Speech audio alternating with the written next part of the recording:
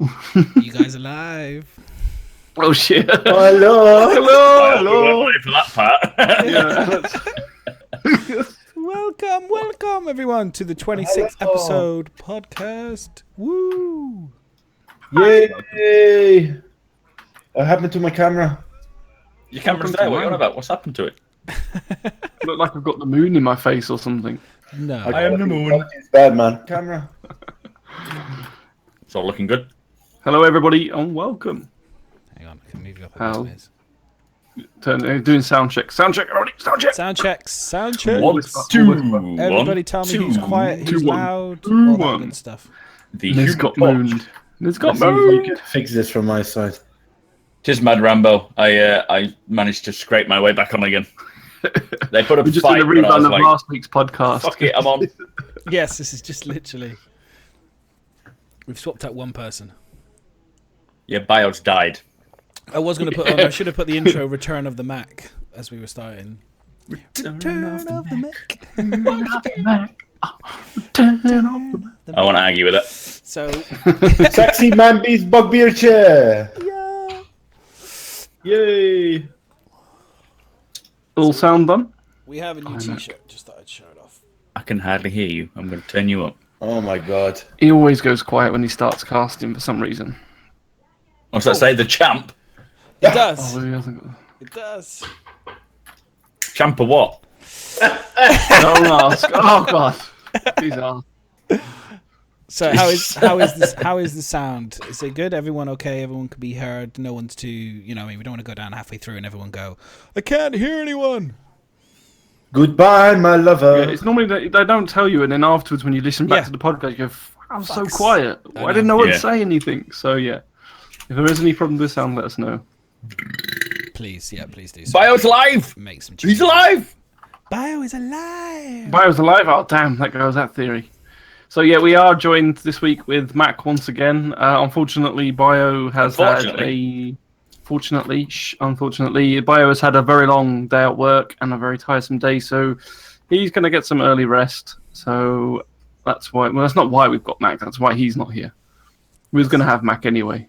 There's going to be 5 of us. It was going to be major. Yeah. Like, Which is why there's a slight delay, because we were all set up nicely for 5 people, and then one dropped out. I'm way too Bio loud. fucked it up. Okay. What? That's never been said before, ever. No. Man, this is 50% too loud. I think he said Kappa, so don't listen to him. Okay. Thank God for that. So wow, has it kick been it a off, shall we? crazy week, or has it been a crazy week since our last podcast? It's been a crazy week. Been a A crazy lot week. has happened. Yeah. I So don't remember anything at the moment. how's everyone? Yeah. How has everyone's week been? So I'll start with Miz. How's your week been, dude? Don't ask me. It's been shit.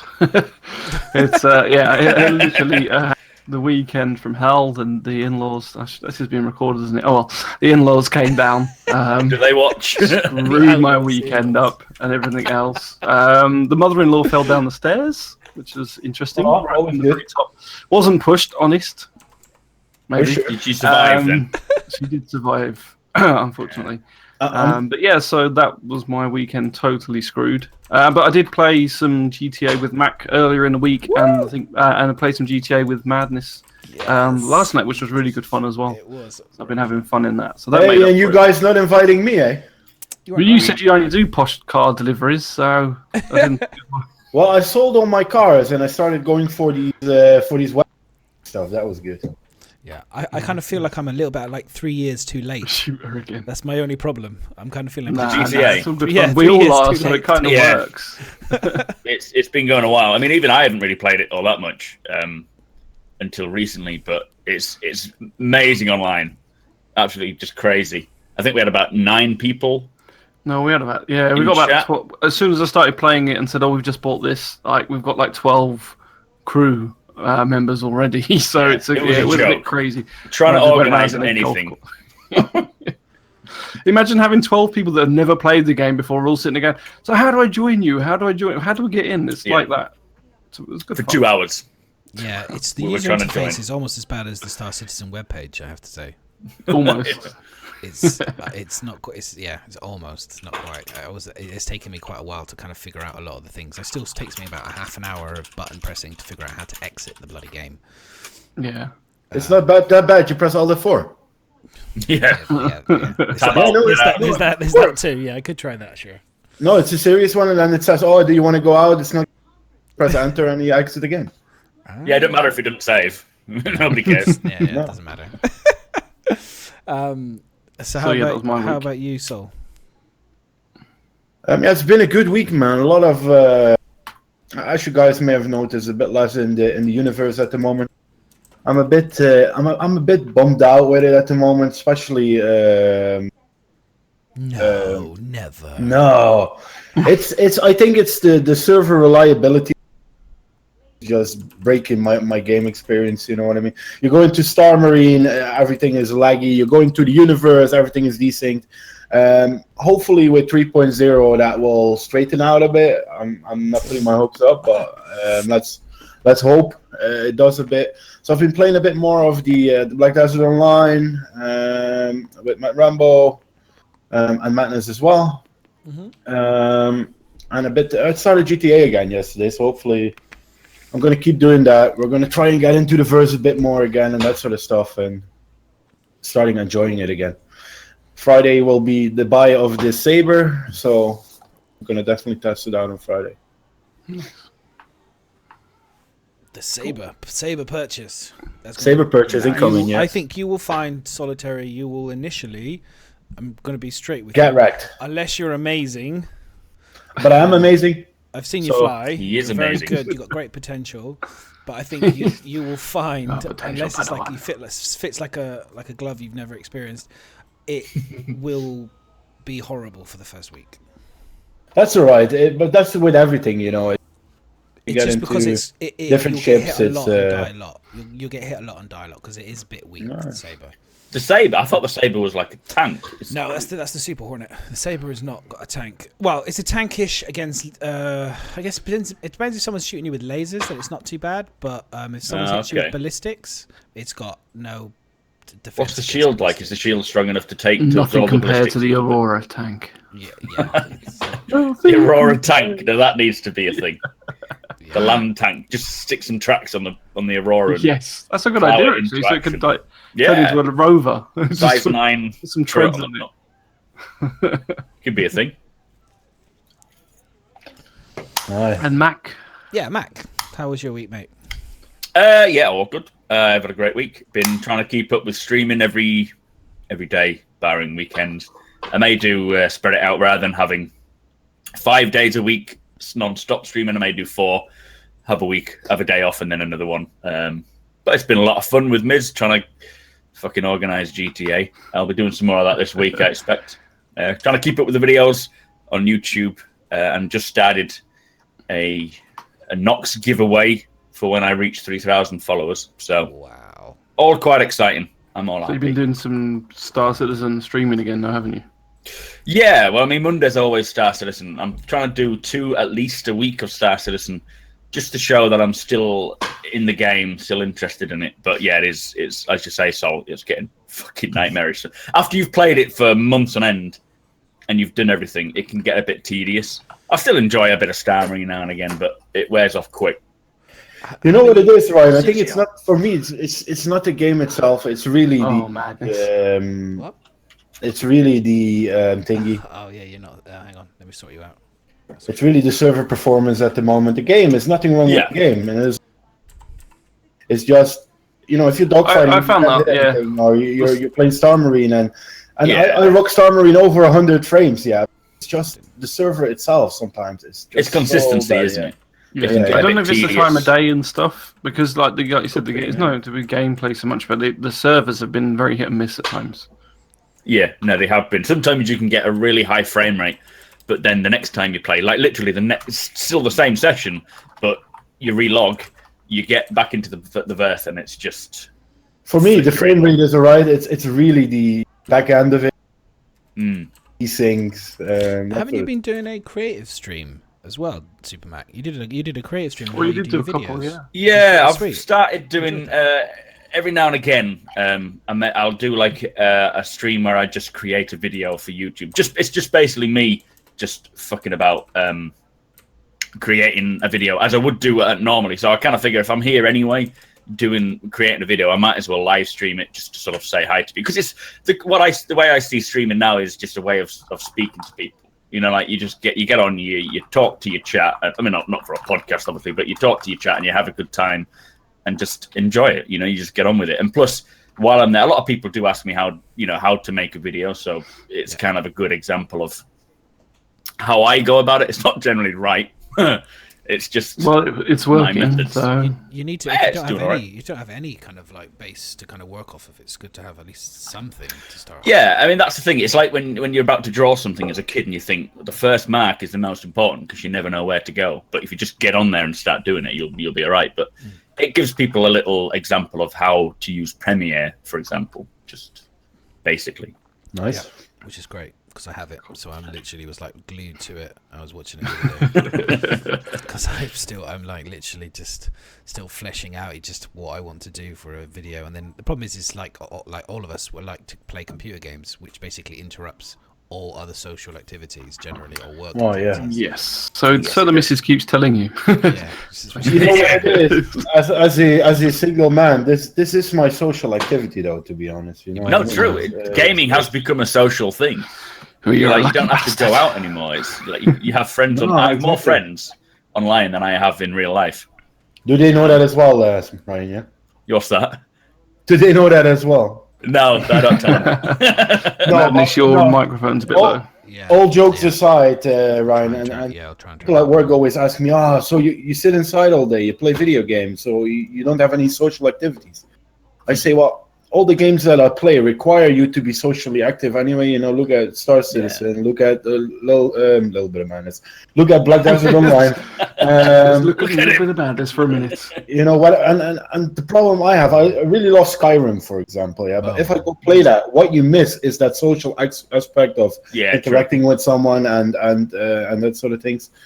But this is the first thing I do when the computer logs on. You know, go on Discord, go and hang out with like-minded people. And you boot up Discord. Single-player games come really lonely when you're used to playing multiplayer ones all the time. It's like when we were kids, the only multiplayer you could get was side by side. Screen stuff. And I remember seeing this really funny clip of two brothers, because it was the same for me, you know, being a younger brother.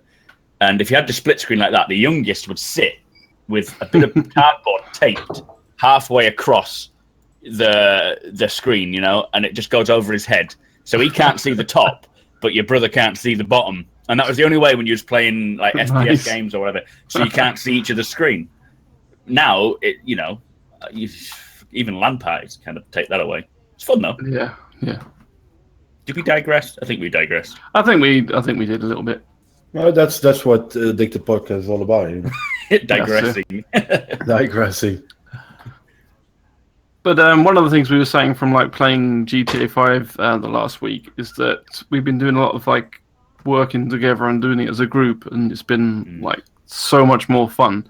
So that's like a huge part of what we're hoping that obviously 3.0 is going to kind of bring to the table, especially when we're racing around like the towns and sitting in different cars. Like you can imagine that being on the new bikes and stuff, and doing some missions together, and you know, hopefully that we'll be able to do some, maybe not run over people. Well, actually, no. Hopefully, we can run over people as well.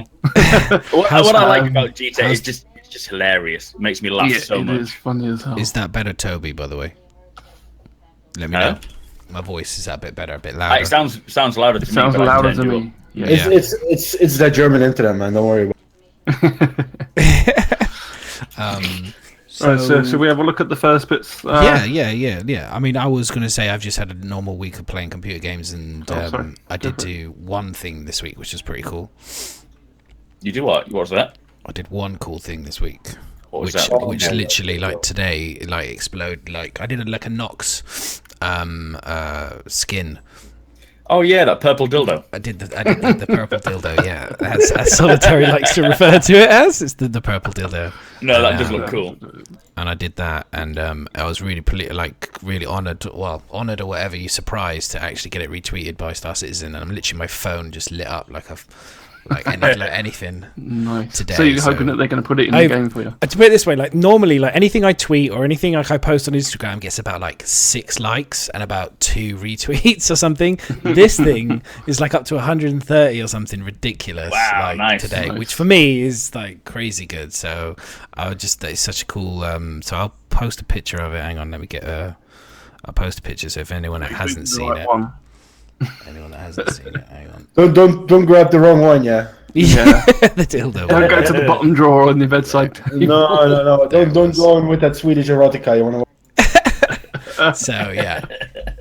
So it was pretty cool. It was quite fun just to do it anyway, because I've always wanted to do this type of thing. I hope that they enable us to be able to do skins and things in the future, because I think it would be beneficial and it would just be fun. A lot of fun. I mean, like, obviously they're not going to want people just putting random shit on, but if you could have some kind... I mean, other games have done it. I can't think of one off the top of my head, but I know other games have done the ability to submit your own custom skins and things like that, and then they approve it. Yeah, I think that's exactly how it's going to work. Same with mods. I think it's going to be a case of you create something, be it a mod, a skin, a badge, whatever, and then they will vet to make sure that it's not inappropriate, it's not an actual purple dildo. And what's wrong with a purple dildo? Nothing's wrong with it, just some people don't want it flying around. might not want it flying through. Insert that into my caterpillar. So it's kind of like, they need to vet it to make sure that it's law friendly, basically. That's the best way of saying it. Yes. Law friendly. you know what I think it is. What I think we will get is a certain setup where we can add little logos of our orgs or something like that. I hope they go with what you say, right? Where it's a system like when you upload a emoticon to better Twitch TV or something like that. But yeah, it's tough, you know what I mean? Because you will get people that will try and find in the Netherlands, we would say the mazes in the that will get there anyway, you know. Is he cutting out for anybody else or just me? I'm assuming he's automatically being bleeped. Yes, you've got a bleep filter on every song. Well, you know what it is. That's something that I did this weekend. I was rudely awakened by a taxi driver that had his... Good morning. What the fuck? Well, I don't want to deviate too much from what was going on, but I'll tell the short story. So I played like Black Desert till like 6 in the morning because I want to reach a certain level, yeah. So I'll go to bed at 6. I wake up at 10 to 7, yeah. Loud voices. So stick my head out of the window. Taxi driver, doors open, boot open. Looking at me. But listen. Boot open and his, this hands-free thing over the radio, volume on fucking max. So out of a reaction, I shout at the dude, "Can you turn this fucking thing down?" He was like, "Oh, what the hell is going on here?" So I started cleaning the house, but I also reinstalled the computer. So I reinstalled Windows, everything. So if there's anything with the sound, let me know. I will fix it. What the? Okay. That was one hell of a story. Just I love how that's how. I was going to say, like the ending on that. That was good. There's no link at all between you shouting out at the taxi driver to you deciding to fix your computer. No, well, I woke up early, so I woke up at 10 to 8. So I had a lot to clean the house and do. I just have this image of Robert De Niro stood down there with a big overcoat on the radio, or whatever, and you're shouting at him, and he's just like, "You talking to me? Talking to me? You talking to me?" I'm a cop, you idiot. Right, so it's cutting out because you reinstalled your computer. Right, yeah. Okay, so on to the next thing, which we haven't actually started yet, other than showing off Madness's dildo. What do you want to start with? The diff checker? Madness, is he still alive? Madness? You're muted, Madness. Maybe we can get... Because I was sneezing. Maybe we can get the salt out of the way. And then we can move on to the good stuff. So this is the salty part. Okay, so this is the part that I'm going to get the most salty on. So diff checker is up. You salt or everybody else's salt? No, this okay, is just salt. And then we'll go on to the internet salt afterwards. Yeah, well, just to get that out of the way. Oh, I like okay, this. so make it big screen. It's Yeah, big. Big screen. It's big. If you can press Control and mouse wheel, it'll zoom in. So you Alt can zoom into F4. There you go. And then No, throw your mouse. Control mouse wheel. It'll zoom into the text. There you go. Is that okay? If you're using Chrome at least, yeah, that's good. Beautiful. Is that readable? Everyone happy? Everyone happy? I want to make sure everybody's happy. Everybody happy? Everyone's happy. I'm not happy. Good. Okay. Nobody cares. During the implement, so it looks like basically, from what I could tell here, delays, text on the sides have impacted in-game implementation. ETA was 30th of June. Now from 22nd of June. Was the 31st of May. So it's literally a whole month late. Okay. Go on. A whole month late. Work on is delayed due to the need to task from the network. Network. Surprise, surprise. Maybe we might want to hire a few more people for network. ETA was the 19th of June. It was the 16th. We're now on to the 26th of June. Do you know what I've noticed? On the official site for hiring, they have about 26 job listings. Yeah. And I believe Just for network. It's not a case of They just can't get anyone. let's just hire. Yeah, I think it's a case of can't nobody's get 'em. fucking there to hire. I don't know. I'm assuming they're just not. They're all doing skins for Noxes and being 3D designers. Yeah. We need more. We need more nerdy techie people. That's for sure. That's definitely. It was the same in VFX as well. Coding and really good advanced, really clever coding people were like a dime a dozen. What they could do with is a new Not. German community manager. That's what they could really do with. Yes, I think definitely. that's I think we know somebody, don't we? There's a gentleman called Toby. He'd be quite a good fit, I think. Delays. Coming back on what you just said, man, and obviously got the question a lot on stream, like Bram, what do you think, or Sol or Bram, whatever you want to call me?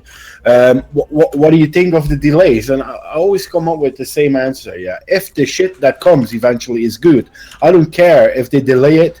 I compared it to the Assassin's Creed one, Unity. Yeah. Where they brought it out as soon as possible. The game was shit. Everyone was running bug fixes. Every damn day you had updates for bug fixes. Nothing was working well. I don't mind waiting a little bit longer to get a better end product. You know what I mean? I see. I would say I agree with what you're saying, but this is the only difference I have is this is the only game that I have the best part of £250 invested in. Okay, of course, in my life, I have never invested this kind of amount of money in a game. You want something good for your 200. Well, no. This is what I'm looking at. It is do I need to be worried at any point that either A, this will never happen, so I need to pull it back whilst they've got money in the bank and get my money back because hey, watch out. But you're looking too far. You're searching too far. The thing is though, I always think it's better to plan ahead and just in case and be wary and be smart and keep your eyes open because it's just, it's just foolish not to. Games have delays all the time. It's just that they don't tell you that they have delays all the time until near when it's supposed to be released date. And they go, oh, by the way, do you know who's releasing it next week? Oh, we're going to release it next year. Yeah. To be fair, there's no one saying pay more money towards me. No one's telling you to put that money in. It's a choice, and I mean I'm about $2,500 in, and I don't regret any of it because I know it's gonna come eventually. And like Sol's saying, I'm happy to wait for it. I just as long as it's done right, I think a lot of I'm happy. Yeah, I think there's just like when you look at the diff checker and things, there's lots of things where it's feature complete. Like all the way through, and I think last week we actually went through and like almost the opposite. It was like, wow, look at all this stuff that's been completed, and we're nearly there. But the problem is, if there's certain things that are just causing issues where they just cannot release it, like you just said, the network. There's no point releasing it, and then no one can actually get on the server because the server's not working properly. So you are going to have these things where it's going to cause a delay until basically if there's a problem. And they haven't found that fix for that problem the week later, it's going to delay it another week and another week. Yeah. It's going to delay it until they find that fix. They can't magically think, well, we know. So I suppose there's certain things that they won't know what the fix is. So there's no point saying, they might say, oh, we'll fix it by next week, but they don't actually know that unless they know what they're doing to fix it. So that's kind of like I think the problem you get in where some of these you can look on the difference checker thing that it's basically keeps getting pushed back and back and back where what it means is they haven't found a fix for it yet.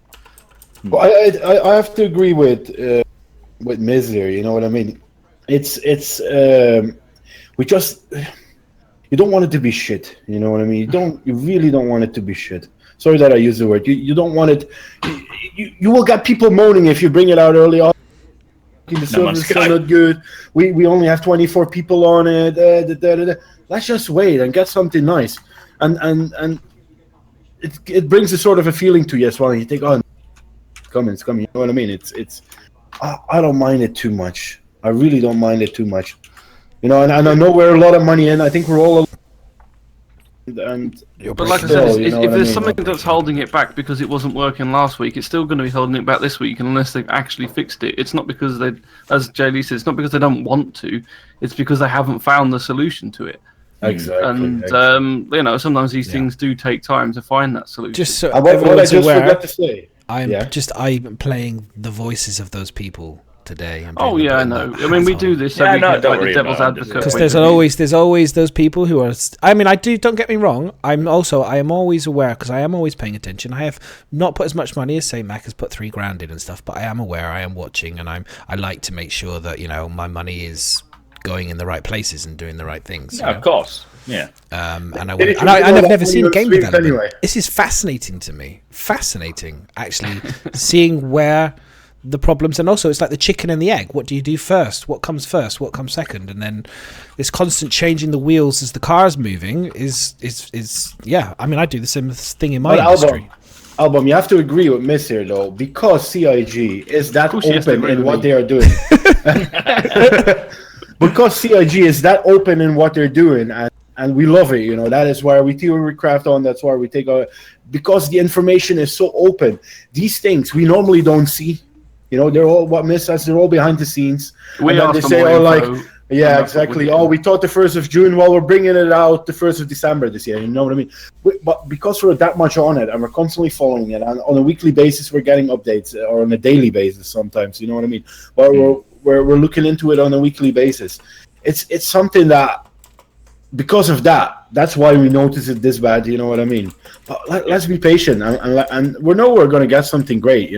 Chris Roberts is not gonna his vision will get there. It just needs time, and because the vision is that extensive and people that are involved now as well, everyone wants to put their 2 cents in, and some things don't work together, and they need to fix it. And this doesn't work together, and this one wants this, and this one wants that. It's such a big thing, It's not a small game. It's a revolutionizing game if it's eventually out. You know what I mean? Yeah, not true. And I think with 3.0, like Chris Roberts said on, I think, ATV, it was that they literally we're making CryEngine, or they were making it do stuff that it was never meant to do in the first place. And so, like, you're changing things so much that they're building everything again from the ground up to try and get this stuff to work, basically. Yeah. So you're going to get delays whether you want to or not. Well, I mean, you guys, development. I mean, we're all a little bit guilty of being fanboys, so I always have to slap myself in the face a couple times. Slap myself in the face a few times and go, I hate this game because I'm I'm going to be on a pacemaker in the next couple taking over our lives. Because literally, I'm like, my heart can't take any more of this. Like, I was thinking last week, I was like, yeah, it's going to be Monday. No problem. We're 3.0 Monday. Why did we even think that? Why did they kept saying Evo Cardi's going to get it on Wednesday? Why did we even believe it? This freaking diff checker said everything was like feature complete. But then if you actually look closely at it, and then all of a sudden something that you didn't pay attention to is suddenly like, ooh, red flag. That's it. Another 10 days. I also think that Chris Roberts, being a perfectionist, has a lot of influence on this. So when people think things are ready, they'll put it to him and he'll be like, no, just make it. That's it. We get delays on ATV. So yeah, exactly. I do think there's a lot of influences there. Re-record it. That just hold things back, and I think Chris Roberts is one of them. It's more a balance of how much of a perfectionist is Chris Roberts. Do we think something? Do the developers think it's ready? Put it to Chris Roberts, and he's like, Chris Roberts, and he's like, nah, not yet. Exactly. So there's that as well. I'm assuming. I don't know. But I mean, that makes sure that we're gonna get a great game, Ryan. No, true. I backed Chris Roberts. I didn't back the game. I backed him as a developer, as a person, because I trust in his abilities, and what he wants, I want, and I'm happy to wait for it. I mean, look, as being a content creator, you were kind of lucky because we get to enjoy it all and we get to talk to everyone and build these relationships throughout the duration of waiting for it. So that is kind of how I see it. But obviously, I want the game now. But then I kind of don't. Character customization has been delayed due to additional work that engineering need to address for StarMap. Delayed due to unforeseen shortage in resources. Unforeseen. Someone's quit. It's gotta be.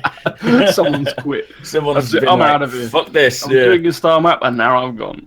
That sounds juicy. That's like, what's going on there? Impact due to bugs on the 2D radar which block progress on this feature. Delayed. So, I mean, this is kind of linking into the fact that what we're saying.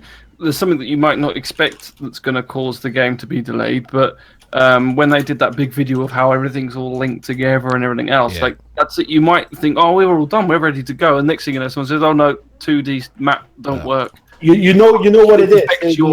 This affects your thrusters. You're like, what? Shit, since when? But if it's linked, it's going to cause issues. They seem to be making something new, and it breaks something else, but that you will always have that in game development. Let's implement this feature, break another feature. What's interesting, Sol, in between the thing is I don't know when to interrupt you, Sol, because you keep breaking out. Why don't you say so? You are breaking. Is he breaking up a lot for everybody else? How can you break it? What's happened to your microphone recently? What happened? Has some taxi guy been? Have you? You have been cutting out a little when you do long sentences, so it seems to cut out a little bit at important moments. Does it get bored of my talking? Is that what it is? It might do. I don't know. But I don't know. It's a swear word every now and again, and it's just like nope. So I'm not going to go over the diff checker for too much, but I am just going to say it was just surprising how the previous week there was like 2 or 3 green bits with feature complete. Yeah, and then this week there was suddenly, I mean, I'm counting them 1, 2, 3. There's like suddenly 20 all delayed, and I was like, hang on a minute, where did this all come from? It's like, how can one week there be so many? Not so little, and everything seems to be feature complete, and then all of a sudden we've got 20 across the board. It felt like, you know what I mean? It was like in almost every department. There's things like there was suddenly something. Don't go in it too much, but there's like things like if you look down to something like 279 or 278, that they're doing the star map app and things like that, so you can see the universe within the game. Yeah. And if it's got a bug that they've just put on there, they've prioritized it, so they've pulled people from other teams over to come and like, this is holding it up. Let's get people in. Let's get this bit fixed. They also said, though, if there are certain features that are holding the game up that aren't as credible for 3.0, they will just pull them from the actual build and release 3.0 before they're ready. But it seems instead that adding small features their mind, that are not, they're doing the opposite. But it could be that something's nearly done, that close to being done. They think, well, fuck it, if it's that close to being done, let's get it in there. No, exactly. It's better than that. And I mean, something I got asked, I don't know, it's digressing a little bit, but are we going to get the Delta patcher for 3.0, or are we going to wait for that?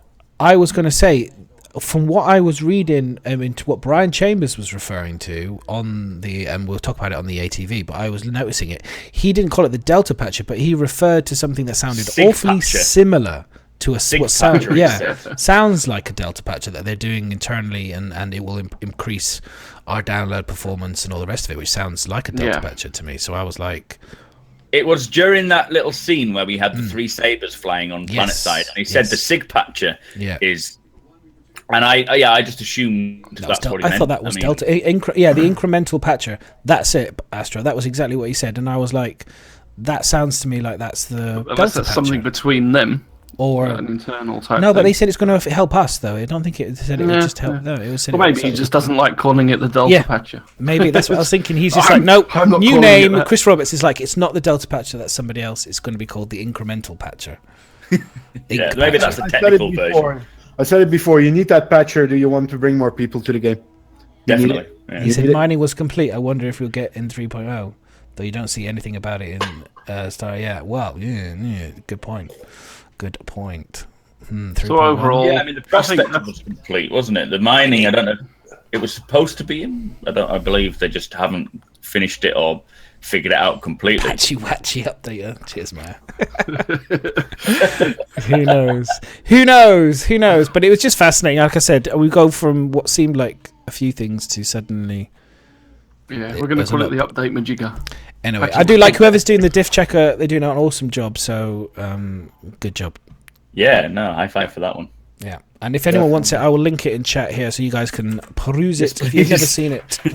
Right, keep it up. It gives Album something to moan about every Monday.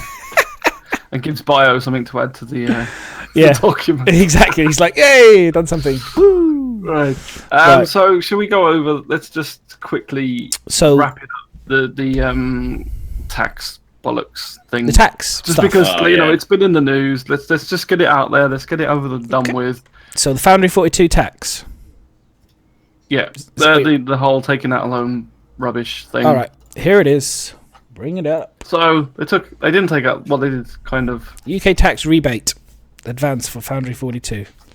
So what it is the government are paying in the UK, basically give you a tax rebate if you for certain jobs or projects to help encourage people to come and have a business in the country, basically, and gaming is one of them. And so this is why they just decided to do Squadron 42 in the UK, and have the Manchester office, basically.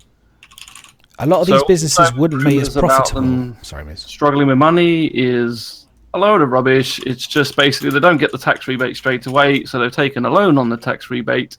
And also, I think it was to do with linking with the fact that our pound is so shit at the moment that they renegotiated the loan deals that they had so that it made it a lot more money sense. So yeah, exactly. Just like Keelblock says, it's the reason they have a Manchester studio.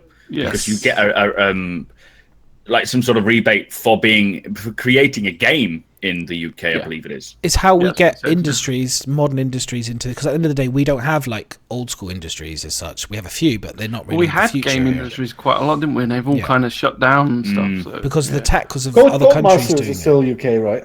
Sorry, who's that? Codemasters is still Birmingham, UK. Codemasters, they've shut down, didn't they? Colin McRae Rally, that was a beautiful game. I love Colin McRae, dude. That was and awesome. Tucker Touring Cars. Tucker Touring Cars, yes. I love that game. I think also, though, they did say that CIG have a lot of the money that they get. I don't know if it's the money that we're putting in or if it's private investors, but they have people investing that money into projects. Nothing to do with Star Citizen, but as a way of building a bigger portfolio for the CIG. I don't know. I'm not that businessy, but building the portfolio as well as earning another income to keep adding funds to the pot, basically, so that a lot of the money they take, they'll distribute into other projects to get a return. So what we see as just the basic funding that we've all put in is nothing, and it's the same for this. Well, it's also the fact that this loan thing was all basically down to Squadron 42 as well. It's got nothing to do with Star Citizen. It's because they've split the two games. It's literally linked to Squadron 42 only. And again, it's not that they're broke or anything. It's just a money sense, smart way of dealing with your accounts.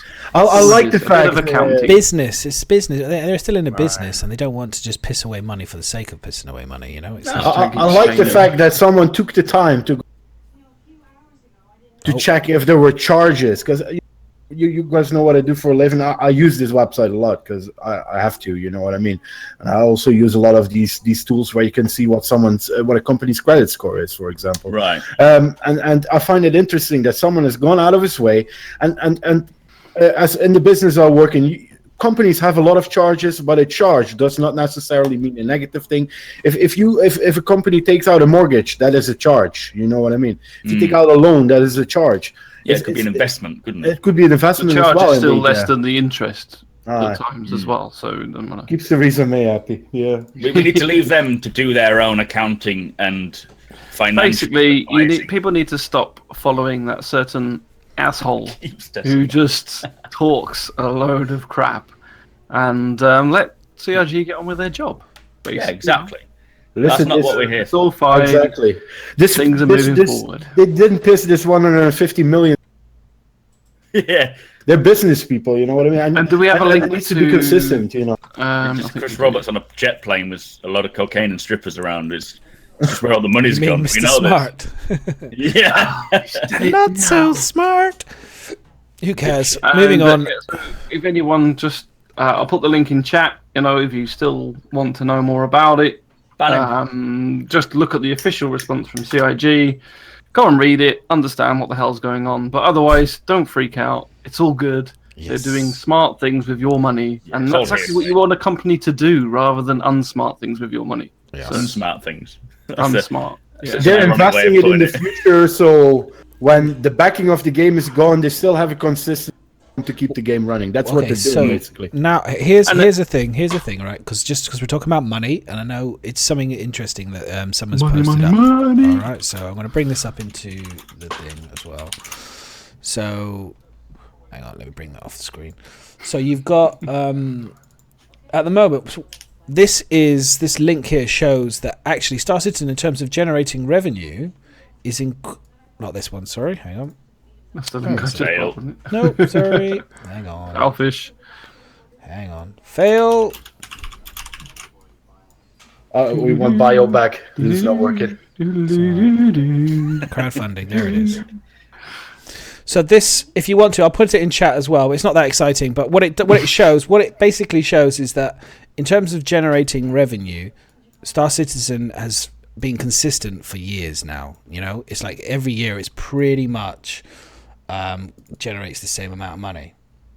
I mean, I think the Nox bike proves that they can still make money if they want to. And it says that, I mean, funding is actually raking up a bit faster at the end of each year. Oh, let's stick a Nox bike. Oh, there's a big chunk. Yeah. But it's remained consistent with a few percentages changes here and there. In 2017, it's pretty much maintained the same trend. So the fact of the matter is they're guaranteed, if they look at their numbers and figures, they know roughly how much money they've got within reason every year to be able to budget to. So, and listen, they haven't brought out this 600 yet. Well, this is it. You know, and that's going to be a big boost for their. That's going to really raise the buy. Yeah, because there's so many. Think about it. 70% of the game want to do exploration and more kind of that type of industry type of thing, on just freighting and more Care Bear style. Once they start to produce those types of ships, I think the revenue will go up way more than just when they do the dogfighting ships. I think people like the dogfighting, don't get me wrong, but if you think just on the type of gameplay that people want to do, really beautiful exploration ships I think will sell more than just the dogfighting ships. Look at the Nox, a beautiful ship. That's what I just said. It's sold straight away, doesn't it? I wouldn't even be surprised if the ship sales are a minimum of the income that they're getting. I think private investors will have a big part in it because they will come in with a lot of money. Especially since they have seen this, you know, I mean, if the crowdfunding can reach 150 plus million, people are going to be like, wow, this is a project worth backing. And they'll have private investors all over the place that will be willing to, you know, like a producer, just without the actual producing part of it all. They don't have a say in the development. They just want to make sure that the game gets, well, they want to get a return, obviously, but yeah, it's a good project to back. Regardless of what the naysayers are saying, it's definitely, if you can raise 150. There's only one naysayer. Yeah, and a lot of reshares. So I think we can safely put that one out the window and in the bin, shit on it where it belongs. I mean, if anyone thinks that Star Citizen is a scam or anything like that, all you have to just think about is if this was a scam, Chris Roberts is the stupidest scam artist I've ever met, because you do not build four. You don't build four bloody studios and spend 3 years trying to make a video game and pissing. If you really think it's a scam, you would have gone to the Bahamas. 300 by now. Staff. Yeah, there's plenty of the wages. Come on. And listen, if you think it's a scam, just don't invest your freaking money in it and go for some kind of cattle and crops game or something like that. You know what I mean? That would also be a Star Citizen. What would be a far more logical thing would be just to say, what's happened? Sorry, guys. 400 plus staff. That's what says. Yeah. If it really was a scam, he's doing it out in the open. He must have built a rocket to go. He's playing the long game. Yeah, I'm going to release the game. It's going to have all the features I promised, and I'm going to scam the fuck out of you. So wait till it gets to $1 billion. You're going to pay full price for it. There you go. Damn you all. So yeah, whatever. Anyway, so let's move on from that. Yeah. What do you want to go on next? Should we discuss? Talk about Minecraft for a little while. Yeah, why let's not? do that. Let's the Star Citizen section. What is next? I'm waiting for the Minecraft bit. What's going on? Oh, fuck that. I didn't have anything planned after that. You got me out. I'm like, what about Minecraft? I'm interested. on, What about what are you Minecraft? Okay, so let's do this. Let's bring it up. Okay, guys. Let's do this. Let's bring this Let's up. do this. What are we Let's doing? bring it up. The Nox. Oh, okay. Let's More do Nox. it. What is the Nox? Here I've it not heard is. anything about The it at all. Nox. Just because everyone's seen it a million times. The Nox. Before we talk about it, can we also show Race Maiden model of it as well? Has he made a model already? Yeah, it's freaking amazing. So we've got some links there you can see. I tried to But make yeah, a GIF. it's so who here's Woo! That engine start, man, when it just growls at you. I like that they're actually using real life bikes. Like some of that I heard was the Dragonfly is like your Harley. This is like your speedster kind of ninja. It's Kawasaki amazing. ninja style. It's just beautiful. It's That like- last scene where it's vibrating. Yeah. It's just shake. Like that It's purple. shake. It just. Oh, just like like that, a purple dildo. Yeah. you just You like that? It just shaking like a purple. Yeah, no, that's good. It is just like It's just shaking like a purple dildo. it's shaking like a dog taking a shit. It's unbelievable. Unbelievable. Can I jump into this one? Do you guys think, and this that I've been saying for a while now, do you think we're going to get some sort of and I think Ryan discussed it on RacingCon. Can we see an element of racing with esports kind of thingy with this stuff? Oh yeah, definitely. Yes. You know what I mean? think it's going to be like when you watch Star Wars with the pod racing. It's going to be exactly the same as that, but interactive. You know, you're going to have an official CIG event planetside for not only, it's like the Murray Cup, but planetside. You're going to be able to spectate, compete, and it will be professional. It will be amateur, and then there'll be the ranks below that to try and get into the amateurs and then into the. It's going to be a full system. And these two bikes that we see, I mean, I don't think the Dragonfly is going to play much part unless you can mod them to the point of keeping up with the Nox. But we'll see other racer bikes, like specific races. This is the first. Like, when you look at the bio for this, it is just specific to racing. They say it's good at combat, but it says a racing bike, so that there has to be a big. There's got to be a big influence in the racing scene. With They this. also said that this one's going to be like more combat orientated. I think it's just down to maneuverability. Can I just Fire. just because I wanted to ask you guys, this looks like a launch bay for Yeah, I was just spaceships. gonna say that. Where the hell's that tunnel? Do you reckon? That's the launch Bengal bay. carrier. That looks like straight out of Battlestar Galactica. Do you remember the scene we saw where they did I think it was the big guns of 3.0? Oh no, the big guns of Star Citizen, and they had the part raising up where you got the Retaliators, the Gladiators, and I think a ship took off down exactly the same thing as this. Yeah. I believe it's the Bengal carrier launch section from the hangar. I mean, it could be. It could have been, elongated a bit more, but it's. So here's it's my thing: definitely if the that same is if that is the Bengal, he's basically flying out into space, right? Why not? He's not actually flying out onto the land of the planet. He's I mean, flying out into space, and then it cuts. Nah. Then someone's cleverly cut it to look like he's flying on the planet. But do we have a top speed by any chance yet? Has anyone confirmed the idea. top I haven't speed yet? heard. Apparently, it was the Bengal. Apparently, to Jaylee. It was the Bengal, yeah. It was the Bengal. Boom. Thank you, Jelly. I'll pay you later, mate.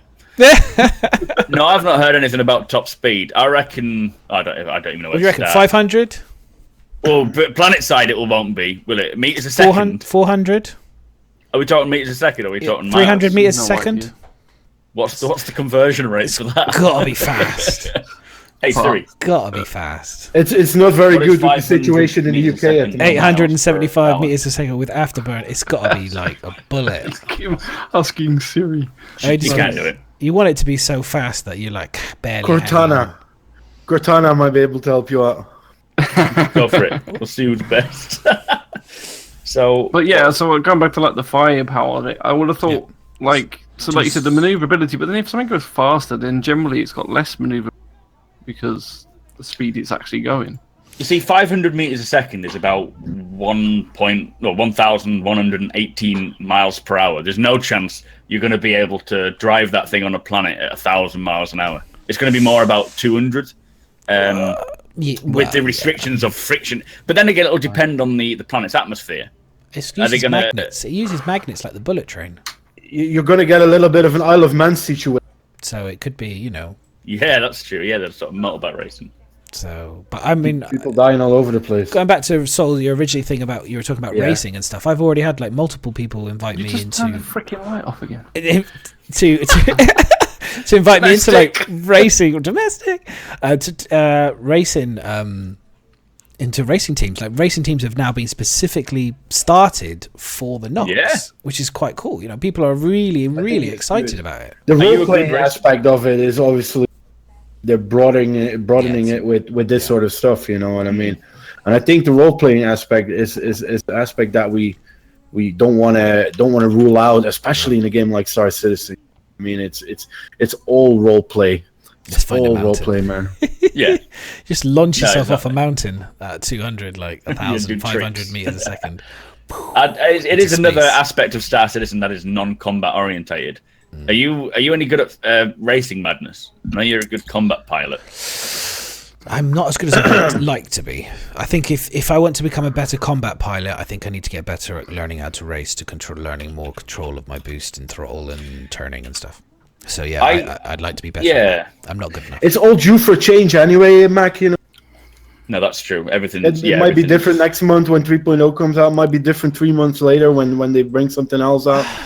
We see so many changes over time. I don't think they're going to change it that much, though, Sol. I think that the flight mechanics and stuff is going to be tweaked more than changed. You're going to think they stick with this as a sort of a meta, I and think then so. that, or? I think so. I think this is it, man. I think this is it. I think this is They've spent a lot of time between 2.5 and 2.6 really kind of playing with it. I think there will be tweaks, don't get me wrong, there will be changes, but I think that it's actually quite fun. I quite like the balance of the ships at the moment. I think the biggest question is going to be getting the distance between planets and how long that takes is going to be the next big step. You know what it is, Album? They haven't brought out any big ships besides the Caterpillar and the Starfarer yet. So when all those big ships are going to come out, I think they will have to do rebalancing again. You know what I mean? What in terms of the flight model? I think so. I just have that. When you have that feeling. There will be tweaks, but I think this is the base. I think this is the ground, like how the Gladius is kind of the yeah, I have to agree with you, Madness. I don't think they're going to change it too much. I think it's going to be a case of this is how it is, but certain ships will be tweaked with speed, maneuverability, stopping power, that sort of thing. Do you guys think they already calculated it in that the big ships are coming? Is that what you?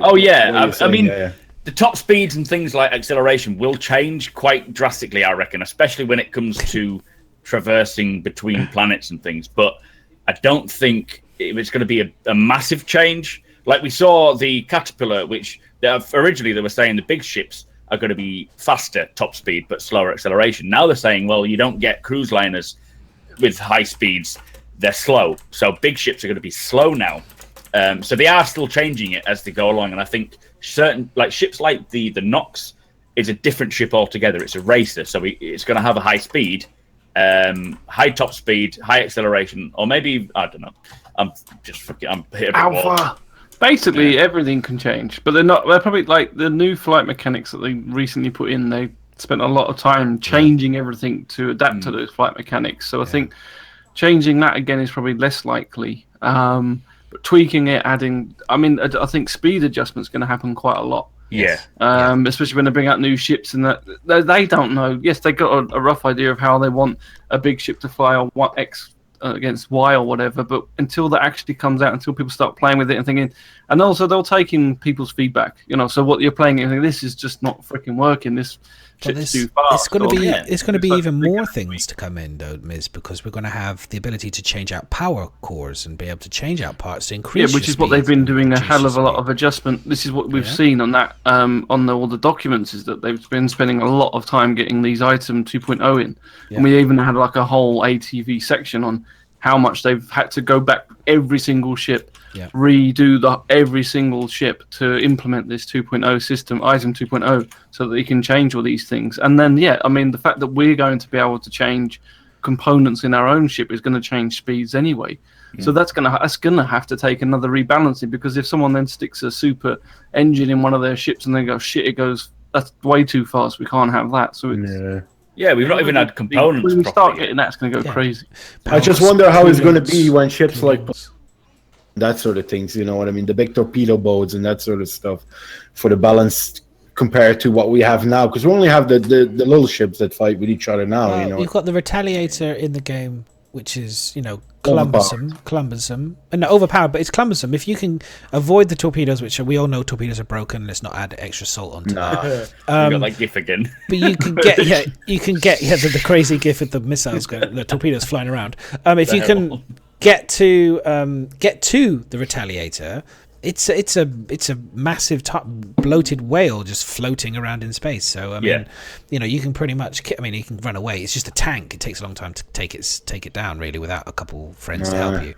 I mean, for me, the Connie. I think what you're saying, you're talking about things like Retaliators and Polarises and especially the big boat. You know, all these big ships that are going to overrule. They're already flying them. They just don't let us know. Big ship combat has not really been established yet. It's still a small ship. I think once we get a play area, once we get a scenario where attacking a big ship is going to be a thing, like, for example, 3.0, hopefully we'll have a bigger ship with doing a trade run with some escorts. As soon as it comes to attacking them, then they'll be able to balance how fast the big ship can go, how easy it is to escape. And it is going to be a big balance about how easy it is to take it down compared for them to escape from it. Because nobody, if you're going to be driving a big ship, you don't want to be easily taken down by pirates, and vice versa. If you're a pirate, you don't have to be slogging hours and hours. You want to find that middle bit, so it's all about balance, always. And it'll take a lot of time and a lot of our influence. In fact, majority of it will be our influence. We say, no, we don't like that. People will vote it up. It'll get sorted. But it takes time. It's an iterative process, as they always say. All right. Yep. So, we talked about Madness Nox. The interesting thing is that the fleet supposedly over 14,000 ships sold in 24 hours of the Nox. Yeah. How much? It's a small item and it's LTI. It's 14,000 ships sold. Like now, this is a year's wage, nearly. Yeah, but this is the thing. As I'm curious, so it says UAE fleet reaches 1.3 million. 1.3 million, which is incredible. So what I'm interested to know is like, so for example, is because I know that in shoe industry it's the same thing. You can have cheap shoes, and you sell a lot of them, or you can have big ships and sell more, but the value of those big ships is obviously far greater. So say, for example, for every one, what was the Eclipse that was sold? I mean, that's the equivalent of how many Noxes? 200. I mean, someone doing the math on it. I'm not very good. I'm not good at math, but so it's like 200. UK tax is different again because we have to pay that digital tax thing. So let's just say 200. I think it's $275 was for one Eclipse, and a Nox was $40. So you're looking at high. Album. It's what Edison says. Yeah. 5-6 Noxes. What was it? 6-7 Noxes for one Eclipse. So what I'm saying is if you sold 8,000 Eclipses, you're making a lot more money still than the Nox. But listen, man, it's what Edison says as well. Yeah, I don't own this thing. Yeah, although I have 5 buybacks. You know what I mean? So is this counted on people that still have the token, or is this on people buying the token and trading it in again? You know what? I think it's just literally that many ships were sold. It's just that many ships were sold. I mean, the thing that Madness is on about there is that although yes, you get more money for selling a bigger ship, so you need to sell less of them. And this has been shown in a lot of games, especially now with this microtransaction. If you sell something cheap enough, then more people will buy it. So eventually, it tends to weigh out. You'll get more money from selling the cheap stuff. Because we argue this a lot in other games that we play. And if you just sold that cosmetic for like $1, more people were going to go and buy that than if you're selling it for $10. And again, the smaller ship, there's a ton of people that are going to be buying it just as an LTI token. Yeah. There's a ton of people that buy it because they want it. But it's easy to make a purchase when you think, it's only $40. When you see the Eclipse, it's like, well, I'm not even sure if I like the Eclipse, or I'm certainly not going to spend. It's I'm not going to spend a ton of money on something I'm not sure I like.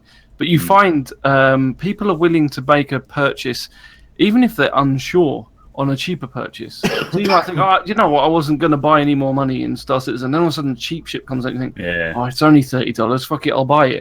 Whereas you're never going to do that on an token, it has more value to it, so people will buy multiple for this. Like, there's a few people that have said they've bought 3, 4, or they think just buy the 5-pack. But yeah, they're going to use them as upgrade tokens.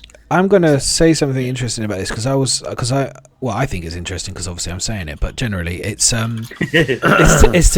do with the grey market and this obviously. So when you sell a shitload of Noxes, people are buying more Noxes. Often we have a chunk of people buying Noxes to giveaways for streamers. That's fine, and then we have a load of giveaway season. Suddenly everyone goes crazy. There's Noxes flying around everywhere, but also a lot of people who are in the business of obviously trying to make money and profit on this game in the grey market or whatever will go and buy a load of these for the LTI tokens because people want to buy cheap product to get that LTI token. Now, I was thinking about this and thinking with Star Citizen just doing these cheap concept ships that give you LTI tokens, and they talk about how insurance isn't a big thing.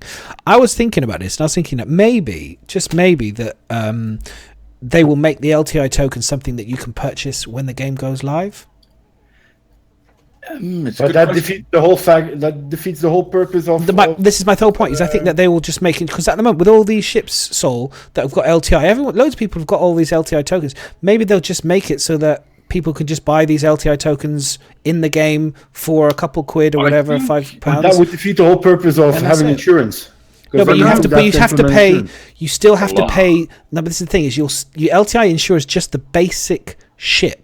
Once you start adding components to the ship, so all those cool things that you like, you're going to have to pay for insurance for those things so you don't lose them. So that effectively the insurance policy that they want to implement in the game is going to be there going forward, and this LTI issue that they had will be cleared out because you'll be able to buy LTI tokens on the game for your ship, so you'll cover your basic ship, and then the insurance you have to pay for your guns on board. Your a lot of people are going to lose their shit over this. But I'm thinking about it, and I was thinking that they might do that. It'll happen. I think that CIG maybe didn't quite realise how mad people would go for LTI. And I think they regret that. I don't think they wanted it to be such a big issue as it has now become.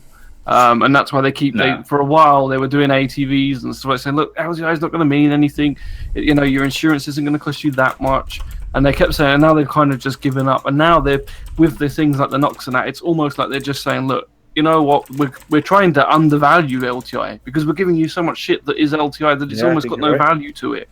But I don't think they're going to do it. I mean, they may do eventually down the line, but it's certainly not something you're going to see out the gate because it will piss far too many people off because it's literally limited to concepts. So the way that they can negate it is by doing what they're doing now. Cheap ships with LTI, you can buy it if you want to LTI your stuff up and do it that way. But what people are doing, Miz, is turning those little LTI tokens into big LTI tokens. They're making a lot of money from it. They're making a living from it. Someone's made about $200,000 from selling ships on the grey market. You know, they've made. But we all know LTI on a $30 ship is pointless.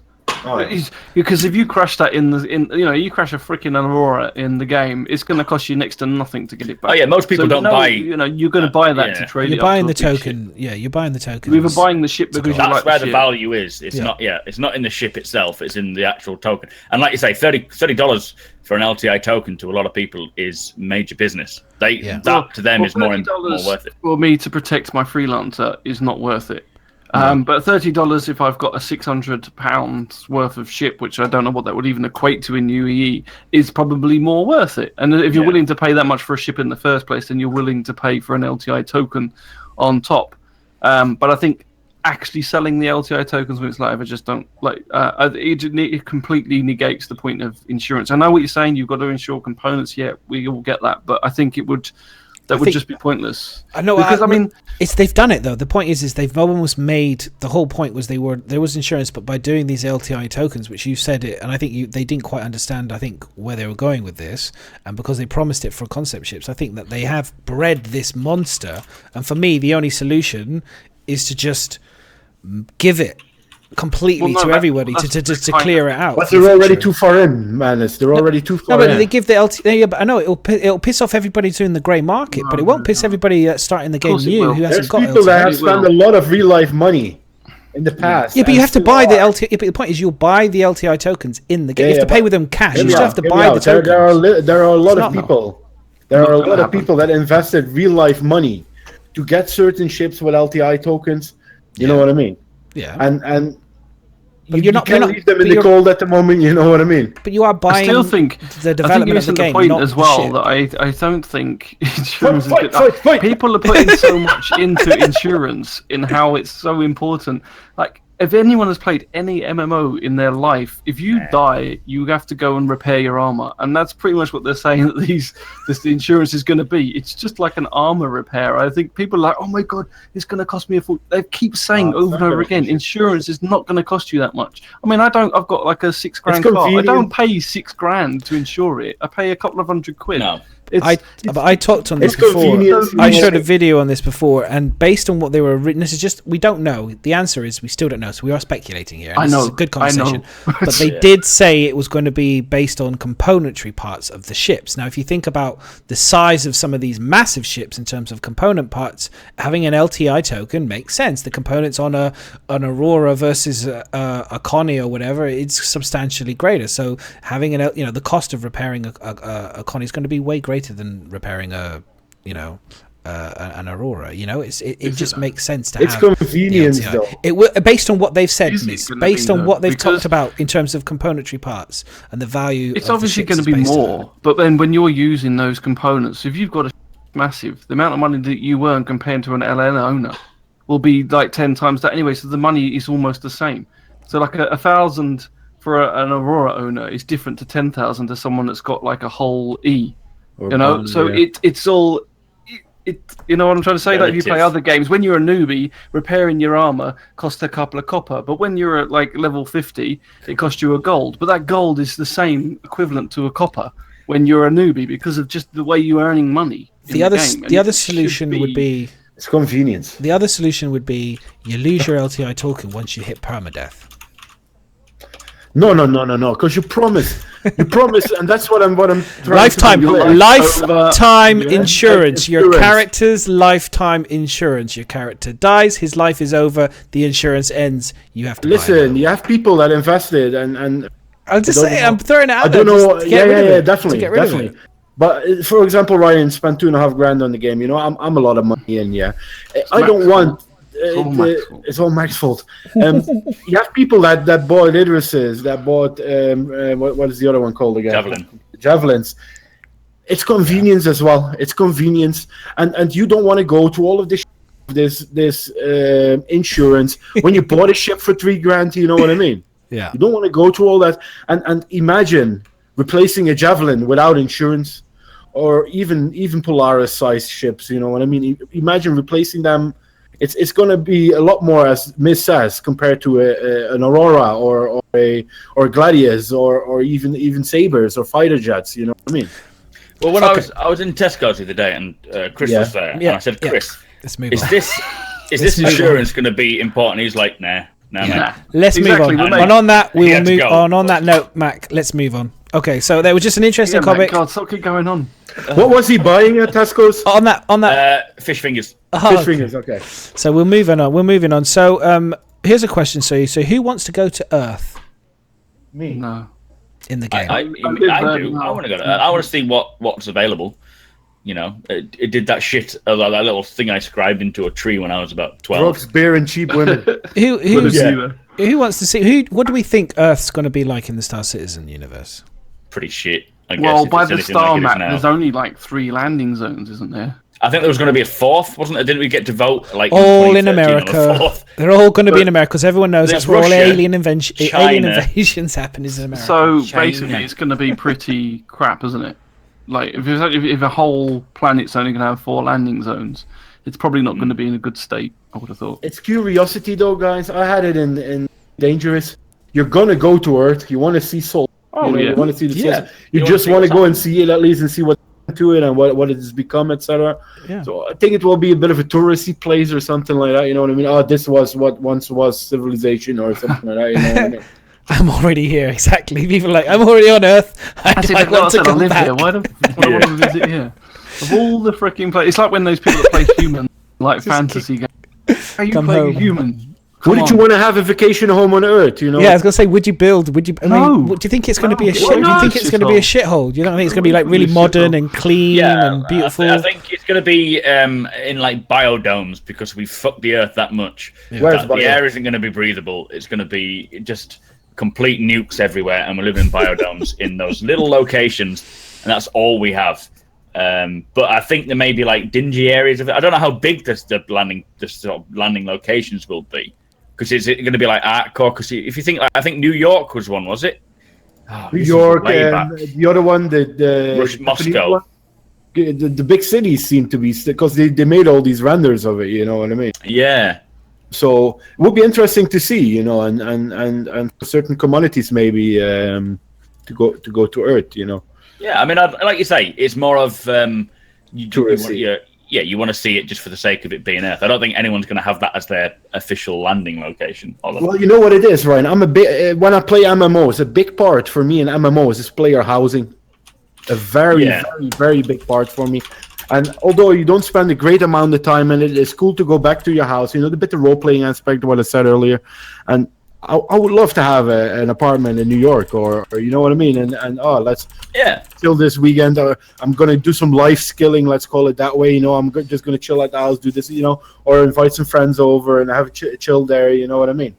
Yeah, no, exactly. It would be nice to have a really sort of dingy, like Deus Ex in my head is the sort of apartment I want. Yeah, exactly. That dingy little place. I love it.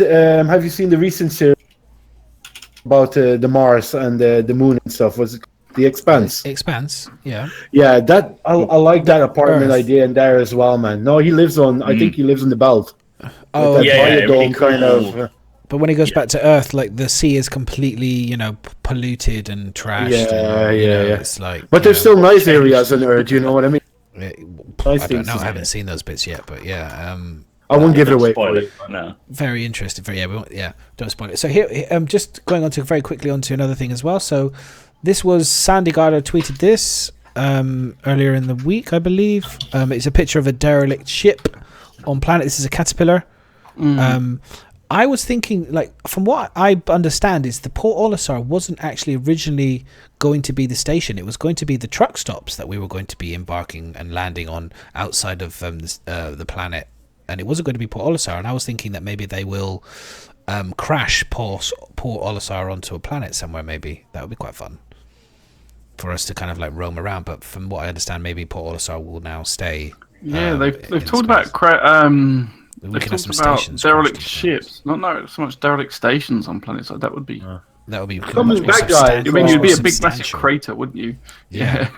Talking about the derelict ships. Remember who recently worked on derelict ships?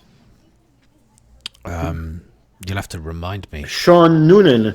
Oh yes, yes. He sadly I thought you didn't think he was working on ships, but he is working on ships, didn't he? You're right. Well, he announced this week. Because when we asked him about ships, he didn't know any of them. You know, he announced this week on the Twitter that he's stopped left. working for CIG, or he left. He's embarked on his own adventure, so all the best to him. We said definitely, and he's definitely going to be missed. Jack be nimble. Jack be nimble. Oh, he'll be around, and he'll give us all the juicy gossip. Definitely. He will be around. So anyway, I just thought that was it looked fabulous on her screen when she took a photo. Yeah. I was like, it looked gorgeous. Because PvP. It's like derelict ships, obviously in space, isn't it? That's what most of us have been thinking. So it's going to be quite nice to explore some of them on planet side as well, and see how the environment of them planets affects those wrecks compared to, say, a derelict ship in space. Yeah. Yeah, like Astropub did say that they will eventually replace Port Olisar with the truck stops. Will be replaced. Yeah. It's probably a placeholder for what we got now at the moment. I guess if it's the question is do you think that they're going to reskin and revamp Port Olisar, or are they just they will do? Yeah, bin it? I don't think they're going to replace them. Yeah, I think they said something about redoing it because it's not it doesn't perform like, say, even the truck stops now are better laid out than it doesn't fit the modularity or anything that they've wanted for the game and what they've been developing. So it would make more fun and sense just to crash it onto a planet, and then all of us lot who've been playing a Port Olisar get the really cool fun like to get to go back and kind of see this old icon crashed on a planet somewhere and be like, we used to, guess this is where the use interface, and you could actually have the old user interface actually accidentally flash up on you, and you could kind of throw stones at it and get irritated with the use button, and kind of like, that's where we used to have all our problems, where we used to use that stupid use button that didn't work properly. You know what I mean? That would be fun. Use around Port Olisar is use. Yeah, exactly. You'd be like, no. You know what they did with like a throwback to all our problems. Yeah. You know what they did with the station where we have the mission, where the big bannings mission? Yeah. Maybe they do something like that. Yeah, exactly. Like no one uses it anymore. Exactly. Covolex, was it? That's Covolex. In 3.0, I've noticed that the mission, one of the missions was to go to Covolex to retrieve a package for someone on Port Olisar. That's like in the Moby-Glass mock-ups, they had the little mission for that, where they're sorting out the mission manager. Obviously, this is just a mock-up. It may not be true, but it looks as though that's going to be one of the missions for 3.0 is to go to Port Olisar, pick up a package, whether it's doing the same mission we've already had or maybe picking up a penguin. It's going to be a similar thing. Space penguin. Space penguin, yeah. Pick up a penguin. But I mean, because obviously Olisar's there, they're not going to... Yeah, exactly. I think that's the thing. I think we all kind of want them to keep it. Like, I just think it would be a nice little throwback. I mean, to we've all got, of us like when Earth first sent stations and built stations up in space, they're going to be different to like the modern ones, aren't they? So it'd be kind of cool, retro station, sure. And just say this is how one of our first earlier designs that it didn't take off compared to say now look what we've got with these shiny new truck stops on stuff like that. It's like Grim Hex, isn't it? They said that Grim Hex is going to have the very low-key, low-tech, alien-esque panels. Yeah. So there will be some places that are old, and then eventually we'll have all this high-tech stuff. And hopefully, like you say, it won't just be based on the area or the location. It'll be based on how new and how old those space stations are and so forth. That would be cool. Yeah, no, I just think there's a great opportunity for not throwing away assets and actually making fun, having real good fun with assets that kind of but a lot of people a lot of hard work went into building those assets, I'm sure, and I think we could have a lot of fun. They don't even have to be, when you bury them, they don't have to have the same amazing rendering as some of the other ones. They can just be, old and tatty looking, and they can just, Minecraft. They don't have, exactly. Blocky shit. Yeah, and we won't care because it's fine. We'll remember what they used to be like. Yeah, it's like having updated versions of like the Hornet. You start with the first one, and eventually, like 3 years down the line, you'll have a new updated one. You'll still have the old one, but like the F7A is going to look so much better than the old one. It always reminds me of Fallout. Do you remember when they do the museums in Fallout and they always show you the kind of the progression of all the different like space rockets and all the different kind of vehicles, and I just love all that stuff. So I hope we're going to get some sort of a ritual burning of Port Olisar. Yeah, it'd be so cool watching Maybe it'll die in Operation Pitchfork. Maybe it'll get grounded then. That would be nice. Where it's hosted. Operation Pitchfork. Yeah. Loving it. All right. So ATV. Woo! Oh, there was an ATV. All right. Okay. Are we only just coming on to ATV? We're on to ATV now at 11 o'clock. Running into the show. We have been chatting on for fucking ages on the chat section, which is like 6 questions. The ATV is huge. Right, okay, ATV, guys. Doesn't matter. We'll just take our time. It's fine. Right. So, building solar systems and the Nox preview. So I have to go to bed after Sesame Street. Yeah. Level design. So, the first section, which was basically the main part of the surface outpost, is done, and it's now in the hands of the environment team. And then the white boxing for the modular garages has been approved and handed. Also, the art team Viz Exploration. So, what do you think of that? The garages. Levski's looking beautiful. Look at that. Did they mention about garages before? I know we had obviously the hangars, but so garage is just going to be specific for the vehicles and stuff. Yeah, garages are going to be. They've created a whole surface level entryway and garages. So, like, we'll have the customs for ships coming in. I think there's going to also be customs for vehicles being driven in. So that you said that you're going to be able to hire a vehicle or request a vehicle, like an Ursa, and go off and drive off. And they also said there's going to be a lot more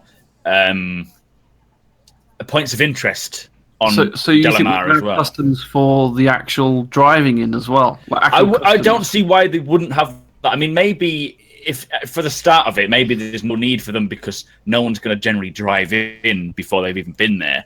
But if someone lands on Delamar, gets into an Ursa and drives to Levski, then they'll need customs. If they've got it for the ships, then logic says they need it for the vehicle. Have they got it for the ships though? Like we've got it. Yeah, you got it as you walk in. But what you mean? Like actual customs scanning your ship as you? Yeah, no, not your ships. You as a person. Yeah. On AtV where you so go I thought you meant like as in they're gonna custom like search your ship or whatever. Oh no! Sorry, no. I think while you're being scanned as a person, they'll also be scanning your ship at the same time. It'll be a joint thing. And if you have any contraband on the ship and they find it, they'll be like, "Yo, the fuck you doing, man? What are you doing? What are you doing? It's Levski. It's fine. Bring it in. I copy you, idiot." Yeah, the fucking Terminator will be stood there like, "Get back." Get down now! See, that's the thing. They did mention about smuggling things in to Levski and stuff. Now, they said there's going to be customs. We've seen that, and they're going to check you as you come in. What happens if you've? What do you think is going to happen if you've got something illegal? Well, they said. I mean, is there going to be prison cells in? I know eventually. I'm on about like in say 3.0 when it comes. Yeah, they said for 3.0 they're putting customs. Well, I assume for 3.0 they're putting customs in to make it difficult but not impossible. It's not quote. We're going to make it difficult but not impossible to smuggle stuff in. Now, I assume that's for 3.0. Yeah. What I want to know is are you going to be allowed to bring weapons into Levski? Mm-hmm. It may be after security for AI have been advanced and they have AI security there. Then fair enough, I got an interesting one. Yeah, on what basis are they going to do this? Is this going to be RNG? Is it going to be, random number generated would be annoying though, you know what I mean? That's what I kind of mean. Are they gonna search you properly? Is there going to be a way to hide stuff to bring it in, or and if they do find something, they can stick it up somewhere. You know what I mean? You know what they need? Get banned, or are you going to get a fine? Or shot. Total recoil. They just need that great big X-ray machine so you walk past it. And then it just comes up. And then you can dance in it. And it just shows you the gun, and you'd be like, "Oh, there's the gun. He's carrying a gun." And then all crazy shit goes on. That would be maybe a mini game that you have to play. You know what I mean? Yeah, just smuggle it in. I mean, first iteration. I'm imagining that when they say it's going to be difficult to get it in, I would say that maybe there's a certain entrance that you could use at a certain point or a certain time. I don't know. Like a back entrance. Rather than customs. Rather than a random thing to sneak it into customs, maybe they're just going to put a certain way in that you can do it first of all. But I still don't know what happens if you've got contraband and you get scanned, whether they just shoot you on sight or whatever. I hope not. I really don't want that to happen. Yeah, it would be quite funny to have a mission where you have to shove something up your ass to try and smuggle it in. That would be quite funny. Purple dildo? I was getting yeah, well... Smuggling a purple dildo is they showed us... stand up to the window and you do /sleep. they showed us that they've smuggling for the first iteration. We've got garages, so they've done that. So we're going to have a multitude of like ships and garages. So we have land-based, and then also. But I'm curious, like, how are we going to, like, how do you think we're going to get our vehicles? Like, okay, I've got my Connie, and it has the rover inside it. Am I going to have to drive it out of the Connie and then around a little racetrack to drive it into here, or do I just go to a kiosk and it'll just be like it is now, where whatever ship or vehicle you have available for 3.0 especially, whatever you have available, not necessarily location based, you'll be able to spawn it. Eventually, I think you'll have to have, like, if you brought your Aquila in and it's got an Ursa on it, then you'll be able to spawn the Aquila as and when you want. If you don't have an Aquila on board the ship that you brought in, then I don't think you'll have an option to, unless you can rent them from landing places, maybe hire them per hour or. That's what I was thinking. That for a lot of people that don't have the vehicles, land-based vehicles. They haven't got them from their ships or whatever. I mean, they did say that they potentially were going to make the rover a individual purchase, right? So you could actually buy the rover. Well, I think that's probably why they're doing these driving bays, whatever. Garages, driving garage. That's the one I was looking for, so that you can just call up just your car rather than having to have a ship that's got the thing implemented into it. But I mean, at the moment, when you call up a ship that you've already got, it just disappears in one location and respawns, doesn't it? So I presume for first iteration, it's probably going to be more like that. So that if you've got, I know what you're saying. So if your Ursa rover is already in your ship when you land it and it's on a different bay, I presume it'll just take it out of your ship and then make it appear in the garage instead. I hope in the future it's not going to be like, you don't want to get a point where, if I'm going to stupid, where your Ursa is on and you're going to land on yellow, and by a click of the button your rover appears, because that will take away the whole idea of transport people, etc. They've said that eventually it's going to be a case of, like people who can transport vehicles for the people as like a profession. So if you want a vehicle at a certain like GOS, and you want it at GOS, your vehicle's parked in the Sol system, someone will bring that to you as for a fee, but you won't be able to request it in GOS. It'll have to be sort of transitioned across over a certain set of time or whatever. Your stuff basically stays where you left it. So if you want to summon something that's not there, you're not going to. It's a much easier way of putting it. But I think through the first iteration, you will see the same thing as we have with, I hope, with what we have now. But I mean, you might be able to, like, say if it's in your hangar on that, you could argue that it would be driven by somebody to bring it to the hangar, to the garage. So you might see that in the future. I think we'll just see hiring, like renting of certain, especially industrial vehicles, like ships, ground vehicles. I think if you get to a certain place like Levski, you will be able to hire an Ursa rover. Because obviously, other than that, you'll have to buy one. And once we start getting the interactive menus, you mean like the actual shopping kiosks? And do you think you'll be able to hire a prospector? Yes, definitely. I mean, it's not one. Obviously, we don't know, but I think eventually, when it comes to it, you'll be able to just be like, right, well, I'll pay so much per hour to hire a prospector, and you've got to try and earn that back. Otherwise, it's pointless. It'll eat potentially into your profits, but it's a good way maybe to start off with to get you a bit of money. Instead of buying one, you can rent one out. I mean, they said that when it comes to trading, you'll be able to take other company ships and take them from place to place. That was something for trading. So I don't see why. It would make complete sense to allow you to hire vehicles. Yeah, definitely. A bit like Euro Truck, basically. Yeah, exactly. You can either have your own truck or you can hire someone else's. Yeah.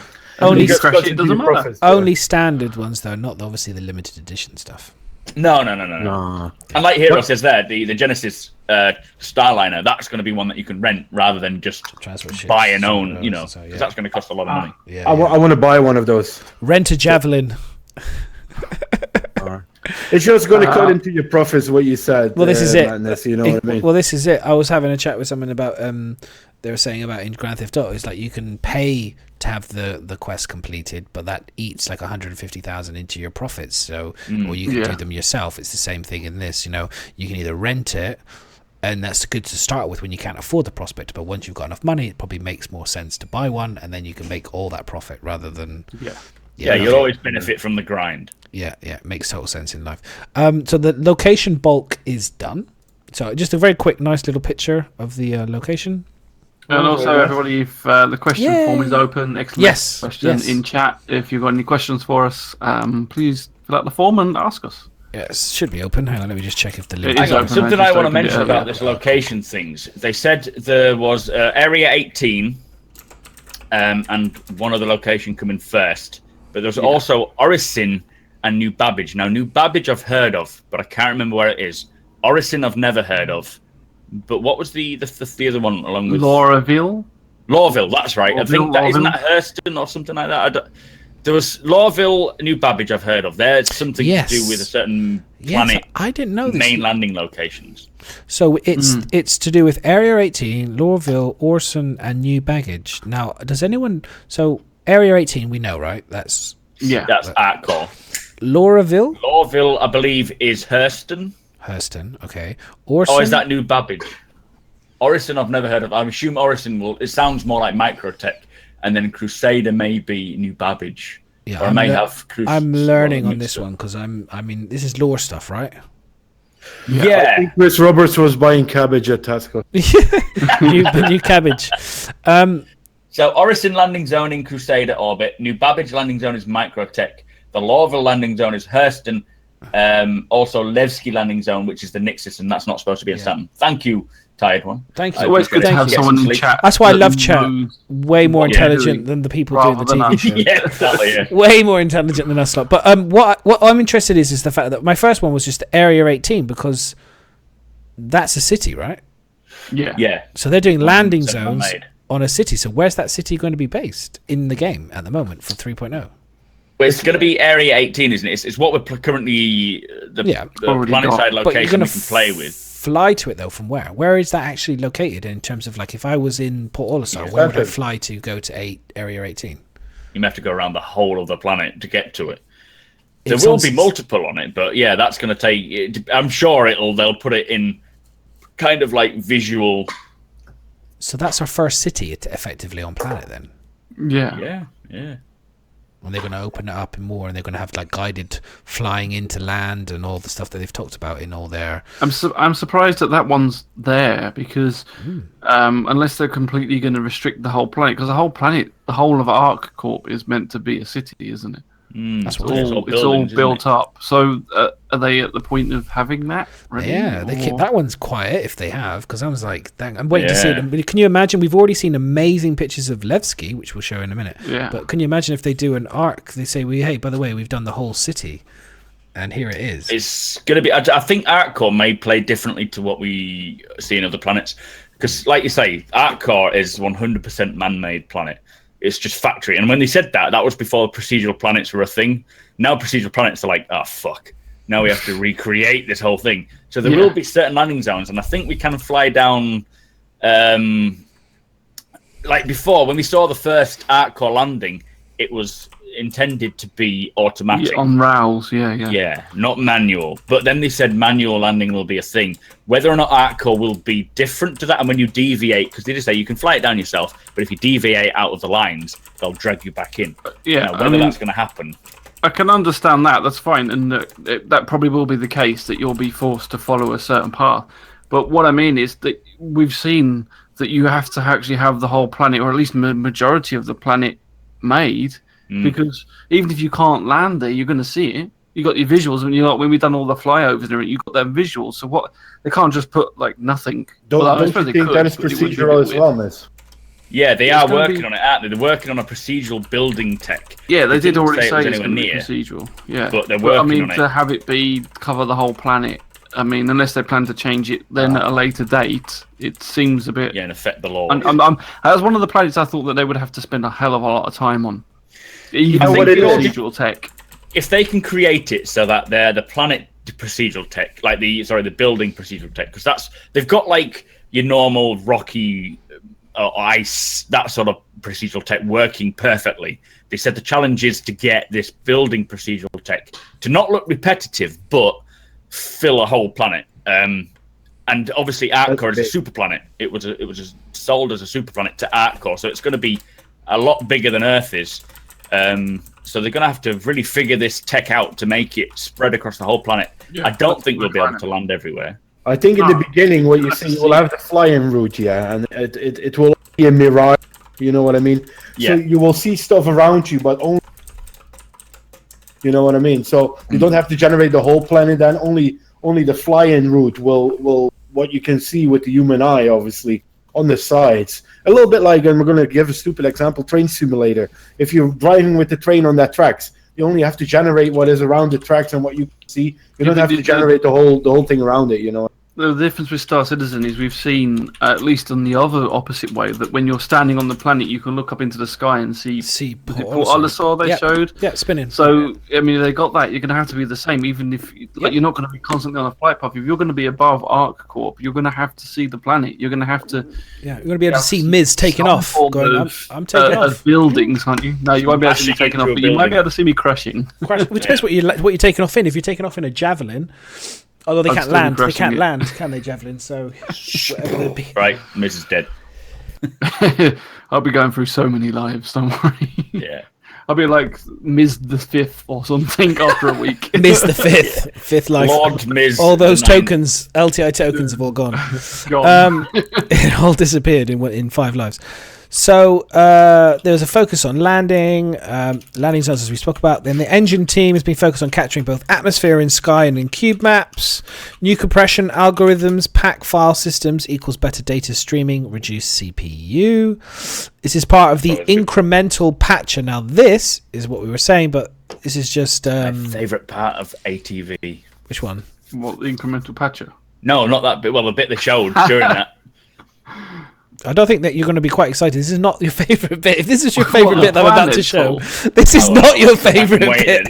The cube, the square cube that expands, I don't think is your favourite bit. Woo! D&D. This is interesting. I thought this was interesting because obviously we know the world is round, that they create everything is real, and they're obviously having to make tools to improve their ability to place things on ground and stuff, which I thought was really, really interesting. But to go back to the algorithm like we spoke about, this could be the Delta Patcher or the equivalent of the Delta Patcher. That's why I said Delta Patcher. Is that a Starfarer in the background? Like, is it? Yeah, it was. Yeah, Crash Starfarer. Yeah. And because that outpost looked worn as well, didn't it? Yep. The outpost kind of looked like it had like mold in the middle of nowhere doing nothing.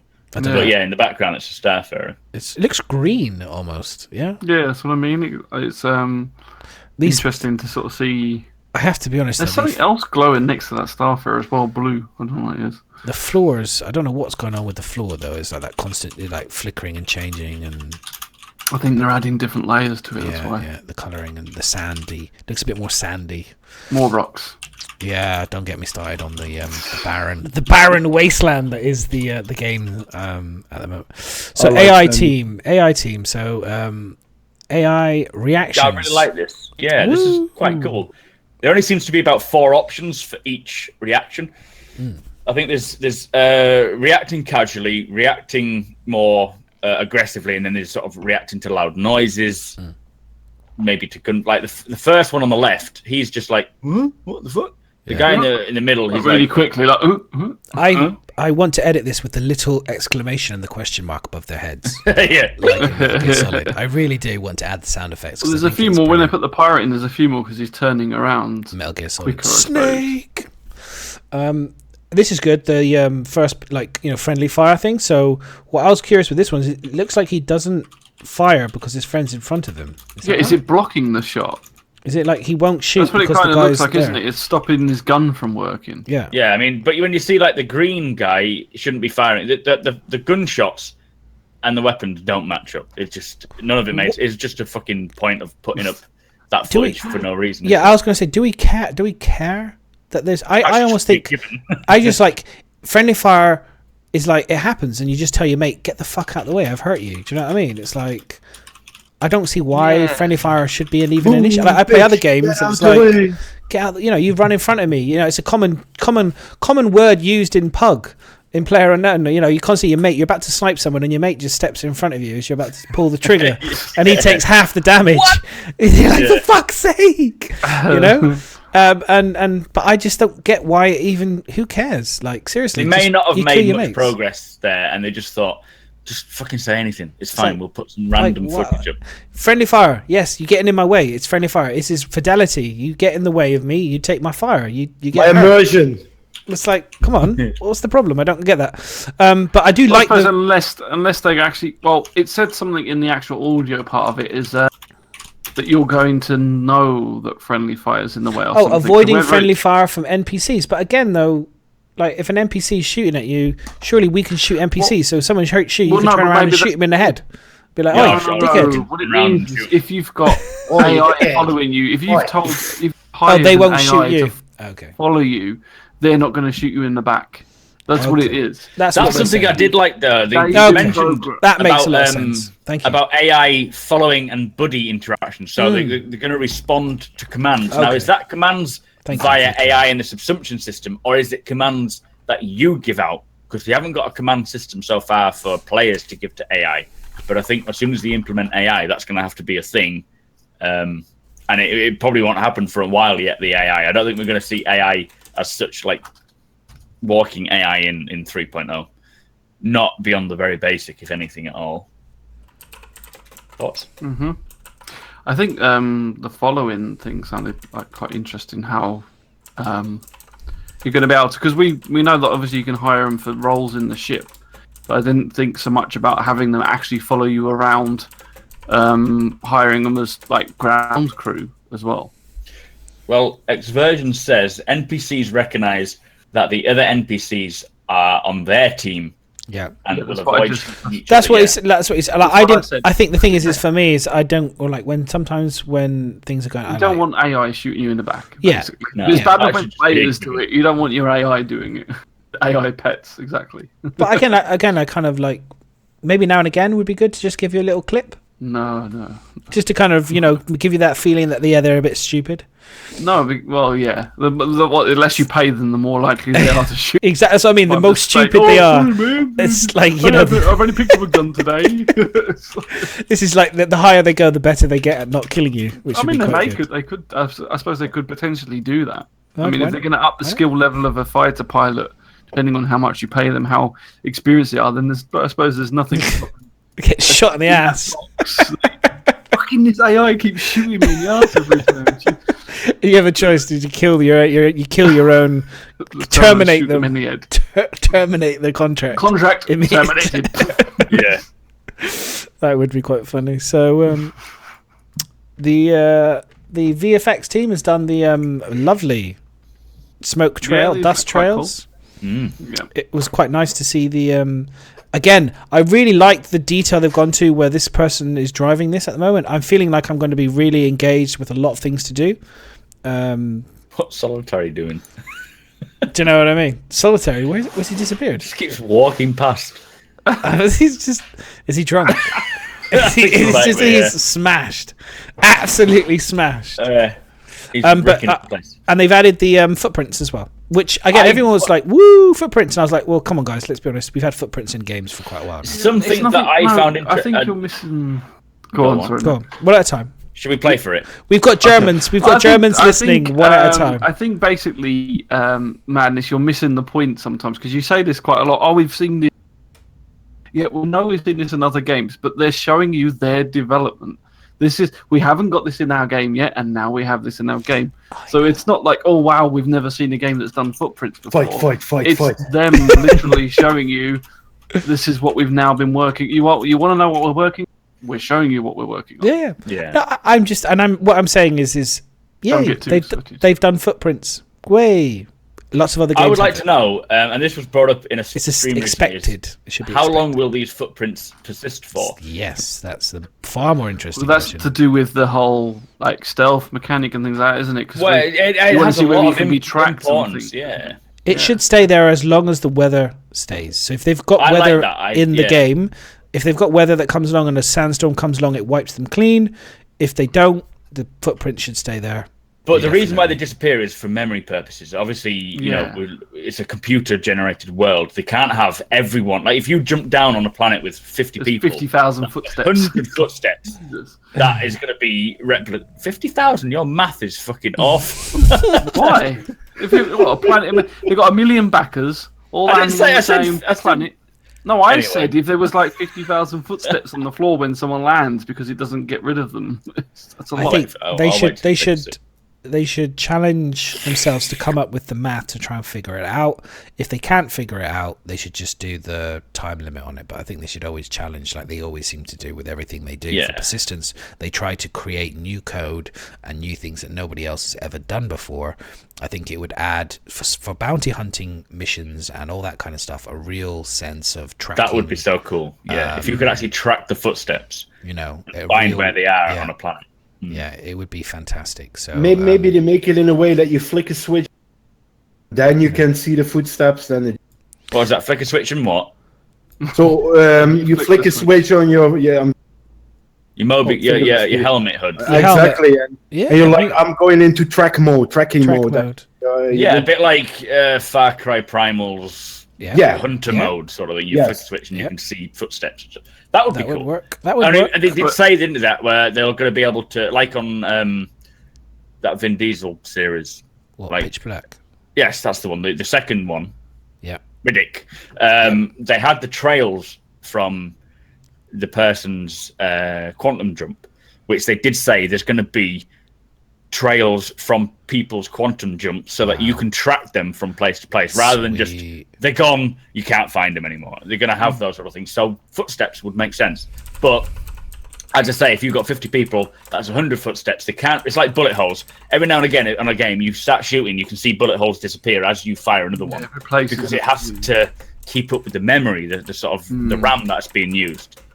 Whether or not they'll persist for a certain time, and then yes, the weather would be a perfect excuse to get rid of them. Just a sandstorm or just normal wind, snow, stuff like that will cover the tracks. We'll have to wait and see what they decide. I think because it's an MMOs type style situation, I think they'll last a while, but I don't think they'll get to the point where you can track. Like you can track footprints if you're there within, say, half an hour. Not like the life. Lose it. I don't think you're going to be able to like switch. As much as it would be nice, I don't think you'll be able to switch your HUD on and go, "Oh, I'm tuning into person X's footsteps," because there's loads of people that could be walking on there, which is another reason why tracking it is less feasible. I mean, unless you're out in the middle of nowhere, if you've got a place where quite a few people walk, how do you know which footsteps you're tracking? Well, that's a challenge. Yeah, there's a challenge, but I think, like you said, because of the memory, it's just not gonna. I don't think they're going to be able to make it last that long. And it's the same with the trials that you're on about from the quantum jump. At the moment, if you're, say, fighting around the security post and someone jumps out, you've lost them. Whereas you'll have the trials there for a little while, but again, they're not going to stay too long. It's just that you can trace them a bit, sort of thing. Yeah, if you're already tracking that person, then you won't be too far behind them, and you'll be able to see the footsteps if you lose them briefly. But it's like close tracking. Yeah. Okay, so the next thing on the list was the where is it? The destruction. So destruction effects. Now this is, I have to say, right? Okay, so if anyone's done any sort of kind of like this type, this is really just literally like they've just taken a program that just breaks up stuff. And that's only Squadron 42. They specifically said it's Squadron 42. Yeah. I don't think that's going to be everything. This is like, I mean, I could do that. I'm not joking. Seriously, that's not that difficult to do. The programs already exist to do that. That's not really a challenge.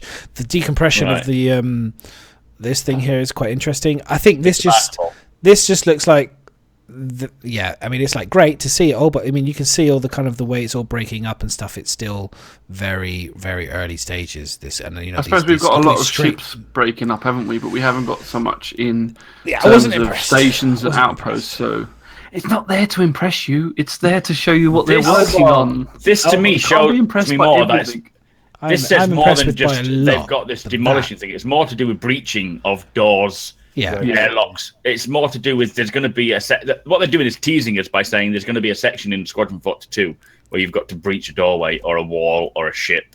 Yeah. And let's just go for an intervention. What can I say? I just have high standards, and I just was expecting. It's nothing to do with standards. You're expecting to be blown away by everything they're showing, which is not the point of ATV. Everyone's asking to be seen development. We all like to be blown. So what are you talking about? Who doesn't want to be blown away? But listen, Madness, let's look at it from a positive perspective. I mean, let's look at it from a positive. I am. What are you trying to say? I'm a negative person? I am not a negative. No. I'm not saying that. I am. I'm saying it. Fight. Plain and simple. We're all very aggressive tonight. These are all building blocks towards a greater something. You know what I mean? No, look. I'm giggle there, Madness. What I'm saying is it's they chucked it in there. Miserable. We're gonna swap names. It was fun. Okay, so right, fine. It wasn't meant to be fun. It was informative. It was like Brian sat there and basically listed all the shit that they was doing. There's something seriously wrong. This is not meant to be fun. This is all fun. No, it's not. It's all stuff. It's just shit that's happening. Now he's miserable. They're saying we just put some code in that makes this NPC speak. Oh wow! The lighting. It's needed. The lighting. We wanted info. Yeah. We're getting freaking info. You know. What do you guys think? I mean, the lighting in terms of like the lighting. We've seen lighting in other games. Not good enough. I expected way more than this. Yeah, we've seen lighting in other games. I saw this and I was like, we've seen this quite a lot, really, haven't we? Exactly. I would like to see these assets in Fallout 4 as building assets for your houses and things.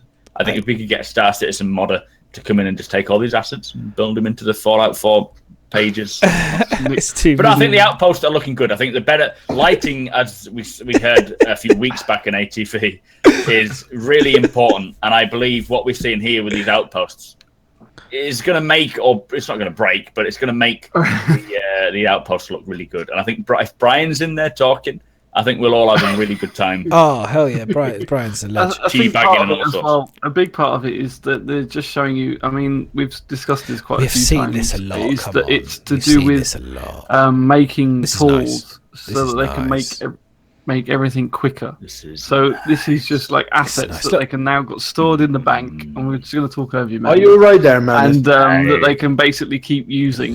So that you're going to have melon. Laminate. We've got what I love about these guys is that they tend to move, they shuffle. It's like my wife. They shuffle shit around the house and you think you're in a new environment, but it's the same shit just reshuffled, and we all fucking go, woo, this is new. It's the same shit just been reshuffled. So anyway, good. I was like, it's like, yay, great, fantastic, really good job, guys, thank you, well done, moving on. I didn't realise you were there to entertain, man. I'm going to tell you, we need to eat. We got a couple of CRG watching. Go to Chris Roberts and say that you need to entertain madness. Madness, please. Screw everybody else. Like my wife now is just entertaining. I almost go like, I just genuinely, I'm like, if it ain't new, I don't care. Also create a library of existed prefabs that have lighting elements. It's only because I've gone over, the reason why I'm a bit salty is because I've gone over loads of ATVs recently, because I'm like looking to do a YouTube video, and so much is repeated. It's staggering. Just watch all the old ATVs and you'll see, and you'll be like, oh my god, we saw that like 5 weeks ago. So we got the mannequin animation fragments for cinematic team game entity for the new SMG energy rifle. Okay. Yeah, seen guns before. I love the idea. I love the look. Guns are in other games. No, I love seeing this. Are you taking the piss, aren't you, Miz? Yeah, Miz is just being miserable right now. Piss. But this isn't an SMG laser energy rifle. This is more like a ballistic. What's the thing on the bottom? Yeah, it's a grenade launcher. Oh, okay. This thing. It's not. It can't be. It's a handgun or a grenade launcher. It's not just the design.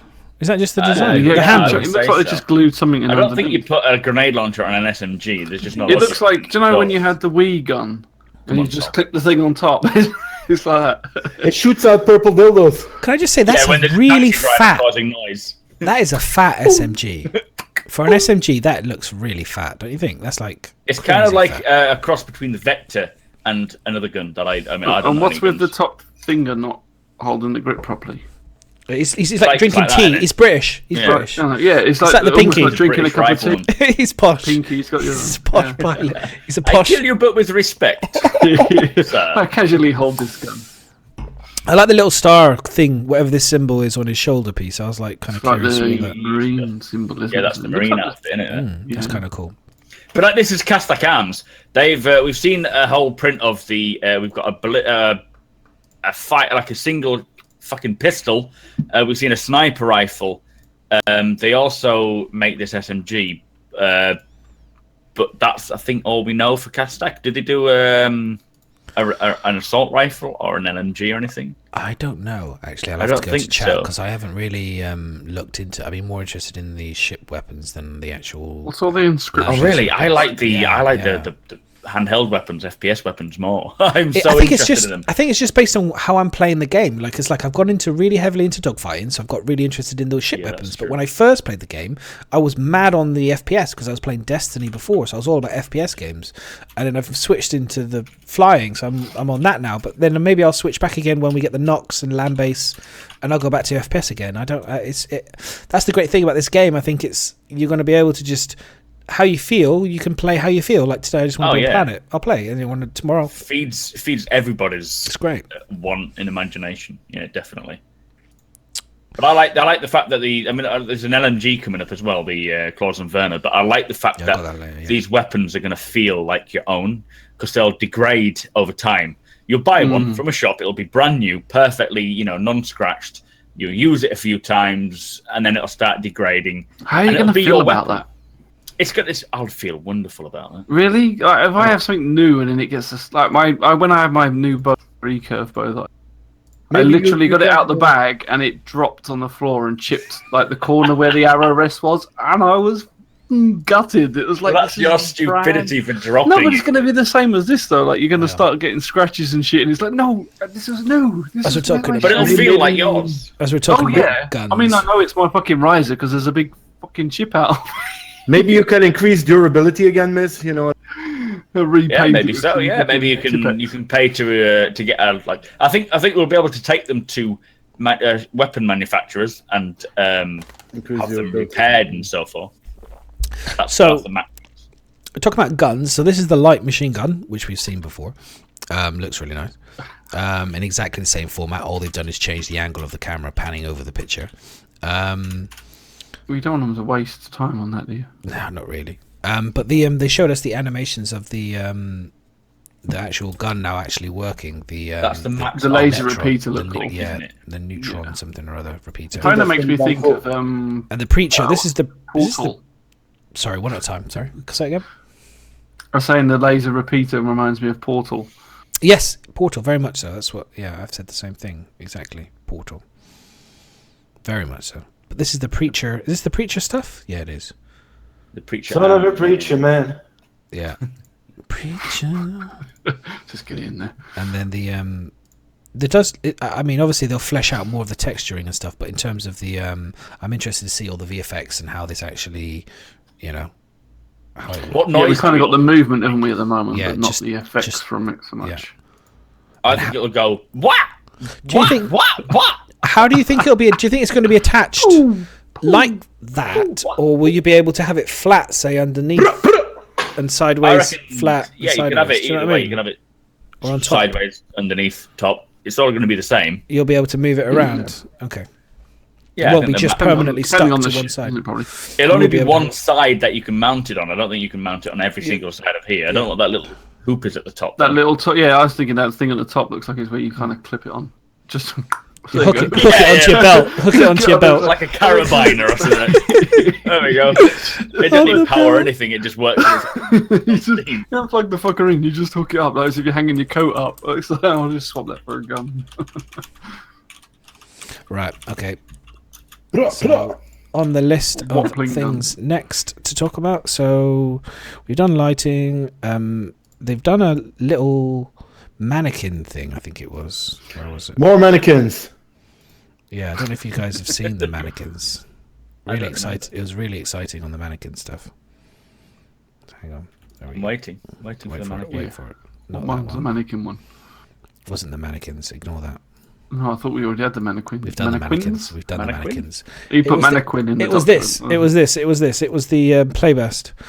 Mannequin. The tool. So this was just to show that this is like Squadron 42 stuff. It looks like it. Yeah. So they've done the and then also the gun as well. So it's just to show the gun as well, but it's to show that they've been working on like quick play blast animations, and I guess it's a tool to speed up anyone that's done any sort of kind of play blasts.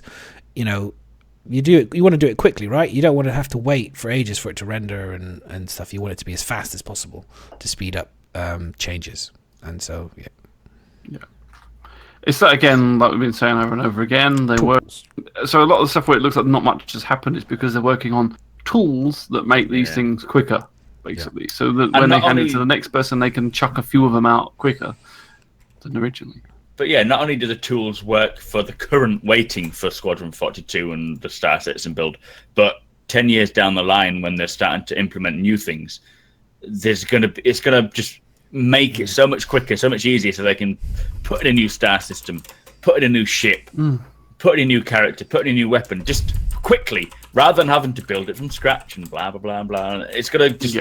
The world will grow so much after the initial basic world. I think 3.0 is going to be this basic world. It's going to start from there, and it'll just grow much quicker. Yeah, which is something I put on later on in the document. Is like the system. Like, you just, like, when they show you the video, I know it's sped up, but like the speed at which it goes, right, there's a new system. Yeah. It's like, exactly. Paul are crazy on how much easier it's making it for them. Like you said, it's like a basic tool you think they would have, but it's something they needed to make. It makes such a big difference to them. And it's accurate as well. It makes things mathematically accurate, especially with crazily accurate. Yeah. Can I just say, have you seen the thing where they're doing the extra dynamic kind of like little things that jiggle around? Like in this case, it's the wires. And things. Now, I did say, and just literally just added in chat, things that jiggle around. I'm hoping it will be breasts that jiggle around and things like that, because for fidelity reasons, of course. Just purely, exactly. Just because it just again, I'm all about. When we go to I always think that sex and sexiness and stuff needs to be. I want to see. I've said this before. I'll say it again. I want to see sexy green aliens with bits jiggling around attached to. Are the men going to have things jiggling around as well, or? Yeah, we're not. A little bit of men jiggling. Right, yep. I'm lots of bits of me jiggling here now. Bits of jiggling with me these days. I tell you, that didn't used to jiggle. Jesus. As soon as you hit that 30, everything starts jiggling. Unbelievable. But I think this is the Castak Arms Devastator shotgun.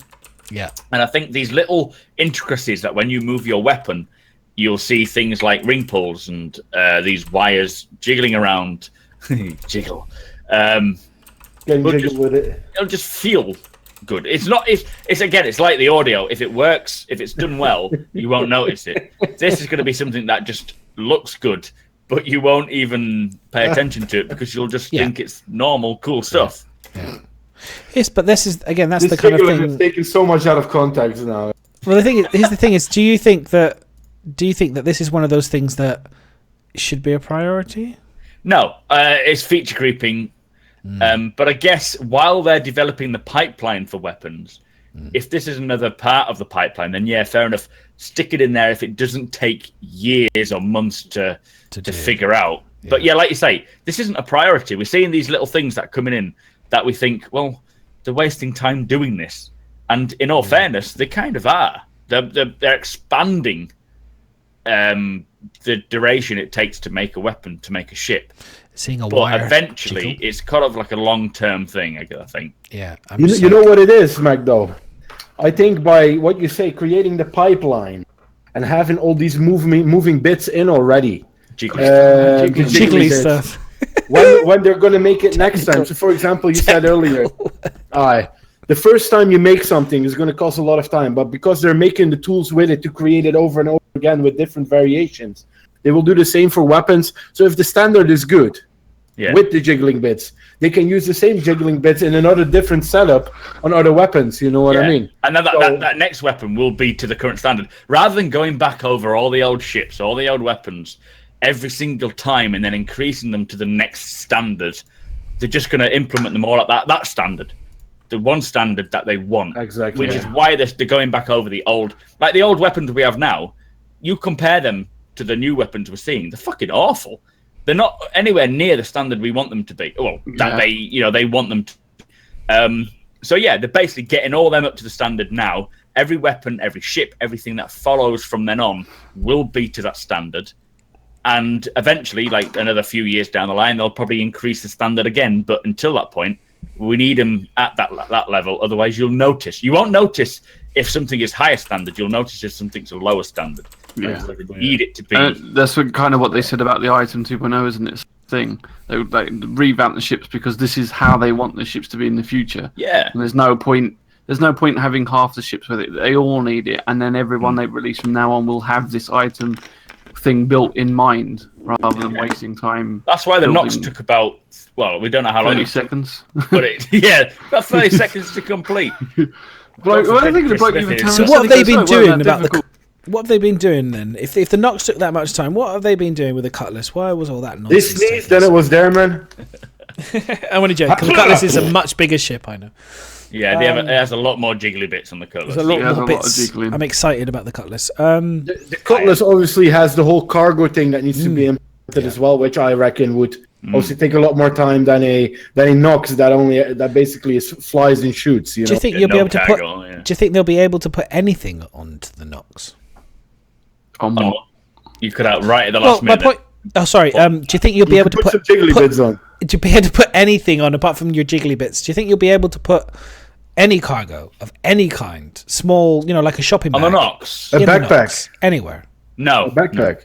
No. So only your own clothing will have item ports. So in theory, then, for exploration on the planets, the Dragonfly, if you've sold your Dragonfly, don't sell your Dragonfly. The Dragonfly is focused on exploration. The Nox is focused on racing and combat. Now that's the difference. Like they said, the Harley is the Dragonfly is the Harley Davidson with its panniers. It's for show. It's meaty. Sexy beast. Exactly. The Nox is a super bike. You don't see people on a super bike with panniers. With the shopper. With the shopping. It's like, I've been to Asda. I'm going to find a picture right now. Hang on. What is it? A super bike with panniers on it. There are super bikes with panniers on it. But... Oh fuck! All right, let's backtrack a little bit. No, I agree with Mac on that. He's right. You are right. It's what they said. Yeah, Dragonfly is more for exploration. You won't be able to race them side by side unless they allow the Dragonfly to be souped up like a proper chav with all its little turbos and stuff. To make it faster, because they said the Nox is going to be quick and maneuverable, whereas the Dragonfly is going to be your sort of, I'm just going to plod along, try and find something. Be less quick. Yeah. I need a piss. That will be a golden wing.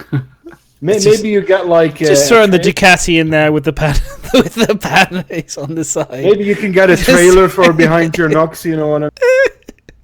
I love how Mac's taking a strategic break then, just at the moment. It's just when they're there. Yeah, because but you don't see him racing with that on, do you? You don't see him racing with the panniers on. No, but I think here's the thing. My thing is, they obviously. Oh, all right, we're not going to put it on there because that's. How do you call these things? A pannier? Pannier. I call them saddlebags, man. Is that all right? You can call them saddlebags if you like. I mean, for like cruisers, they are sort of saddlebags. Like I've got a couple for my dragster that I used to have. So they're more baggies, whereas these are like mechanical. You had a dragster. Plastic. Yeah, that's my point though. Point is that in reality, you want to, someone might not have a Dragonfly, might just have a Nox. If you can wear a backpack, want to use it, do you think we'll be able to strap cargo like netting or whatever, maybe to the Nox or whatever, so that you can have saddlebags now being sold in the store? Yeah, do you think so? I was thinking, do you think we'll be able to? I mean, they may add like a mod slot where you can put a small bit of cargo or something, but I mean, at the end of the day, I think most people don't want, because like if you start doing that, you're going to go back down the same thing as like ships being able to do every single thing. What's the point in having specific bikes if they then start, hang on, we're going to add cargo to it. So now you've got a souped up combat racing bike that can also hold cargo. Next thing you go, can we add a saddlebag on a side seat to it so someone else can sit on there? And then it becomes, what's the point of the Dragonfly? So you've got to have a balance. So it should be able to hold some. I think the idea of having a backpack or like some sort of degree of something. There needs to be just something. Not. I mean, it doesn't have to be. Why does there need to be? It needs to be something. Well, because the planets are so barren. Yeah, but that's not what it's for. It's a racer and a combat thing. It's you don't see a Formula 1 car with saddlebags. You don't see a Formula 1 car with saddlebags. Hey. Yeah, don't find the fucking Formula 1. Let's Google Formula 1 with saddlebags. Google, please. Think of something that wouldn't have saddlebags. You'll find it is what Ryan says. It's like an M50. Agree with Spry One there. It's an M50. You're going to race with the damn thing. You don't need to transport anything in it. You know what? No, it's you've got to make your decisions. You make your choices. You don't have a Super Hornet, so I'm going to make it carry. So if I add this mod, no, you don't do that. You make your choice. I'm going to put a trailer behind it and use it for transport. The trailer's just I mean, you could attach a trailer to it. No, I mean, maybe if you're carrying it, if you. I'm very much just playing devil's advocate. I honestly, the Nox will be for me will be used. The Nox for me, I've got a Dragonfly. The Dragonfly was my exploration, carrying cargo stuff, and my Nox is going to be my racing. I was just wondering, do you think there's a place for a degree of modification on some of these land-based vehicles where you can perhaps mod them a little bit? It doesn't have to be a crazy amount. You could just put a rack on the back or something where you can make him look like a purple dildo, if that. Yeah, well, you can make it a purple dildo, or do you know what I mean? Just something, just to. You want to put a rack on the back of a bike? A rack's a massive country. I don't think you're going to be able to fit on the back of a bike, mate. Anything. I'm serious about this. I was thinking about a different rack, but never mind. Oh, Jesus. Jesus. jiggling rack. That's what you're thinking. Yeah? The next thing Do you mind? Just make this. If we're both slim, can I fit 2 people on it? You know, because like on a normal bike, when you're not normally, you could still stick someone on the front. Like you see them when you've been to Thailand. You see them have about 6 people sitting on one moped. Dude, like, in Vietnam, Vietnam, sorry, yeah. Yeah, the I think you could get the Dragonfly. You could easily fit a family of 6. On the Dragonfly, comfortably. Honestly, I have seen some of the most fucking space gypsy. My god! Honestly, it is amazing. If anyone that's been to Vietnam will know what I'm talking about. It's amazing. Like literally, I've seen guys holding sheets of glass, massive sheets of glass, like wider than almost as wide as their hands can go, holding them literally and just cycling, like holding at the back, hanging onto the back. I've seen them driving with like the size of my house on the back. Yeah, livestock. I've seen someone with a goat on it before. Oh my god! What is going on? Oh, can we put Mac on the front and then brake really hard? Yeah, it's how fucking rude is that? You want me to die? No. Wow. The Philippines is worse. I've never been to the Philippines. Never been. I go Thailand, Vietnam for work all the time. Never been. Like just handrails on the side of like ships as well, so people can just hold on the side. You know, it's just a 3-man crew, but we've got 20 like buses in India. Ships, yeah, like trains and shit. Where there's just people piled on everywhere. You're just like, well, you got your mag boots working, I suppose. You can just like that. Boot onto it. Honestly, I swear. Typing in this. That's looking nice. Right, yeah. So I like to try and say individually to everybody that follows this evening to say thank you. We're slowly starting to get racist. We need to move on quick. No, we have. So Levski, this looks amazing. I love it. I'm so hyped for Levski. Wow, it has a bit of a grim atmosphere to it as well. Wow. Yes, it does. It's dark. It's dingy. It's kind of like Grim Hex, but bigger, better. That mine there. That dark. Indexer's laboratory. I'm just like wondering where we enter. It's all I'm wondering. Like, are we always wondering where we? I need a female. I need a female guidance system for this entry point. I'm not sure if this is the correct entry. I mean, when you see some of the light lampposts and stuff, like the scale of it is a lot bigger than I was necessarily thinking. It's quite a big scale to it. Yeah, and there's going to be lots more points of interest on the Levski landing around the planet itself of Delamar, or the asteroid. Yeah. So there's going to be things to explore. I reckon I'm putting money on this. Don't anyone take me up on this, but I reckon the drug lab is going to be on Delamar. Yeah, definitely.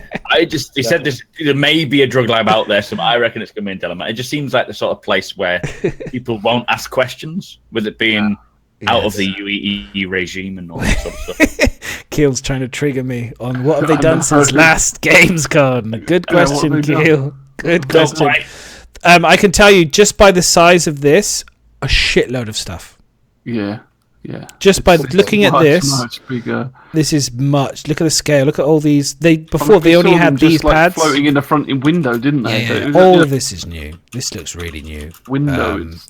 They've added. This is nice. Substantial improvement. I mean, I know when you see it, I'll stroll through it. But when you see you see the sky and the nebula as well. Again, this improvement to space, which is what I'm so excited about, because space. For me, like what they've added to is exactly what I want from space. I want to see nebulas. I want to see colors, and I see all this like tits. Cloud and I want to see tits. I want to see sex appeal. I want to see sexiness. I'm all about sexiness in space, man.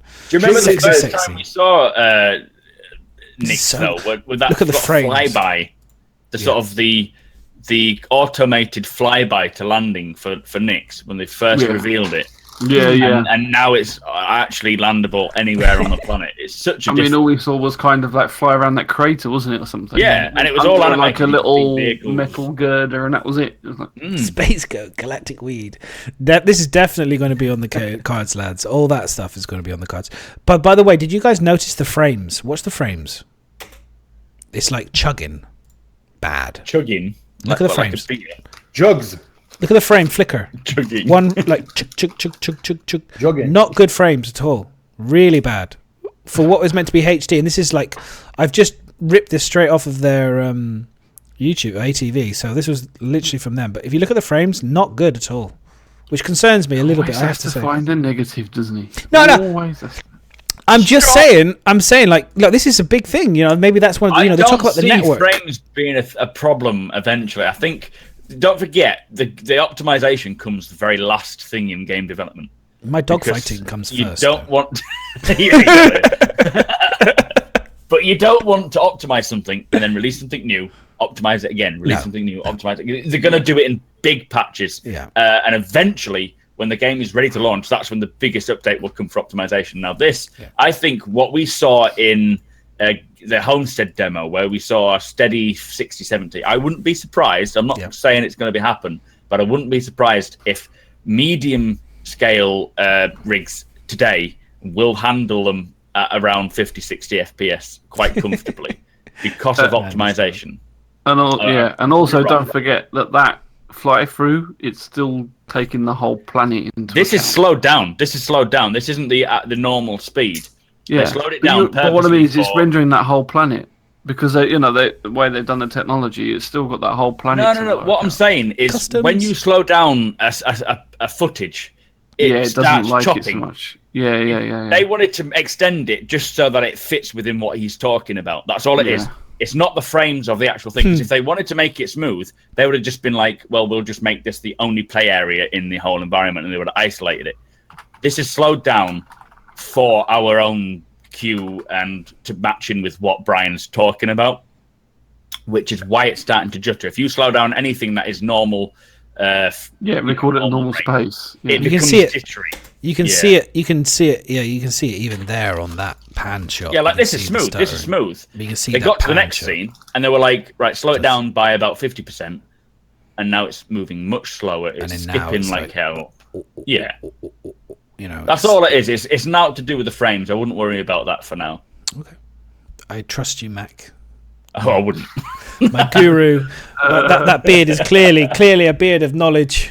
It's covered in food and beer. Beard of wisdom and knowledge. So, this is going back to what we were talking about earlier about the custom stuff. So they've obviously got the looks like going into Manchester United's grounds. Actually, I have to say, very much so. The turnstiles. It does look like going into a football match. And then they've got the again, like I've said, this stuff is all fantastic. I think set dressing. Let's be honest, guys. They do a fantastic job at building great sets. They do a fabulous job. The sets on here are amazing. I haven't seen some of the best sets I've seen since Half-Life. Who's doing great sex? Great sex, gate sex. You can do great. I mean, look, I've had no complaints about that side of things. That's for sure. But I've had loads of complaints about it. You're lazy, not big lazy, enough. You smell. The fuck's hairy. Hairy, that's a big one there. Don't forget to wash that machine, you know what I mean? Jesus. Yeah, wash it, you dirty bastards, what they tend to say to me. Why you don't need to wash it? It goes in dirty, comes out clean. What was it Bio was saying the other day? I need to I don't know. Let's just moving on. But what I get, they did say that this needs, obviously majority of people are going to walk through this, so they need to make sure it looks good. Yeah. They know that everyone's going to pass through this who comes to visit Levski, so it needs to look very good, and they need to make sure that people can't just smuggle all sorts of shit in. But do you think this is going to be like ladies' toilets? We're going to have big queues. Where? To get in. It's so true. So true. I can go with my lass anywhere, and it's like I'm in and out within about 10 seconds. Yeah. And I look, and as I come out, she's still in the queue. Do you think it needs women on the left and men on the right? I hope so. Other than customs. But the thing is, the truth is, it's all men playing this game, so the men's queue is going to be humongous, and there's going to be like one girl coming in and just flashing through customs. There is an answer to that. There's an answer to that. Trump. We all gonna have to get female characters. Fuck it, I'm going through the female character line. So I have requested a patent on that. It's called release and go. So you go in, you release the load, you fuck off. You know, release and go. Release and go. Yeah, we have shit. Someone we had something at work. It was like, people spending too long of a time. I don't want to sit on my own smell. I'm gonna get the hell out of there as soon as possible. Release and go. They've already got something for that now. You got to be careful. They don't want to release too quick. You could blow something. No, you can blow a ring out. Take your time. Smell. Ease yourself through it. Otherwise, you're too quick, man. Seriously, you do an injury. You do yourself an injury. I mean, Mac, he says that, but he sits there and takes pictures before he even gets up. Well, yeah, that's true. That's just for you, though. God. Listen, as soon as the gases get released, the hell out of there. This is descended. You carry like boxes of matches around with you, so when the gases do get released, you can What was the next thing? Yeah. Carry on. Let's move on quick. So just again, this was very quick, just to show again set dressing. This is to show. Release and go. The releasing is just brilliant. That's what they should be doing with 3.0, release and go, but they're not doing it, taking their time. Go with it. Set dressing again. I imagine the garages will look really nice. I want to see the kiosks, obviously, to be able to spawn your ships and stuff. Where are we going to spawn them? Is the kiosks? We're going to have like laptops and kind of like that kind of like can we rent one of these spaces? Do you think? Flare in this, man. Can we rent a permanent space here? Do you think? No, not in 3.0. No, but future going forward, you're just going to be places to spawn shit. Yeah. Going forward, though, do you think? We might be able to eventually definitely. rent. You'll be able to rent, buy, and sort of. I mean, eventually we'll be able to make our own homesteads, our own farms, blah blah blah. But that's fucking miles off. I'll get told off for talking about that right now. No, that's fine. Absolutely fine. It's always nice to have a little bit of a dream, kind of like I am the hype builder. Mac the hype builder is what I will be forever known as. But then people come on and be like, "Why are you talking about this now? We haven't even got 3.0." And I'm like, "Fuck you!" Okay. Max started talking about 4.2 or something in his videos. Yeah, 4.2. What's coming in 4.2? Let's fucking think about it. Is what Mac was excited about earlier, guys. I'm pretty sure. Oh yes. Oh, my special moment. The weapon upgrade. Please, this the sabers. Just unbelievable. Now you can see this and think I'm a saber pilot flying in formation, and you see the front saber doing a little twist and going off. With its, you stopped it too early. What? But can you imagine being on the ground, hiding, like they're trying to track you? That front saber, there's a little twirl, and then you can see its CS signature. This is why people need to make contributions, Mac, to the gift document. He's the guest, though. He doesn't need to worry about it. God damn it. Hi guys, can I be on? No, we've only got 4 slots. I don't mind. Bio can die tonight, and then I'll come on instead. That's how it kind of rolled out tonight. Yeah, but I like the idea of being someone on the ground and being searched for by these sabers, or being someone trying to attack these sabers, and you've got like 20 people on the ridges. I was about to say, can you imagine with rail guns and RPGs all ready, just pounce out, ready to just like? Do you think they will have more? Okay, we're talking about land-based vehicles. Do you think we'll have tanks, anti-air kind of tanky style, launching loads of RPG missiles up at these to stop people from being able to potentially have their ships on the ground all the time? You know what I mean? Or flying close like this. We'll eventually have air. Oh yeah, we'll have a whole ground surplus of tanks, AA. How exciting! All that sort of stuff is going to happen. They said it's not difficult on the CryEngine building. Lumberyard moving on to. You notice how they're flying really slow as well. Yeah. There's no trail either. You notice there's no trail at all. There's no slow.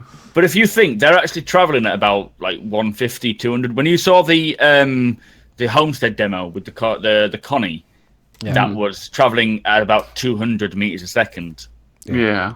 There's a restriction when you come into atmosphere, because if you're traveling too fast, the same with the Nox, you can't travel at like 500 miles per hour because bits will fly off your ship.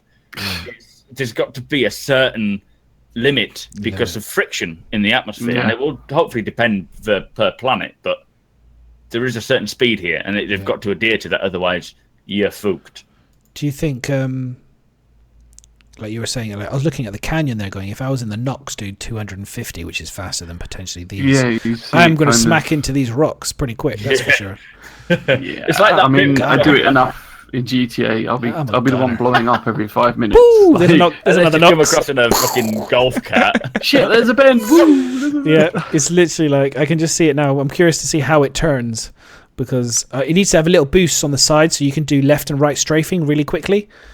Well, that's it. How do the retro thrusters? You're gonna have to have it in atmosphere. It's different. But they showed that Gladius going through that really narrow gully, didn't they? Oh yeah, that was good. That was good flying. That was I would have crashed multiple times before I even reached the first section.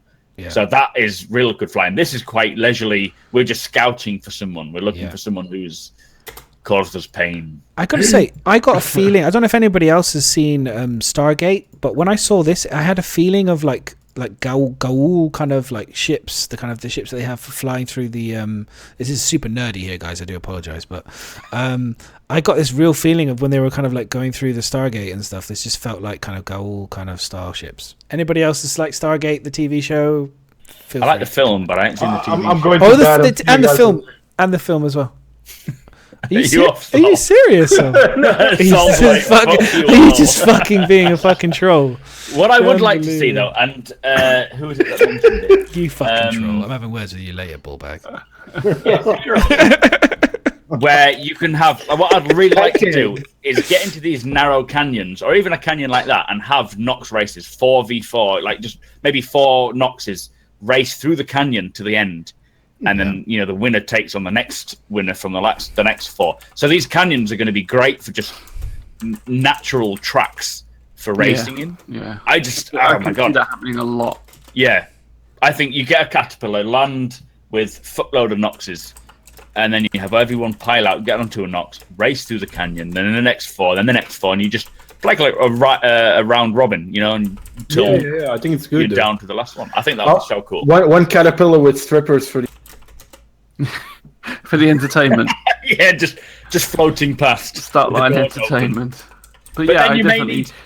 It's like you'll need people like security ships, so that if anyone does come down who doesn't know what's going on and start attacking, you need to take them out. Then you'll need people to record it with different perspectives. That's going to employ a lot of people just for the sake of maybe transporting the races back to the. I'm looking forward to a little bit more is having like a kind of destruction derby type races where you be use the guns on the front of your ship and actually fight each other.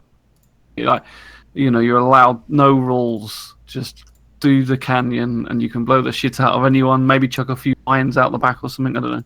Do you remember the Destruction Derby game where you all... Yes, that's what I mean. Oh, my days. That was one of my favourite racing games just because you could blow the shit out of each other. Would be perfect for a stream. Yeah. So are we saying this now so that everyone knows that we're going to do that first? Yeah, we're doing that first, yeah. I remember me and my mate, we had it on the PC many, many years. It's like FIFA 2011 time, I remember very clearly. So 2011. Many years ago. 2011. Yeah, 2011. 2011. No. Way back when in 2011. Italian 90. It wasn't 2011. When I was still a little boy. 2011. It must have been if you said FIFA 97. 97, sorry. 97, okay. 97, not 2011. What am I talking shit? I'm a bit drunk, guys. I do apologise. But I remember we played it. You all met in the middle, didn't you? You all started off on the corners, and then you had to drive down to the middle, and then you all just smashed into each other. I always remember like the times you'd fly into the air for miles. It was so much fun. Anyway, sorry, it's a really stupid story. Yeah, the physics weren't real. It was brilliant. It was just so good. Here we go. This is the this is absolutely amazing rendering. This is incredible detail. Yeah. Like I was like, wow, if this is going to be in game, this is. Was it optics and grips? Wasn't it? They're working on now. You put on the dock something like add detail, and it's like, well, what freaking detail can you add to that? That was the point. The point was the detail, like, the fact that it's just so detailed, and the fact that they've added.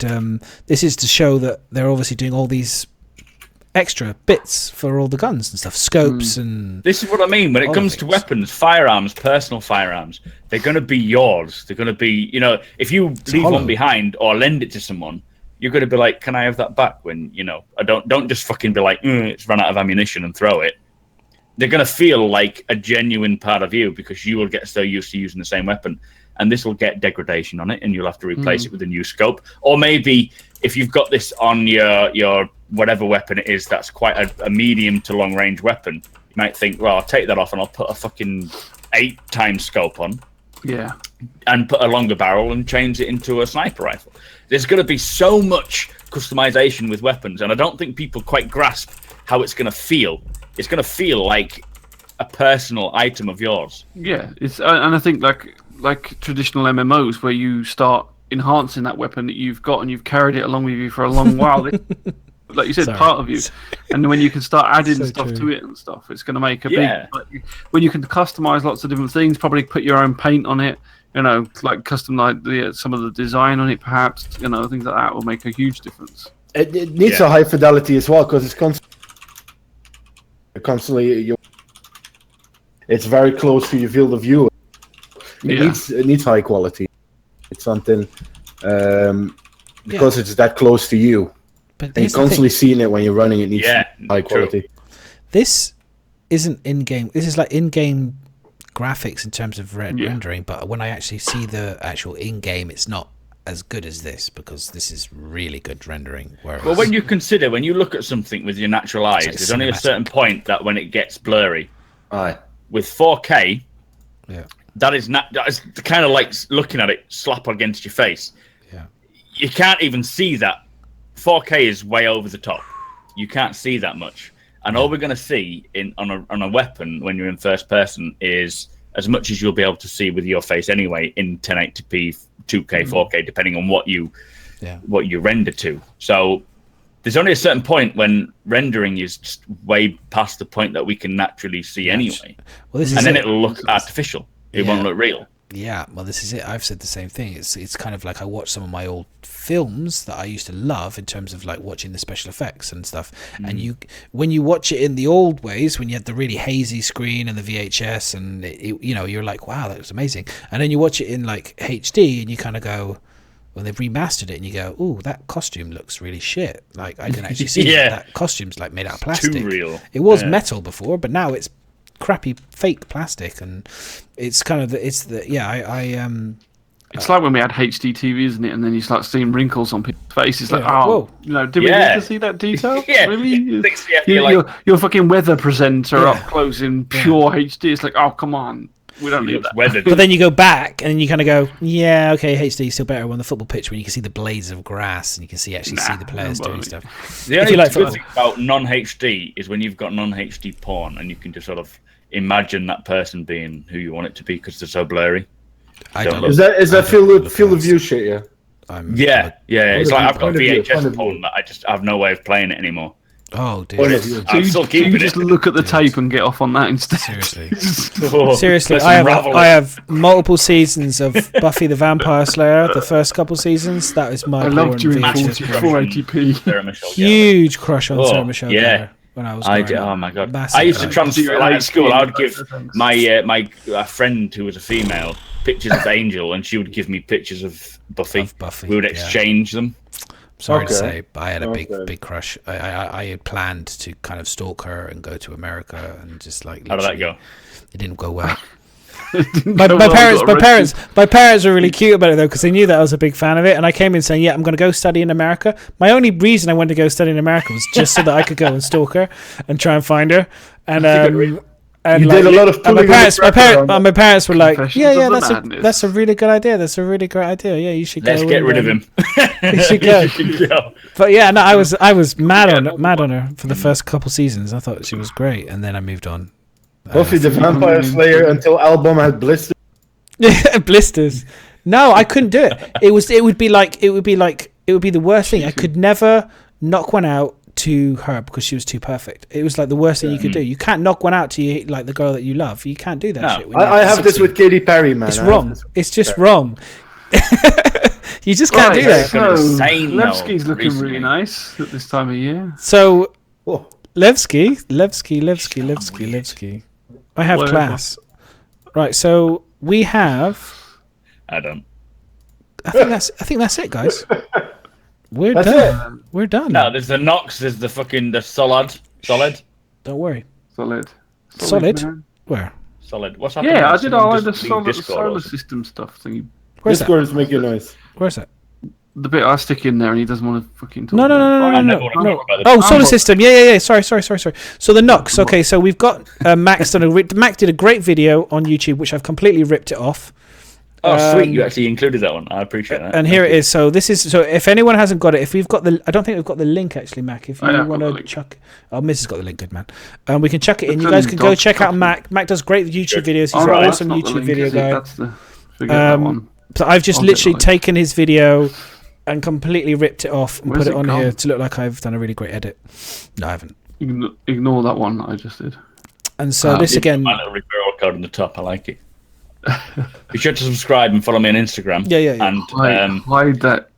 And follow me on SupermacBrothers. There he Twitch. Is. We like to our guests. We like to kind of like pimp our guests. It's fine. Follow me on Twitter. Make sure to follow me on Plenty of Fish. Yeah. Plenty of Fish. There you go. Make sure you go and watch the video. Give it a like. So I have a question for you though. How long did it take you to put the video together in terms of like putting all the other content? The Nox not too long. It took about an hour and a half, 2 hours. Okay. Longer than it took them to build it. Yeah, that's what I say. Yeah, crazy. Yeah, pretty much. Yeah, exactly.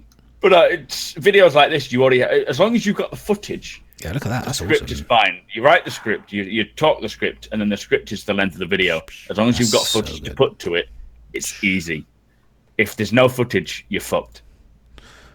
I've got to say, I love that. Is nice. I love the magnetic kind of like that. Just they're so cool when you have that all the kind of the bits, the shielding kind of. It like they said that other image as well on the website when you go to click and look at the browser and stuff. And then there's like that light that goes around the edge of the bike. I didn't see that. Like Tron. This one. I think that's more of just a Shazam moment. I don't think that's going to be a thing. You don't. No, I think it's just it's like when they have like an image float on screen and then it like the light reflects off it and shimmers away. I think it's more just to make it look pretty on that GIF.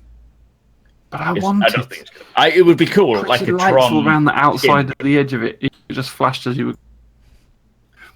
Yeah, it would be nice. But honestly, I don't think it's going to be. He didn't stand too far away from the original concept drawing. If you look at it, I mean, the concept. But he says they only got sent 2D. Usually, when the LA team get a ship concept, it's 3D concepted. Chris Smith got the 2D concept like this, and he had to make it from scratch. Yeah. Because it came from the UK office, as always. UK being lazy, nice. Ships bigger than they already are. You know what I mean? Yeah. But it does look very nice. Yeah, I think it's really cool. I'm not a big fan. Oh, Sol, you're not a big fan of what? Your mic's just gone. Is it gone again? It always goes when you're about to say something. Yeah. Oh my fucking word! We'll have to look at that. You hear me now? Yeah. We'll have to look at it later, dude. So I really like the part that's. Well, basically, what I'm saying, I'm not a big fan of these types of ships. Which ones? The Nox. The Nox, the Dragonflies, etc. Interesting. I like this. I like this. So, but why are you not? No, but I'm always interested to hear because, like, everyone's obviously really positive. Everyone loves it. We all kind of hyped about it. It looks really futuristic and modern and Tron-y, and we all get really pumped by it. But I'm always interested when people say, like, you're like the kind of guys that I didn't like Star Wars. Or I don't like Stargate, or I don't like sci-fi, or I like sci-fi, I like Star Wars, but I like it big. It's like tits and ass. It needs a bit firm. It needs to be. I like big ships. I like big ships. You like chunky. You want a big chunky motorbike. Well, everyone has their own perspective on things. Yeah, that's what I like. I like to hear. Some people like the small, sleek stuff. Some people like the big. So what is it you don't like? You just don't like the small. But I don't put these in the same category as a ship. You know, these are floor transport. You know, exactly. I own a merchantman, Ryan. So big bulky stuff, the big transport ships. Where you can walk around inside of them. Exactly. If you see what I've owned, I started with a freelancer, then I had a Caterpillar, and then I got a merchantman. So you get a bit of the line going up there. You know what I mean? Yeah. And I want to be able to walk around in it, to chill in it. Big interiors, exactly. And that's what I like. These things, for me, ships like these, for example, a Dragonfly, it's just a utility vehicle. You know what I mean? I mean, you could probably drive one of these through your Banu Merchantman. When the time comes with full release, there will probably be a couple of these hanging on the wall that you can drive in, but you know what I mean? For display. This is what I could have had, but I have this. I'm the transporter type of guy, you know what I mean? Logistics. Yeah, you don't like we're all racing Noxes, and he'll just come down his banner merchantman and just land on top of flatten everyone. Fuck you. I will be the guy selling you the Noxes, you know, down out of my ship, and you have them on the wall at the back. Like, oh, you want one of them? Oh, yeah. Take it. I don't care. Take it. It's free. Will you give me a free Nox? No. So yeah. So that's a soul-led it is cool, but this goes on to the whole. Everyone has a perspective. Like everyone has a favorite manufacturer. Everyone has a favorite type of ship. Everyone has a favorite role. I don't take favorites. Everyone follows the same thing. I have a question for you guys, and this is something that my little contribution. We're all rounding up. By the way, we're going into question times pretty much now anyway. So we've got the Nox running because it's such a beautiful ship. So we can kind of just go into question time. So if we can add it in. We'll add it in. Don't worry. We'll talk about it. Don't worry. It's not that interesting. It was just like. Oh, what do you want to talk about now? I think you kind of said about the tools and stuff, but no, go on. Go on, Sol. What's your question? So if you guys could pitch a ship design and purpose, what would it be? Oh, God. I know what mine would be. Big question. Go on. I know what mine would be. Because like I think someone's actually asked it as a question on our thing. Like, but I'm still feel that we don't have a ship that does what I kind of want, which is like a motorhome type ship. So one that you can. It's kind of like in between maybe a freelancer and a starfarer. One that you can live on. Does the kind of cargo, so you won't necessarily need to go and dock all the time to log out or something. I know the others have got beds, but I would like ones that's got individual cabins for the crew. Like a bigger version, kind of like the Serenity. You mean like a 600i? Yeah, maybe. So that don't count. 890 jump, Banu Merchant. No, because they're too big. No, they're too big. They're massive. They've been made into big, massive, capital-sized ships. I'm on about a ship that's like. Just a bit bigger than a freelancer. Yeah, like freelancer like size. A few individual cabins, so that because even the freelancer, you go out the cockpit and you've got 4 crew and you've got nowhere to go. You've got beds to lay in, and that's it. You've got you're all in the same room, and so I just feel like as if you can imagine like a big camper. A camper or a small yacht type of kind of boat that's got like a nice kind of something in between the big ones that we have now and. Well, even them big ones that we've seen now, they don't have individual rooms. Winnebago. Like we've seen Winnebago in space. Like the Starfarer. It's like the Mustang Beta. That's the Winnebago. Yeah, Winnebago in space, exactly. Because everyone is they've got like shared quarters, haven't they? They're all sitting there sleeping in rows and shit. I can see like. I want like 5 crew, each have their own individual quarters, little kitchen area, and a bit like the Mass Effect ship.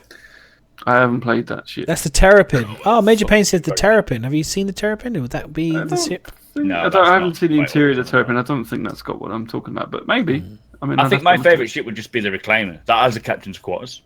It has crew quarters. I think that I would want an industrial ship. I wouldn't want anything that's built for combat.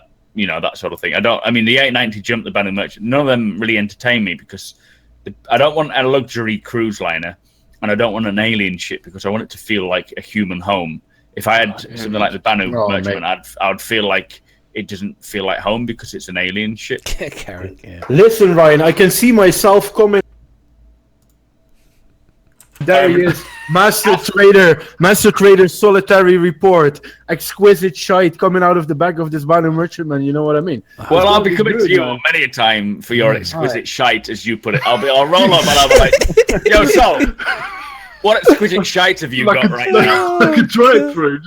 Hang on a minute. Let me just find some stuff for you. It was great how your microphone cut out though, right at the point when you went, "I will just come." And that's all we heard for about 7 seconds. This is annoying though, guys. I need to fix this. You need to. Whatever's happened. When he was host a while back, wasn't it? You had someone on the podcast always has on my microphone. Yeah. Whenever I fucking do a stream, it's weird, isn't it? It's like literally I'm jinxed. Like literally, I have to do nothing. Someone like Sol's had no issues before, at all. No, not at all. And then all of a sudden, like, he comes on, and then this one fucking week he has an issue. And it's like, when am I ever going to get one? Like, and then another stream will be perfect, and then all of a sudden, my missus will trip over the router and fucking disconnect the router. But it is perfect because it always cuts out as someone starts saying. Should I push the talk or something? Is that going to make I don't think so. I think better? No, it's too late now. Perfect, It's too late. It's too late now, dude. It's funny. It doesn't matter anyway. But as I'm saying, I want to be that trader. So there is a lid for every pan. Is that the way you say it in English? Pretty much. There is a fit for everything that everyone wants. You know. What about a human version of the BNM? But it is the human version. That's true. You mean right. that'll be like a non-alien build? That'd be the Drake caterpillar, wouldn't it? With the open shops and you can open the doors and sell stuff. No. What do you mean no? What do you mean no? Why not? Why not? That's why I interchanged the caterpillar for merchantman. I think the BMM is going to be a lot bigger than the cat. Oh yes, the BMM is going to be massive, but it is a human adapted merchantman anyway. You know, made for you.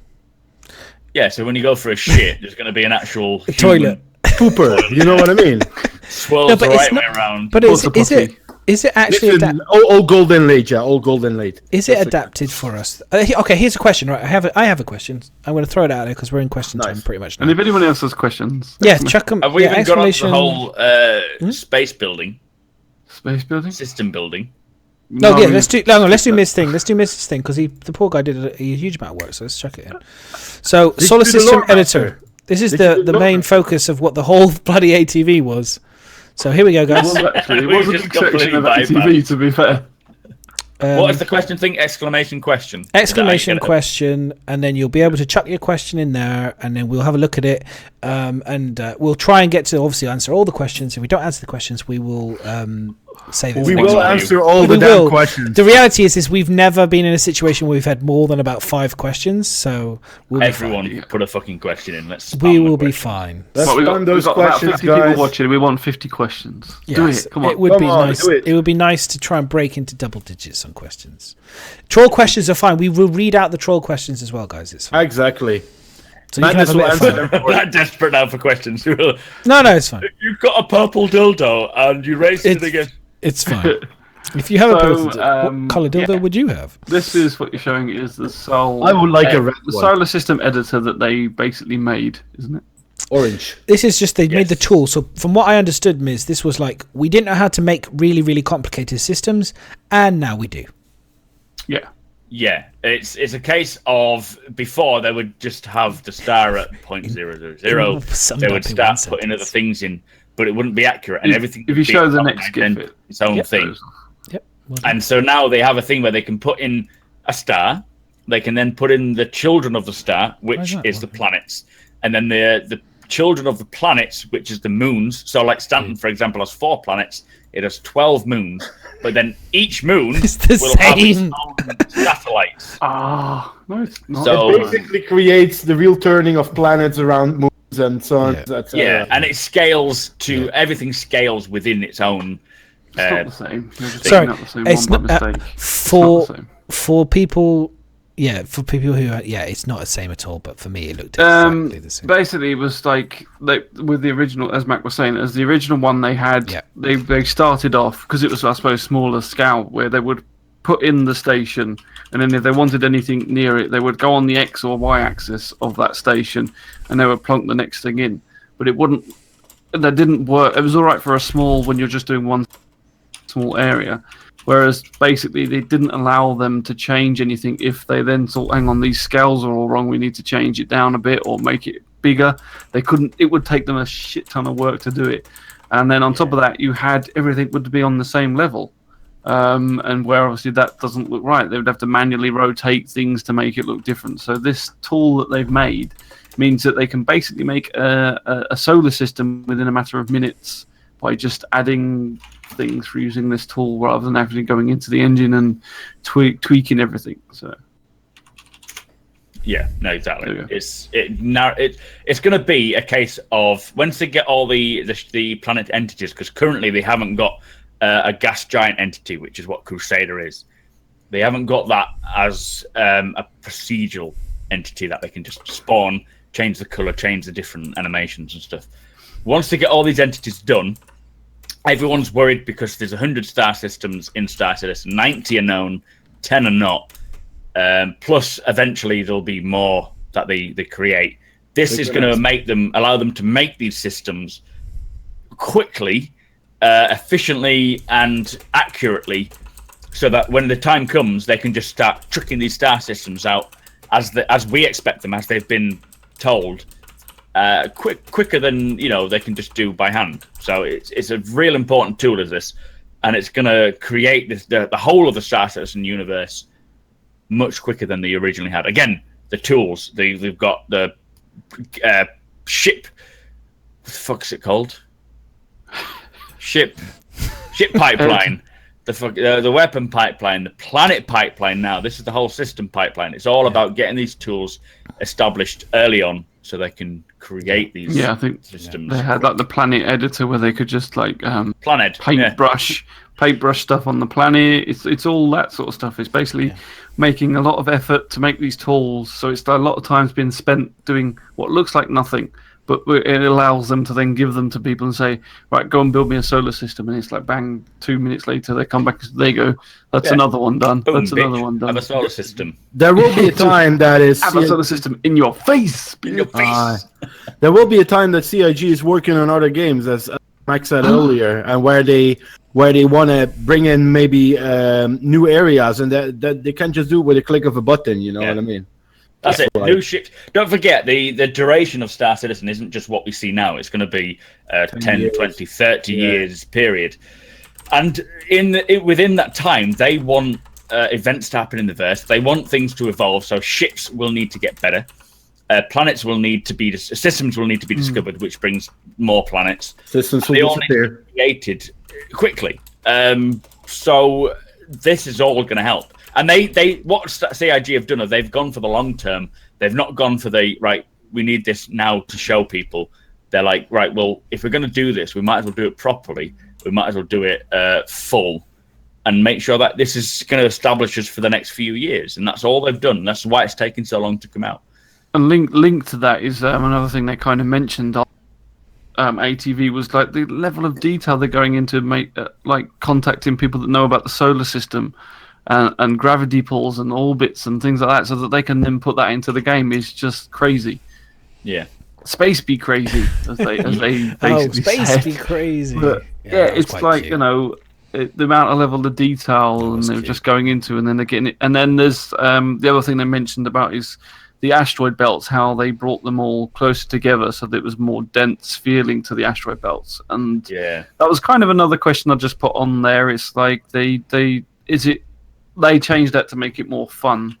And what's your kind of opinions on whether you prefer it to be more, changed so that it's gameplay, or are you the sort of people that want it to be more realistic? Like, I want it to match the solar system how it's supposed to. No, it needs to be balanced. I listen to Mac. I mean, personally, I'm all about it being... It's a fucking game. I live on Earth. I want to be wowed. I want to feel like I'm in Star Trek. I'm in I mean, for me, if they just did one world that was the Avatar style type of world, I would be very happy. Do you know what I mean? You want to relate to these Pandora, fantasies of I definitely do space. Too. Yeah, definitely. No, that's why we all play the game at the end of. Yeah, I want to go to places I've never imagined. I want to be in the Inception world where there's a fucking tidal wave or an ice planet. I want to go to to a planet where it's like amazing beaches and beautiful sands and like amazing moons like rising up, like multiple moons and stars, and you just go like see alien creatures that basically. I've never seen before. Like weird creatures. Like No Man's Sky, you mean? Well, no, but real, like real. Not like No Man's Sky's got like a kind of like an arty like kind of style. Yeah, I know what you mean, like proper lush. I love No Man's Sky. Don't get me wrong. I'm not. If you say to me, you won't trigger me on the No Man's Sky because I enjoyed No Man's Sky and I think it's a good game now. So don't they made it a lot better than it was. Don't get me wrong. I think that they were they did make some mistakes, but I understand why. So I was going to ask you guys about height of this is my question to you guys and to everybody in chat. Do we know anything about the heights of the characters? Because when I see the female characters and I see the male characters, they all seem to be exactly the same heights. Why not? And the that would go with the cockpits. They need to make sure that everyone sits in a cockpit of exactly normally. the same height. So they must be. The range same height to to make range, things though. work. They're not going to allow you to make a character too stupidly fat, too stupidly skinny, too tall, too short, because they need to fit within every single seat within the game. Which there needs to be a limitation to that, because if you could, it's like you see on people who go onto planes and they have to pay for an extra seat because they're too big. They can't have that in the game. It just wouldn't work, So everyone has to adhere to a certain standard within the game. So female characters and male characters are going to be similar. I would assume the female character may be about that equivalent size difference. There you go, science.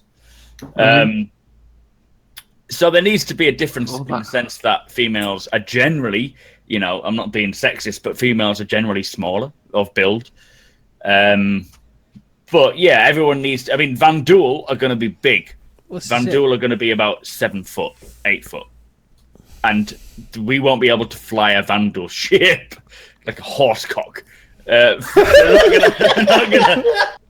going to be able to. We're not going to be able to fly a Vanduul ship. I'm not quite sure where we went. That's why experience. I don't know how that came up. I know. I was like, what's going on in your head, man? A horse whisperer. We know you're in a shed. We know you're living in a shed right now.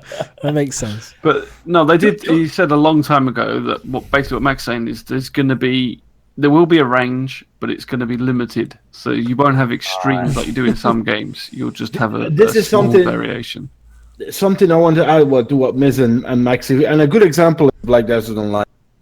The faces, and this is something that annoys me in games like this. Yeah, you have people that have a very crazy fantasy of painting things freaking purple and I don't know what freaking colors. You know what I mean? Or faces that look like someone's been hit by 14 trucks. You know what I mean? Like Ark Survival.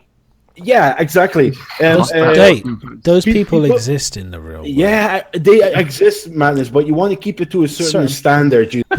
Keep them away from computer games, is what you're saying. We don't want these. In the future, we'll just get rid of those sort of people. This computer games is exactly where this is the place for those people. Bless them. I do understand, but everyone says handsome within certain. You want to keep it within a certain range, you know what I mean? Solitary, that's the problem. Yes. Sorry? Not everyone can be as sexy as you, Solitary. Yes. Exactly. No, I'm just a good-looking fucker, you know what I mean? But no. But let's keep it honest. You want it to do a certain standard, you know what I mean? You don't want to be walking through Arcorp and some guy walks around looking like he. I'm not saying I want to have 25 feet tall human beings. What I'm saying is at the moment, it needs to be within the realism of what we're the realism. Why they cannot make planets that rain glass, because we will just look at it and be like, what the fuck is this shit? Why not? We can't. Do they said that they've? Do you think though? My point. This is what I was going to get to. Is in the diff checker, the user interface and customization of humans is one of the reasons why we have a delay. And I was wondering, do you think that could be one of the reasons? It's not just aesthetics. Well, they made someone taller, and it's like they could be adjusting the parameters in terms of heights so that you can go, up to 6'6", for example, 6'7". It won't work. And down to 6'1" for a male. And then but why do you not think you can range it between natural? I mean, obviously, when you get into the extreme, what we would call in footwear, we call it extreme sizes. Okay, so the average men, for example, are anywhere between 10, size 8 up to about size 9, size 10. Extreme sizes go from 10.5, 11, 12 feet sizes. Okay, and that's what I'm thinking in the game. You wouldn't do the extreme sizes. You do the average sizes, which is between a size 7. And a size 9.5, say 10, okay, maximum, right? That's your range for footwear. Yeah. So I'm wondering do you think that they're building on the range of height? I mean, this is a very small thing. I don't want to go on to it for too long, but I'm thinking one of the things for customization for 3.0, do you think we will have a range of height for the You mean in between 5'1" and 6'2"? Yeah, for female characters, it'll be between 5 and 5'7", 8 for all female characters. Yeah, I think characters are going to be between a certain height, and there's not going to be a great scale there. Same with weight. They've said it cannot work because the cockpits are not. You can't have someone. It's like the way they fit in the cockpit if someone was to sit in the cockpit and the head would be poking out the top of the ship, exactly. That's why they can't like change Jeremy it. Clarkson, people like the characters can't just do this. They have to fit comfortably in order for every other animation to work. It's a bit like the Outlaw Heavy suit. He's fat as fuck. So here's So here's my thing then. Okay, we know that the Vandal are going to be about say 7 foot, 8 foot. All right, and this is just hypotheticals. I'm engaging with the Vandal. By the way, Vandal, don't worry. I'm just going to run into my ship because I know you're going to bang your head on the ceiling and not going to be able to get in. They'll rip your ship apart. Yeah. He's saying they can't crouch. Well, clearly they're going to have to. We'll have to. I'm interested to see what the animations. There will be a standard height for everything. To get them in, where the ships will need to be able to and allow. Your ships aren't like personal height either. Cock punching, except for the fighting on boards. No, I'm like, again, this is just hypotheticals. It's questions. Let's go on to. Do you guys? Does anyone have the questions? Do questions. Yeah, let's do questions. Let's bring up the questions. How many questions we got? 56. Yeah, we got 56 questions. 56 so questions. We'll start playing through them. Yeah, do it. What is your name? The name? first one I think is it from Zero? Zero, yeah. It says, which ship would you want to live on and why, I think. Same beta. Banu Merchantman. You want to know why? I think it's kind of a bit like why. There was a why there, Sol. Go on, so go for the why. It's got toilets. I just love the design, the idea of having an ability to trade in the ship and live in the ship and use it as a mobile home. That's the main reason why I bought a Banu Merchantman, to have the trading, the logistics, and the home all in one. Sounds good.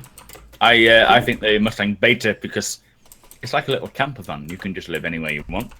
You can, you can in the BMM, but you can. Everything's there. You know, like when it comes to cooking dinner, watching TV, all you have to do is this. Wait, let me alt tab. Oh, you can't see me. Okay, yeah. All you have to do is just move. Aye. You haven't. You want to watch some porn while cooking. Yeah, but you want a bit of privacy when you're watching the porn as well, so you need to be able to walk away. There's no one there. No one else is on board. No one can see. No, but I mean in the Merchantman, you know what I mean? Oh, yeah. I mean, the bait. I will have a private sex cinema, bedroom. You know what I mean? I will have a private cinema with 24/7 nature movies, you know?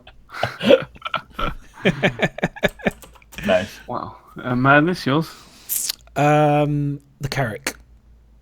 And the same reason. I have two reasons. The Carrack will be... likes carrots. Because, carrots. Because I want to do, obviously, exploration and just get out there and just see what's out there in the game. And the Endeavour, because I want to be surrounded by space weed. Space weed. I will be having a room with space weed in my Banu. I mean, come on, how good is that going to be? You get up in the morning, you roll out. Will it be legalized? Masses of space weed. You're just going to have a great day, aren't you? The minute you wake up, it's going to be a good day all the way through space. No matter how bored you are, waiting 20 minutes, half an hour to travel from jump point 1 to 2, you're going to be happy, very happy. So yeah, that's those are my two ships for the game. Nice. Space Drug Lord. Go on, Miz. Well, I kind of answered it earlier. It doesn't kind of exist at the moment, but I would like the Winnebago. the Winnebago ship. That's what I want. That's so cute. That's really cute. So, I like that. I like that. Listen, you can get a room on my already available. It doesn't say that. It just says which ship would you want to live in.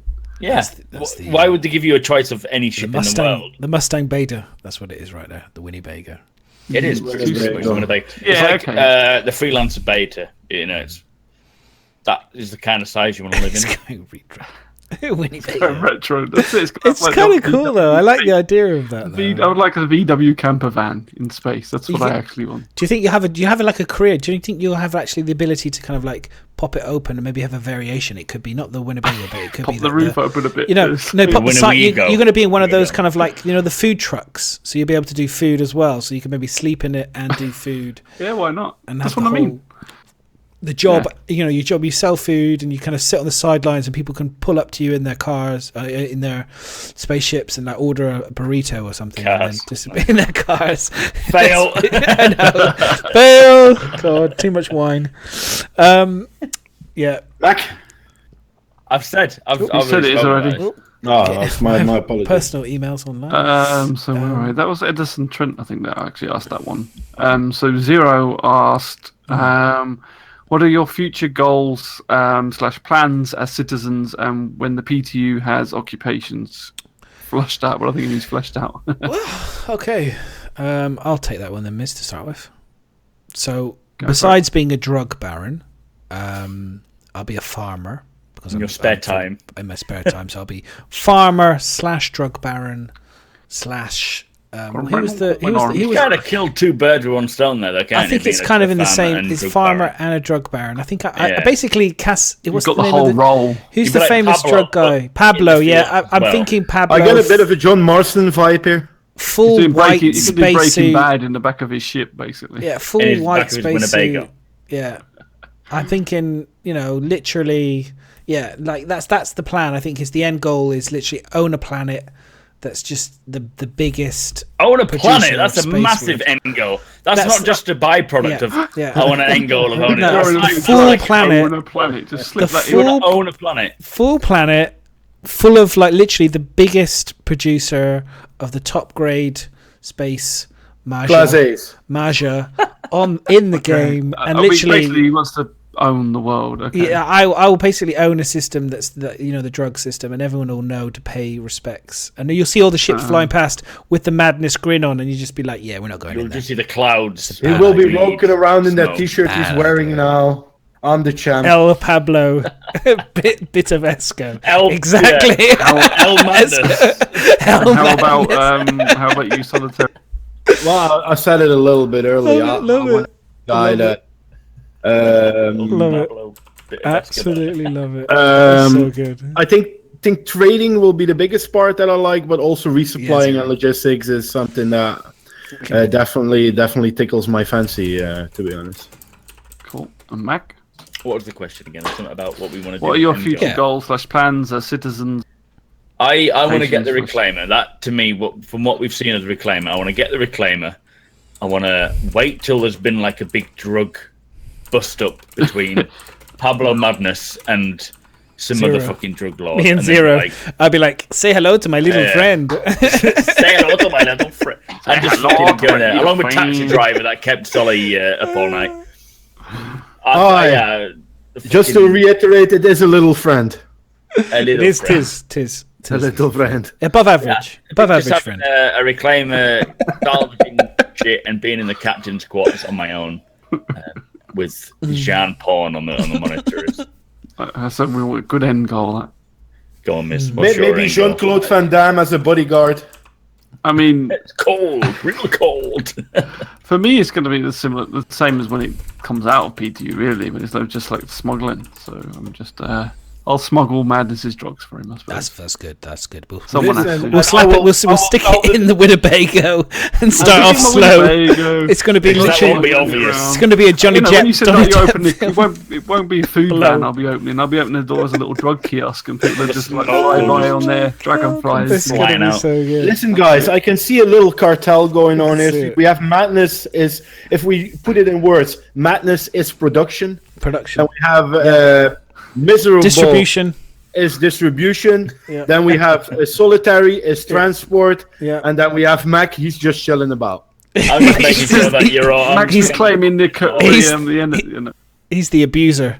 He's the friend that's seriously dipping into the stuff. Yeah, I'm just gonna follow him around every time he crashes his ship. I'll be right there to salvage it up. I think Mac is sniffing class A while recovery. You know what I mean? Max recovery of the goods after I crash. We've seen it all before. I think Mac is sitting in his little Max class A, sniffing class A and jerking off to fucking porn. You know, I think Chris Roberts has said, by the way, for anyone that is curious, he has mentioned space weed in previous things about it actually. Being a thing. So we're not like it's not. We're just. I think it needs. I think people are really hyped about it and really want it in the game, and I think that they should. Honestly, or hyped about it? Hyped, hyped. Highly hyped is the best way to use it. Highly hyped. It's a matter of finding it. Yeah, and then eventually you'll be able to use the stuff. You've seen that little use the stuff. The circular what is it, hydroponics. We've seen that already. Yeah. So it's bound to be for illicit stuff. The thing is it's got to make it's got to make good revenue, because the reality is we're all going to be in this for the cash, so the greed. Illicit sex robots. It's got to make money because we've got to pay for our for the sex, ships. You know, we've got to pay for our ships, we've got to pay for our girls, we've got to pay for our alien girls or whatever else we've got to pay for. No. We have these future sex robots. Planets don't come cheap. Soul, seriously, overheads on a planet is just going to be crazy. So listen, I'm going to be making money out of this shit. I'm just selling this shit, and you're paying me for it. That's all. SuperMac is the pimp. Absolutely, yeah. That's right. He's a high-end distributor. So the next question is for the guest. Yeah. How many purple dildos do you have hidden under your bed? I'm going to guess 6. 6. I don't have any. Different sizes 16. Or all one size? Or if it's not real, it's not going to happen. That was from Zero again. Thank you, Zero. So the next question. So what was it? About 6. There you go, Zero. The next question is from Grimmy, and it's for everybody. Are you part of an org or planning on setting up your own orgs? Oh my God! Here we go. So maybe not the best question to ask. Good question. Very good. There we go. This is a really good question. Guys, I'll see you later. This is a really good question. Okay, so Sol, you're part of an org. What's your org that you're a part of? Oh my God! Are you going to start this? Are you going? We're not going to start this, guys. Come on. No, I'm only joking. No, I've already said that. Very quick and easy. I am part of Up in Smoke. Bullshit. Crap. I mean, great org. Respect each other. Next. Oh, no, it's a good org. I used to be part of the org. It's a good org. I'm not. Hang on, yes, I am. I'm part of Addicted at the moment. Oh no! Did you fall for his trap? Yeah. Oh and my Aurora Bros. So, but Addicted, they may be looking at less pirate orgs, or maybe part of that instead. But who knows? I'm only joking. Yeah, Mac. I am planning on starting my own Mac SMB org. I am part of an org, not like a normal org that I'll play with, but more of a fan org of just social me. org. I guess, yeah, social org. That's the best way to put it, yeah. So it's kind of like I'll have an org where when I'm streaming or I'm making videos, if I need people, I'll hit on there and say, anyone available, we'll all play together and we'll all record together. So, yeah, eventually I'll have a social org for my own. He's going to have an org where he's already said that he's going to sit back and let other people do all the work. Pretty much. One of those I'll best just kind of sit orgs back and record. Nothing happens. So eventually, yeah. Keep an eye out for it. It's going to be like an anagram of Matt. Are you going to be a director of Spaceborne? I would say so. If I can get hold of some... Yeah, we're going to get a couple of the Reliant, what they call the newsman. He's going to shoot his own space. Shoot. I like Zero's answer there. Nexus asks, how long am I going to look at the Nox? I'm going to look at this Nox forever until it's actually in the game, because oh my God, it's so good looking. So are we skipping a man's answer on that one? Yeah, let's go on for the next one. No. That's my general life, Zero. I have my own org at the moment. I run as a bounty hunter just solo because at the moment there was a little bit of a tiff between a few individuals in a previous org that I was in. And they decided they didn't want to have affiliates, so I ended up being removed from this organization through no choice of my own. And it slightly hurts me. I'm genuinely deeply wounded. I have a t-shirt in the cupboard which is available for sale. I'm going to put it on eBay. But generally, no, I run my own org, and I'm just doing my own thing at the moment. And then eventually, when the game goes live and I see what's really good, I will start to kind of move to wherever that goes. So at the moment, we'll see what happens. I never know. I might even recruit some people into my org, part of the asylum, at some point. So who knows? Basically, we'll see how it goes. Very nice. Hopefully that answered your question, Grimmy. So the next one is from Reoperatua. I don't know if I can say that. Sorry, mate. Last Gamescom, we were promised more than we were getting this August. With being almost a year late, what do you think about the release date of respectable patch that has the same content promised in last year's Gamescom? Sorry for this. Actually, less content promised than the original Gamescom because we're not getting all the planets. We're just getting the 1 planet, 3 moons. And it's not a year late, is it? It's they coming showed around it off that at way, Gamescom, but is it a year late? It's what we said earlier. If we're going to get better content and it takes a bit more time to make it, I don't mind waiting, No, it's a case of when we backed this game, we backed it knowing full well that they've got no producers that are going to be there saying you need to release it quick, you need to release it buggy, like you saw No Man's Sky. EA games generally come out buggy and they spend the next year. Ubisoft. So many games developers who have a producer behind them release a game early. It's buggy and it's always known. People play it and they're like, "Fuck it, I ain't gonna play it ever again," and it's gone. So Star Citizen are gonna do it the proper way. I think the main crux of the question, though, although it's all that exit aside, is I think they're basically asking what to think about the release date of a respectable patch. So, like, when do you think we're going to get the content that Gamescom? I think it's more how do we feel about it. I suppose maybe what they're saying. I think live Gamescom, Eva Carty will get it before. No, well, I don't know if he means like as in what was promised at Gamescom, like the planets and everything else. So not this patch 3.0, but maybe a future patch. Gamescom didn't promise the planets. Gamescom showed us the moon, Levski and stuff. It was Citizen Con that promised us the planet. Well, was it splitting hairs? But yeah. Hey, you are the king. Anyway, I think we're probably looking at like next year easily. Yeah, I think end of this year, beginning of. Squadron 42 end of the year, and then maybe planets for the next year. Nah, I think it's all going to be next year. I'm with Miss. I think so. Okay, I think we'll get 3.1, 3.2 maybe at the end of this year. I don't think we're going to see any more than 3.2 at the very much the end of this year. I'd be lucky if we see 1 as well. Mining. I'm sorry. I think they're 1. so slow. Yeah, I think they're so slow on. I mean, it's been such a disappointment in terms of it all depends on how much they implement of this stuff that we're talking about tools. If they implement all the tools, if they get all the tools in, the production will just increase exponentially. It's all about getting the tools, the netcode, all these really important tools in first, and then eventually once they got all those in, you'll see production increase quickly. And Squadron 42, they've said the minute that Squadron 42 is finished, all of those resources of staff and everything will come onto the persistent universe. So for me, that's why I'm still like last year. It was the same thing. We were talking about Squadron 42 in terms of a vertical slice and maybe some stuff. This year, I want to see a trailer. I want to see more. I don't need to see the game. I just need to see a trailer of Squadron 42 to say, holy fuck, that's coming and it looks good. Do you know what I mean? That's all I need for CitizenCon. Like, fuck me.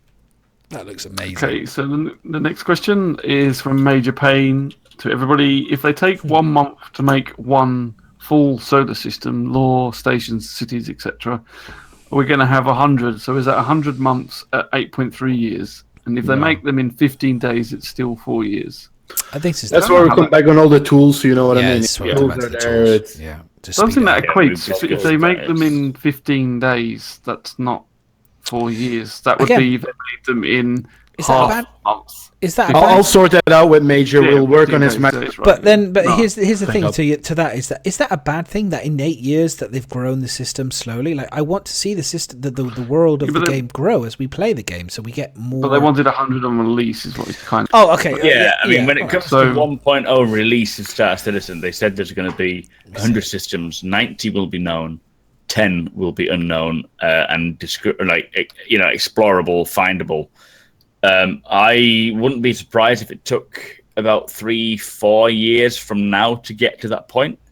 But like we're saying, the tools are what makes it. As soon as you get the tools in, as soon as you get the assets like the gas giants, all these different variables for space, once they're in, it's going to grow quick. And it's just kind of said you could do like a moon in a day or something. That's it. They can produce these things quickly as hell. But it's about how much craft do they want to have involved in it. He kind of has a good point, but then there's also things like laws and stations. They just because that like the law, we've already know about the law about lots of systems already. They're not literally just doing one law at a time. Like there's certain things that other people are working on that isn't implemented yet because the main thing's not ready. So like the planet might not be ready, but someone's already designing cities and stations for that planet. So I think when it comes out, it'll be a lot quicker to make it. But a good example of that, Miz, is if you look at the lore galaxy, watching them scroll through the star system and everything, there are already a lot of star systems that they haven't mentioned yet. Galaxy, but where they have the lore behind it is already sitting there, waiting for them to bring it out in a drip basis. You know what I mean? Oh, let's this week do that. Let's just they have a whole team of people that are how do you call this? People that are lore team. Yeah, but also have knowledge of space. How do you call people that are the astrophysicists? Astrophysicists. I'm not very good at saying it. Astrophysicists. That are basically that are working on that stuff on a daily basis. You know what I mean? Well, that's it. Every system they have for Star Citizen, they gave the ideas to astrophysicists, which they hired through Hollywood. There's a place you can hire people, or you're not even hire. I think they're voluntary to make sure that films, games, books, whatever, follow an adhered rule of space, so it's as accurate as possible. And they've had this massive spreadsheet back that gives them all the ideas that's not going to work, that's not going to work, that's not real, blah, blah, blah. And they're going to balance it between real and fun. They don't want it to be 100% real. They don't want it to be 100%. Because they even go back to them and say, look, we know this isn't real, be feasible kind of thing. And they go, well, yeah, that would be believable. They even get like responses like that. Exactly, that's good. Yeah. And that would be inputted into the game, Yeah. So I think that covers that. Really. Good question. I like that. Yeah, it's good. Shit. Imperial Nexus asks, with 3.0 on the horizon, what is the first ship you use for the new update and why? Okay. Caterpillar. Cutlass. Interesting. Yeah, I've got to go with Soul, and the reason is because it carries lots of potentially. Looks like it's brand new, so a brand new ship means it's going to have all the latest gizmos and gadgets. It's going to have the best looking skins. It's going to have wonderful sound effects. It's going to have all the great animations. It's going to be a badass in terms of slaved. It's going to have great DPS, and we're going to be able to fit a Nox and a fucking Dragonfly, or potentially 2 Noxes, and have cargo space. I mean, what more do you want? It's going to be the most versatile. It's going to be the best. I think the Cutlass is going to be the best ship in 3.0. Nah. Freelancer next to the Cutlass. Mine like a freelancer between the Freelancer or like the Connie Aquila with the rover in it. Yeah, so it'd be like one for trading or one that's got like the rover in it so that we can do some exploration. And I'm not sure between the two yet, as in the first one. I will do a prediction. Every multi-role ship will be very important in 3.0. Every single one of them. If it's a Connie or an Aguila or a Cutlass, everything that is multi-role, because there aren't really things yet that are specific. You know what I mean? There's no point in taking out, maybe to fit people in, but to take out a Starfarer in 3.0. You know what I mean? There's not going to be a real goal to take that thing out. So what are you going to take out? Something that is probably pretty quick. You're going to take something that uses the new missions or whatever is available, isn't it? All right. But also something that's really quick, where you can transport stuff in, where you can do multiple things in, as Matt said earlier. Yeah, you're gonna honestly, at the end of the day, look, we're not playing a finished game here, guys. We're really not. We're playing barely, a fraction of the game.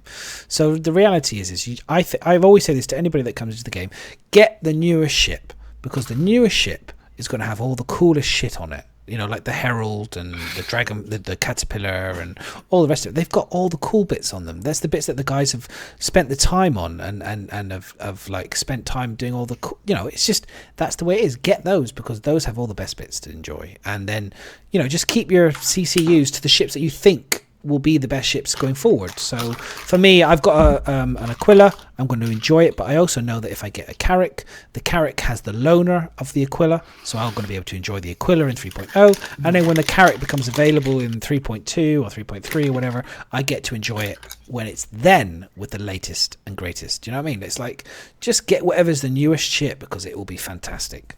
The oldest stuff generally is questionable. Cool. That's my views on ships. The next question is from Exploding Arses, and it's release and go. Regarding the ads/content displaying on screens according to your interests, do you think other people around you be able to see what you see? No, I think it's based on your own personal stuff, like what you see on Google. I don't. It's going to be part what of me you've been doesn't searching like for. having personal ads. I want to see what that station's advertising. Like, I would prefer that. Yeah, I mean, it may be a case of certain stations have singular ads, and maybe the bigger stations will have certain ads popping up as you walk past. But it would be nice to have it as a general all-round thing. But it makes sense, you know. The fact is, today already we are seeing personalized ads. If you've Googled something, you'll see an advertisement for that on the sidebar. So it makes sense. I will install AdBlock Plus. In the future, I'll have an AdBlock. I think that right now that's a really great idea, but I think we'll all see the same thing. Aye. I think. Initially, yeah. I think if they focus on trying to implement that in the game, I will be strangling them for trying to say to them, "Can we please focus on something a bit more important right now, rather than whether or not we have individual ads." I'd be quite happy just to see the same advert as Soul. Anyone else, yeah, because you don't know it. You see something different than something. It's like exactly. I'm like, ooh, that's exactly. I'd be like, that's great, but like seriously, I mean. I know when I switch on the TV, I'm seeing the same advert as Soul, and I don't really give a shit. It's like it's a filler. It's still a fucking advert, and I want to fast forward it.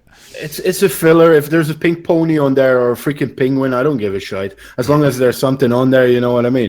It's just a filler. It's just aesthetics, and that's something that, as Madness says, that they can work on in the future. You know that is not a necessity number one. You know. It's nice, and it's a good implementation, but way down the line, you know, way down the line. yeah, exactly. Yeah. And sadness. Sean, what's up, Sean? How's it going, dude? We got. Oh, hello there, Sean. What's up, Sean? Sadness. Sean Nuno. A little bit of sadness. He doesn't have CIG in front of his name anymore. Oh, boo! It's gone. He's not important anymore. Ban him. No, I'm joking. I think Sean never had CIG in front of his. Did he not? No, he didn't. He's great. By the way, anyone that is Sean, he worked at CIG. He's awesome. A dude. He's got a game out which you can download. It's like $2 or something. It's called Jack Be Nimble. If you love your retro games, Jack Be Nimble. Sean, definitely check it out. I don't know if anyone's got the link. I will grab it and we'll check it in chat. It's awesome. Jack Be Nimble. We like to support the dudes that have been on our stream and the dudes. All the dudes. So what was the last question there? The last question is from Theldos, and it's saying, what are your predictions for the Gamescom presentation in 2017? Thanks. And he predicts one thing we might see is subsumption and NPC mechanics in a new solar system. I can see that. I can see that being a thing. Subsumption, they've been doing a lot of work on it. I think Gamescom is likely to show us a bit of Squadron 42, unless they're holding that for CitizenCon. But I think the fact is, they were close, very close with the vertical slice. We know that's not going to be a thing anymore. So I think Squadron 42 is going to be revealed, maybe a trailer, something like that, maybe some footage of it in Gamescom. But I don't think that will be the main focus for Gamescom. I think it'll be about 3.0, 3.1, that sort of ballpark about building out the PU. I don't think Sean's under NDA anymore, are you? Sean, can you tell us anymore? You will be under NDA. I like it how you jump on that one, Mac. I think I think I have to go with you, Mac. I can't really see. Maybe some more iterations on jobs. You know what I mean, on professions. Yeah. Maybe going to delve into professions a bit deeper this Gamescom or SitCon that's coming up. You know, I think because that's a major thing at the moment. You know, we've seen all the fight by. We've seen all the stuff that they needed for Squadron 42.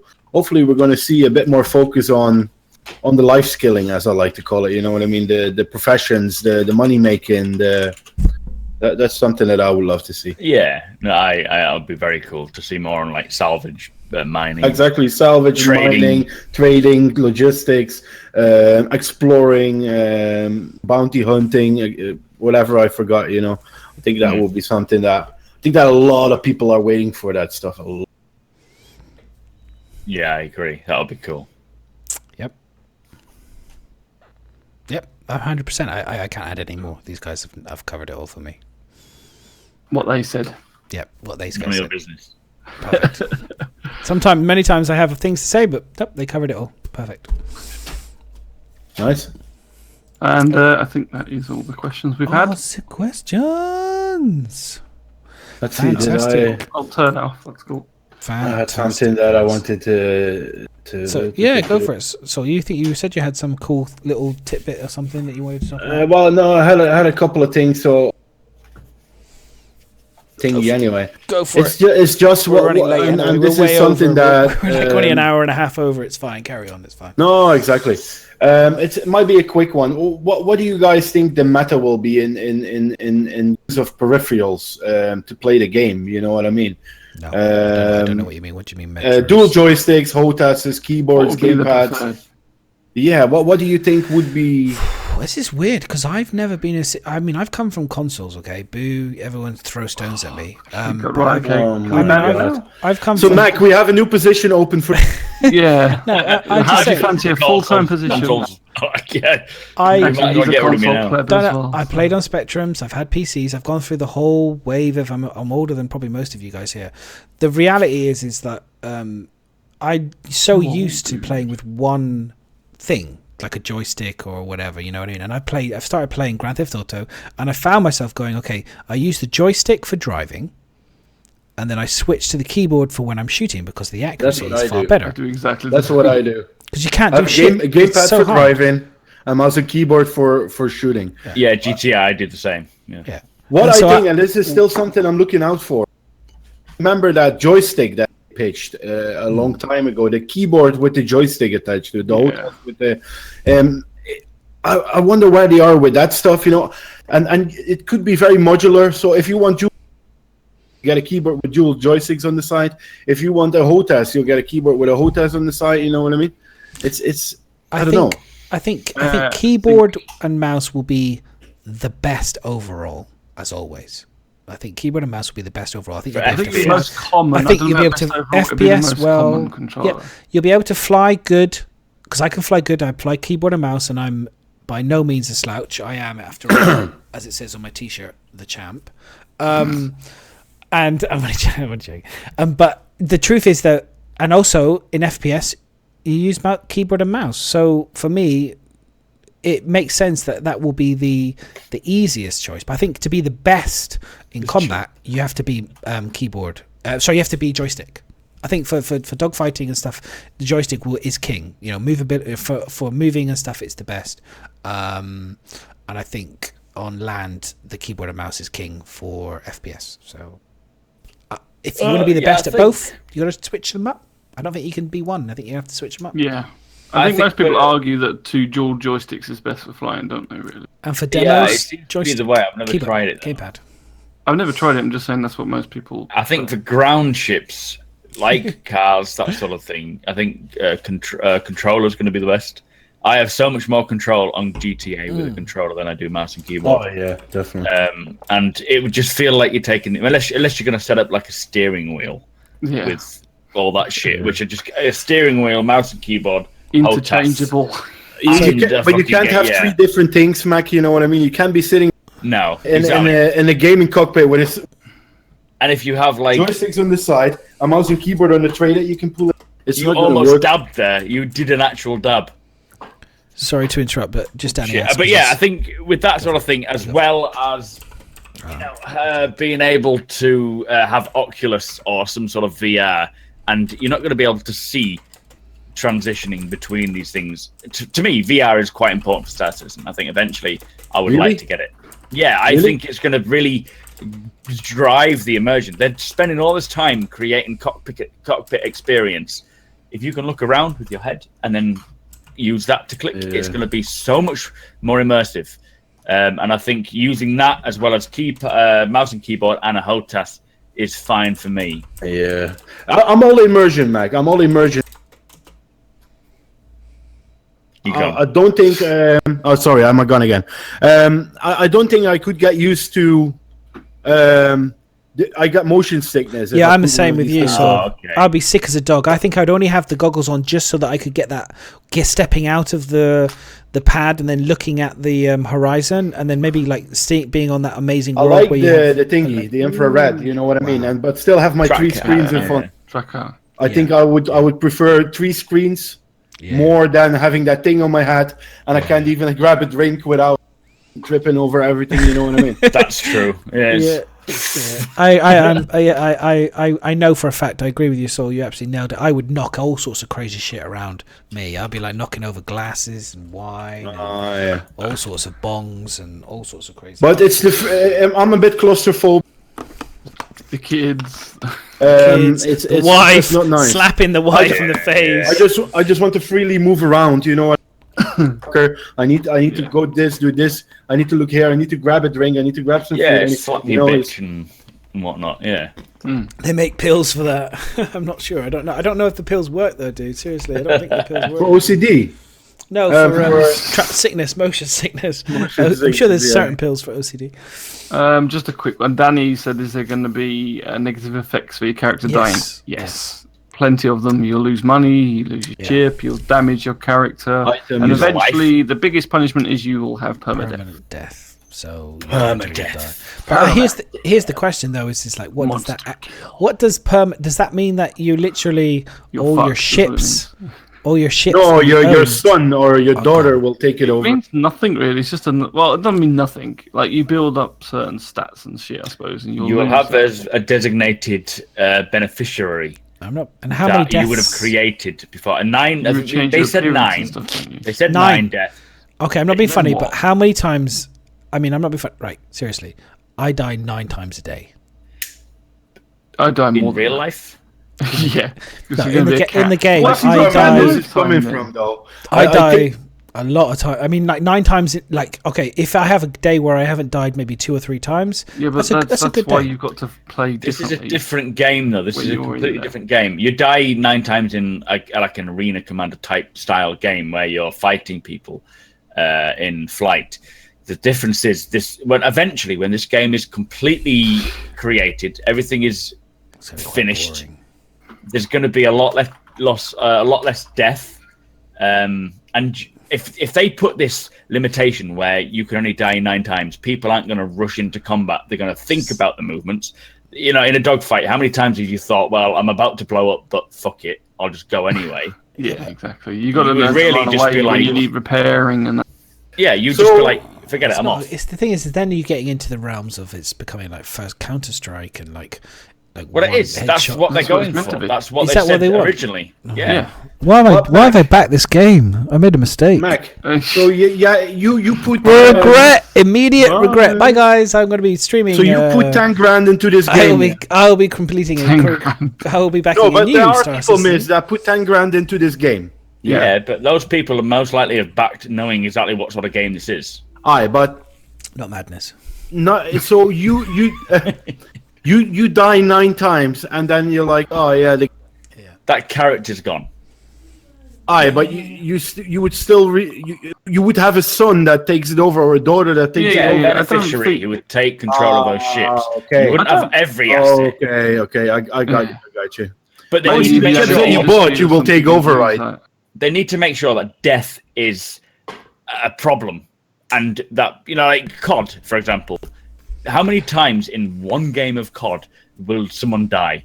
Multiple times, because death is not important. They want to make sure that death is important because they don't want people just rushing in there with shotgun and trying to shot people. Yeah. They want to make sure people you think about what your attack. An overall goal is that they want to make sure people don't rush in. That the game is appreciated and slowed. The combat's going to be slowed. Everything is going to be. It's going to be a mix between armor, which is way too realistic for this type of game, and Battlefield. It's an in-between thing. So there's going to be realism. Madness is like, I'm fucking out of this. Madness is thinking, how am I going to get the money that I put in? It's just literally, Matt, you've just said all the things I loved about COD, and then like everything I hate about the other games.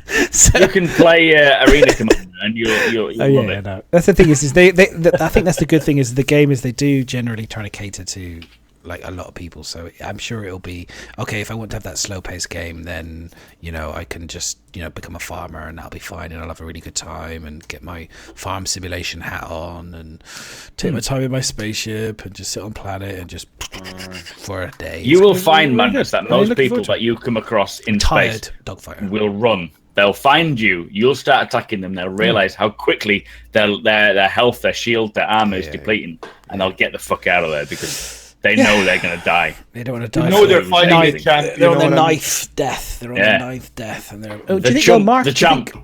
Do you think that they will have an indication so you know that person's on their ninth death?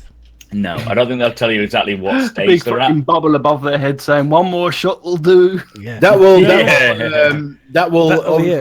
encourage griefers. But so means you get extra. Do you think you'll get extra bounty if you do that final kill? That's the put the nail in the coffin on that. But the thing is okay. I know you guys are clearly there's a few Care Bears here. Where? But that's okay, right? Maybe there's not, but that type of shit really, really gets like people who really want to kind of put the nail in. Gets those PvP players going. You got to fight. Doesn't mean that you have to like. They love that. They love do it without any remorse and give a shit whether you blow up yourself. That changes your whole to get way that you ninth fight. kill, to get that extra. It's bounty, bullshit, though, man. That's just your own bravado. Exactly. That's just comparing the size of your little Winky with the one from someone else. I'm just. That will only encourage griefers. That will only encourage griefers to kill. That's why he likes leaderboards, isn't it? No, I don't do leaderboards, but I'm just saying to get that little extra. Little nail in the coffin there. It's just like it's a little sweet. It's a little sweet kind of like. I think it's good if you kill them and then afterwards says, "Oh, kill," you get an extra bonus. Okay. Ultimate headshot. Exactly. But you don't want to know that beforehand, man. It's because that will only. No, that's what I mean. Okay, afterwards. You know what I mean? Yeah, that's what I mean. That's what I mean. Afterwards, you get the reward. You get an extra reward, and you get a little kind of like bing. That's a little pat on the back. Will be a very small part of Star Citizen when it's finally released. Definitely, yeah. You're going to find industry. You look at Eve, for example. Although combat is quite important, a lot of people are more focused on industry and trying to build themselves, mine, trade, that sort of thing. Combat, and you're going to have the law enforcement for each system who will fight. If you're someone who shoots ejection pods as someone's escaped from a ship after taking too much damage, then you're going to be hounded by the officials, the chump, to try and hunt you down. So the game isn't going to be combat focused, and the fact is that you're good at flight combat, so you're going to have a lot of work. People will hire you a lot to protect them in in combat, like escorting and so forth. But whether or not you'll actually be able to use those skills all the time may not be a thing. You may do an escort of a ship and never actually engage in dogfighting because nobody wants to. They'll see you go past and you'll be like, nah. You might not be fighting to the death, I think, Mac, you know what I mean? Situations where people will do runners, as you said earlier. They will try and they will and see what they can do. Find weaknesses. That's too hot. They go, and I think it would be the same for the person that is the aggressor or that is the protector. If it becomes too hot, you run, basically. Yeah, it's like walking through the streets in like London or something. Like someone will approach you and sort of be aggressive, and you'll be like, "What? I can take him." And they'll be like, kill him. It's fine. It's like years ago, I had someone approach me, and I had my back to them, I had my music in, and they said, "Have you got a light?" And I didn't hear them, but I turned around, and there was two people approaching me. One said, "Have you got a light?" And I was like, I just walked straight up to them and was like, "No, mate, I don't smoke. Sorry." And they were like, instantly, like, it's going to be more of like you say, you're going to be threatening them. It's going to be a case of they're going to poke, see if you're weak in any area. If you're not, they're going to be like, no, ignore this. We're going to come in another time, find someone else. If you're weak, if you show weakness, if you show an opportunity, then they'll take it. And then it's going to be a dogfight. But again, if you there's consequences so much, they'll disappear. They'll go. They'll get repaired, and they'll try again with someone else at a later date.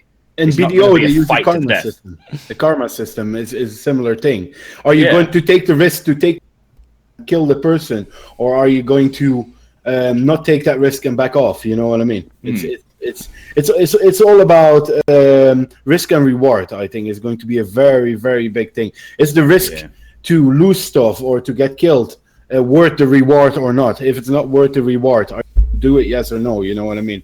And sorry, go on. No, go ahead, man. Go ahead. But having like Arena Commander and Star Marine as in-game games, that's gonna make people, the people are gonna have. The majority of people, like if you get like an excess amount of people, they'll all want to play FPS, but they'll have Star Marine as a way of playing that without the actual consequences. And a lot of people will enjoy that. They'll play that. Same with Arena Commander. They'll play it with their friends, knowing that they're not going to die permanently. So when it comes to the verse itself, people aren't going to be so inclined to do combat. All we know at the moment is combat, dogfighting, FPS. That's all we know. There's no other fun than to kill each other. When the game has so much more to do. Exactly. It's going to be so much more. People aren't going to be bothered about killing each other. There will be people, but there will be griefers will be with griefers. Kill you on missions on planets. I'll be able to kill you in the air on planets. I'll be able to kill you on ground. It's just going to be so many different variations of killing you guys on planets. But that's the thing. You're going to be one of the people that. No, I'm not a pirate. I'm a merc. So you'll be able to pay me. That gets hunted a lot. You can pay me to kill him, and that's even better. So I get paid. That's fine. But the reason is that you're not going to go and kill someone randomly just because you feel like it one day. Because then there needs to be a reason to kill that person. Someone needs to have offended someone. How bored I am, and I won't kill them though. I might just play with them. But what you will find, Madness, is that the consequences such action. I'm only joking, by the way. No, I know. I'll farm when I'm bored. I'm just going to farm. That's the reality. Is that's what I'm going to do. I'm going to spend probably most of my time will be farming, and then I've spent most of my time at the moment in 2.5, 2.6 training, so that I don't have to spend ages. But what you will find is that everything you will be hired for, that you will do, that you will have to think of the consequences and the. Oh yeah. But definitely, you know what I mean. I chat with majors in here now. We've got loads of other people. When I stream and stuff. You are the same sort. I rock into systems now when people know who I am. They know who UINs are. They know who our orgs are because as the game shrunk because people have left because 3.0 has taken so long, we've ended up getting to know because we jump into servers and it's like, hey, how you doing, Sim? How you doing? And they know each other and they know they're going to have a good fight. I don't get that. How are you doing a lot? I usually get like people say madness in chat and stuff. I see it all the time. Album, you want a 1v1 or whatever. It's like we're building a small community as it is right now, just with the players that we've got because the game has shrunk. As the game expands, community of bored dogfighters. Well, this is it's I've never been. I was in a stream the other day and it was literally I had some of the best dogfighters I play with all in the same instance. And the only reason we couldn't have a good dogfight was because of the fucking desync, and it was horrible. It was so disappointing because it was we were all there. We've never all been in the same instance together. We all wanted to fight and we couldn't, and it was so frustrating. But that's besides the point. You will find a big decrease in PvP when it comes to the release of it because everyone will want to do industry, and I think it's a good thing because it gets the PvP out of the way. But being good at PvP means that you will be hired a lot. You'll always have a place for income because people will be like, right, I want you as an escort. I'll be hiring you to escort my ships because I know that I'm quite safe having you by my side. But I won't expect you to kill everyone. I'll just be like, right, this guy's starting to attack. This is where it depends. It depends what you're carrying, Mac, though. If you're carrying a big, huge ship, you want to hire solitaries org. You don't want to hire me because at the moment I'm only a solo pilot, so you want to hire me to maybe run a mission with you, or maybe if you want to hire me to bounty to kill someone that fucking stole your shit and you want me to go kill him, that's when you hire me. But if you want to hire me to run protection, I might say to you, hey, guess what, Black Label, I've got 12 guys who are amazing pilots, hire through me, we'll hire those guys, or we'll hire Sim, or we'll hire you're not an escort, you're a killer. Yeah, I'm a bounty hunter. So ultimately, if you want to hit combat, then that's what you need to do. That's fine, but that is your job. So you'll have to be hired by people that want people killed. Yeah, that's where your combat will come from because you'll be attacking people that You're being paid for, basically. Yeah, my ultimate goal is to probably spend most of my time over the next in 3.0 is learning sniping and learning stealth kills and understanding that mechanics. I've learned a lot more to do with like combat, to be a good pilot, to be able to take people out in dogfighting. The next thing now for me is to learn the next step is that side of things, and I'm really excited about that. That's why I love this game. There's this wonderful progression of skill for the game rather than a skill tree. It's a skill for us as individuals to learn. Not everyone can do the same thing by just ranking up a scale. They have to actually be good at something. I want to be interested in it. And I think I love that about this game. I think it's totally fresh. It's not I'm sitting there pressing a button and then waiting 6 weeks for me to be good at it. I actually have to train for 6 weeks to be good at it. And I like that a lot.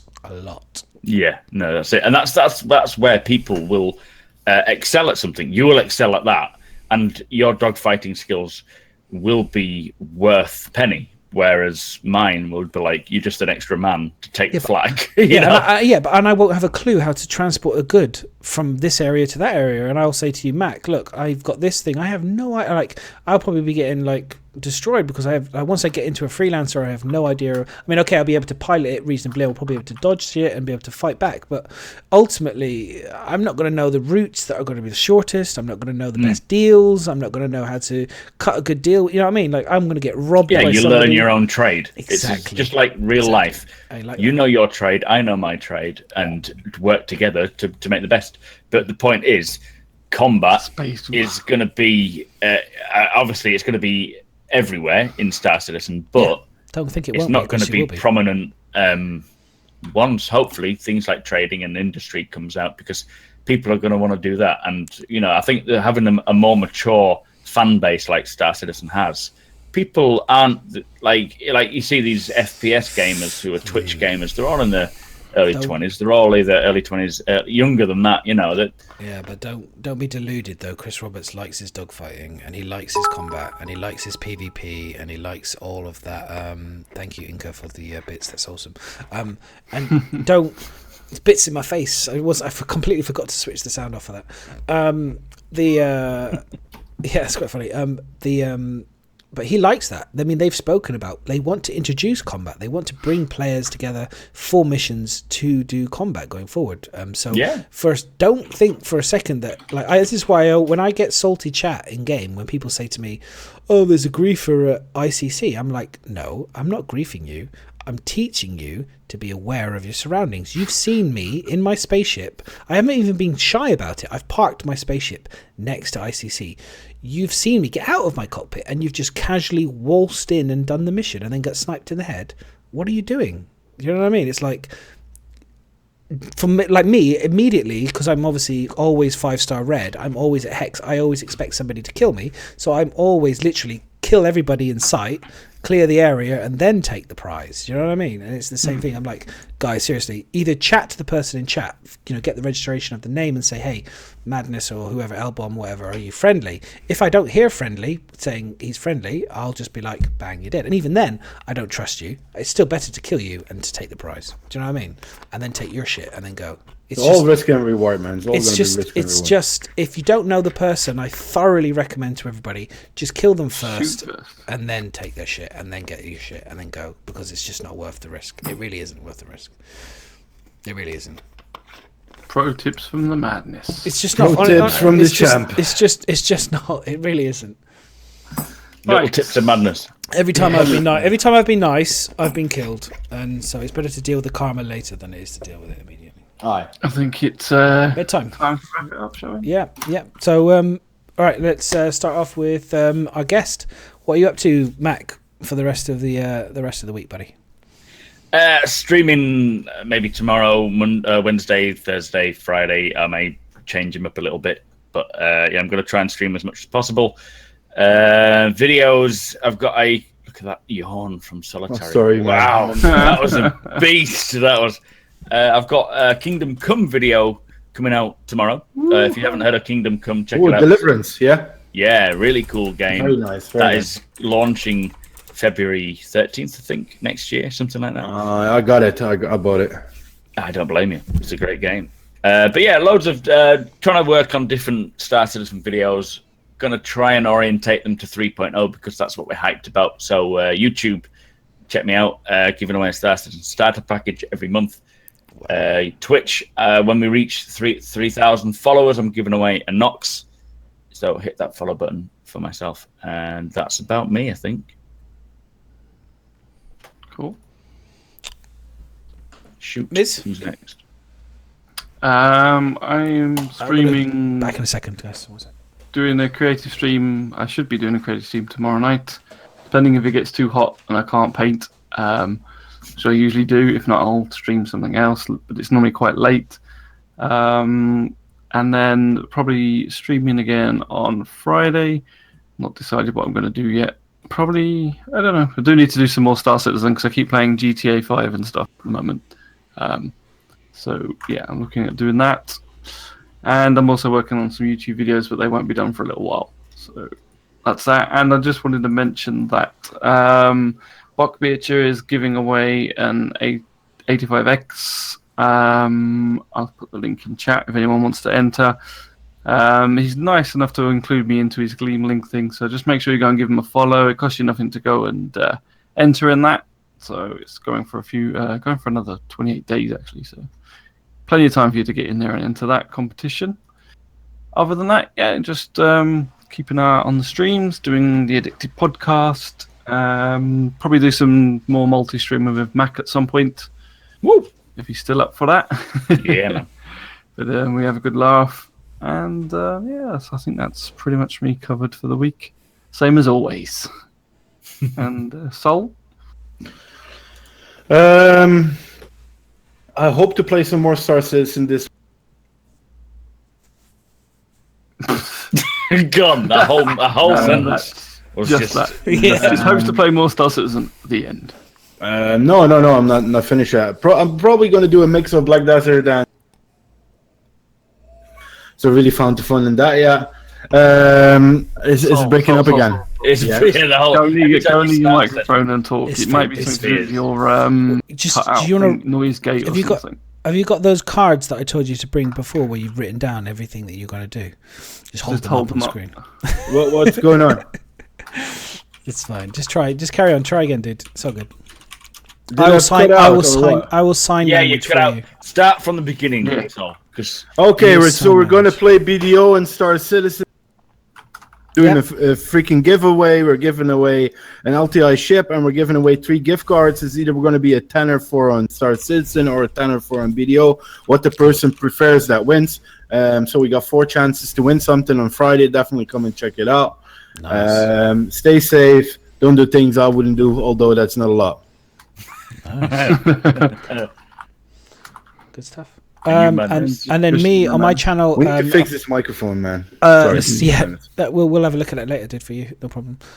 So for me, unlike these rich gits down here, I won't be doing any giveaways because that's not what I do.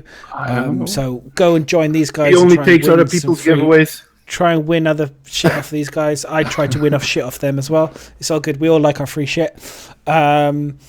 So eventually, if we hit my goals and stuff, I do giveaways, obviously, but it's not my goal in my life.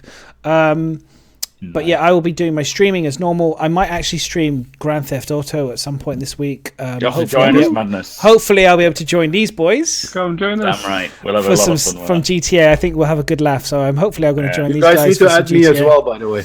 Yeah, and well, Yeah, we'll just yeah, add we'll- everyone. Just yeah, fuck yeah. it. We'll just do it. Or we'll do a. We'll do a streamers crew or something. I haven't done a crew yet properly, so I'd love to do a proper heist. So yeah, that'll be great. So hopefully I join these guys. More is better money than this stuff, man. Star Citizen, I'm rusty I'm getting a bit rusty on my dogfighting, so hopefully the rest of the week I'll do some dogfighting. I have crazy work with shoe designing at the moment, so I had a fantastic reaction to the shoes that I've done in America. My boss has just come back saying that they love the shoes I've designed and everything's gone down really well, so hopefully that I'm in a job now for the next. That's why I bought the Nox, because I was like, yay, I have money, I have a job for 6 months, yay. So I get paid. So yeah, so I will be busier than I have been over the last few weeks. So don't there may be, like my madness is like diner will only be a couple hours rather than the whole afternoon. It might only be like 2 or 3 hours. It just depends. So because I work from home, It depends how busy I am. If you follow me on Twitter, you'll see I will basically post out if it's not happening or whatever. But there's that, and then hopefully I'll get this YouTube video at some point done. But with work and stuff, it's tricky. So just watch this space, guys. We got lots of shit going on. Yeah, can I just add what have you when you're finished? Obviously. No, I finished. That's it. Just housekeeping for Addicted. We are going to put this podcast up on YouTube afterwards. So if you have missed the podcast, I know obviously you're not here if you've missed it, but if you have turned up late, just like Joe says, you will be able to find it on YouTube. Hopefully we'll get that up nice and early on tomorrow. Yeah. And secondly, we have Mixercloud, which we're putting up the audio only version, so that'd be great for solitary. So you'll be able to, if you want to download, we found a way to do a link so you can download the podcast as well. So if you want to just listen to the audio only, then you're able to do that. So please go and follow us on Mixercloud and YouTube if you want to go. And I don't know if we have actually got links set up for those yet. Yeah, it will all be done in the next. Literally by this week, we should have everything all beautifully, completely we'll tweet it seamless. out. So if you're following us on Twitter, you'll see that. Hang on, let me just do this is the Addicted podcast, Addicted YouTube, sorry. So if you follow that, you'll be able to watch any of the ones that you missed. Yeah. And we're slowly uploading some of the previous podcasts that we've done as well. Yeah. So you can catch up with those. Yeah, we're focusing mostly on trying to deliver the stuff that's kind of current, really, rather than trying to catch up on some of the old ones. But they will eventually all be completely filled in if people really care to see some of the old stuff. And I just want to say thank you as well, just before I go, because obviously I don't have sound alerts and stuff. So, but just thank you to all the new people that followed. Thank you, Danny and Joe, for the last 2 follows. That's really appreciated. Thank you so much for everybody that's followed. I've tried to get Nurse Harley to, me typing, but Nurse Harley to try and say thank you to all. So thank you everyone for the new follows. It's fantastic. It's been awesome. This community is the best community I've been in lots of communities, and this is by far the best community in the world. Exactly. Thanks to Mac for joining us as well.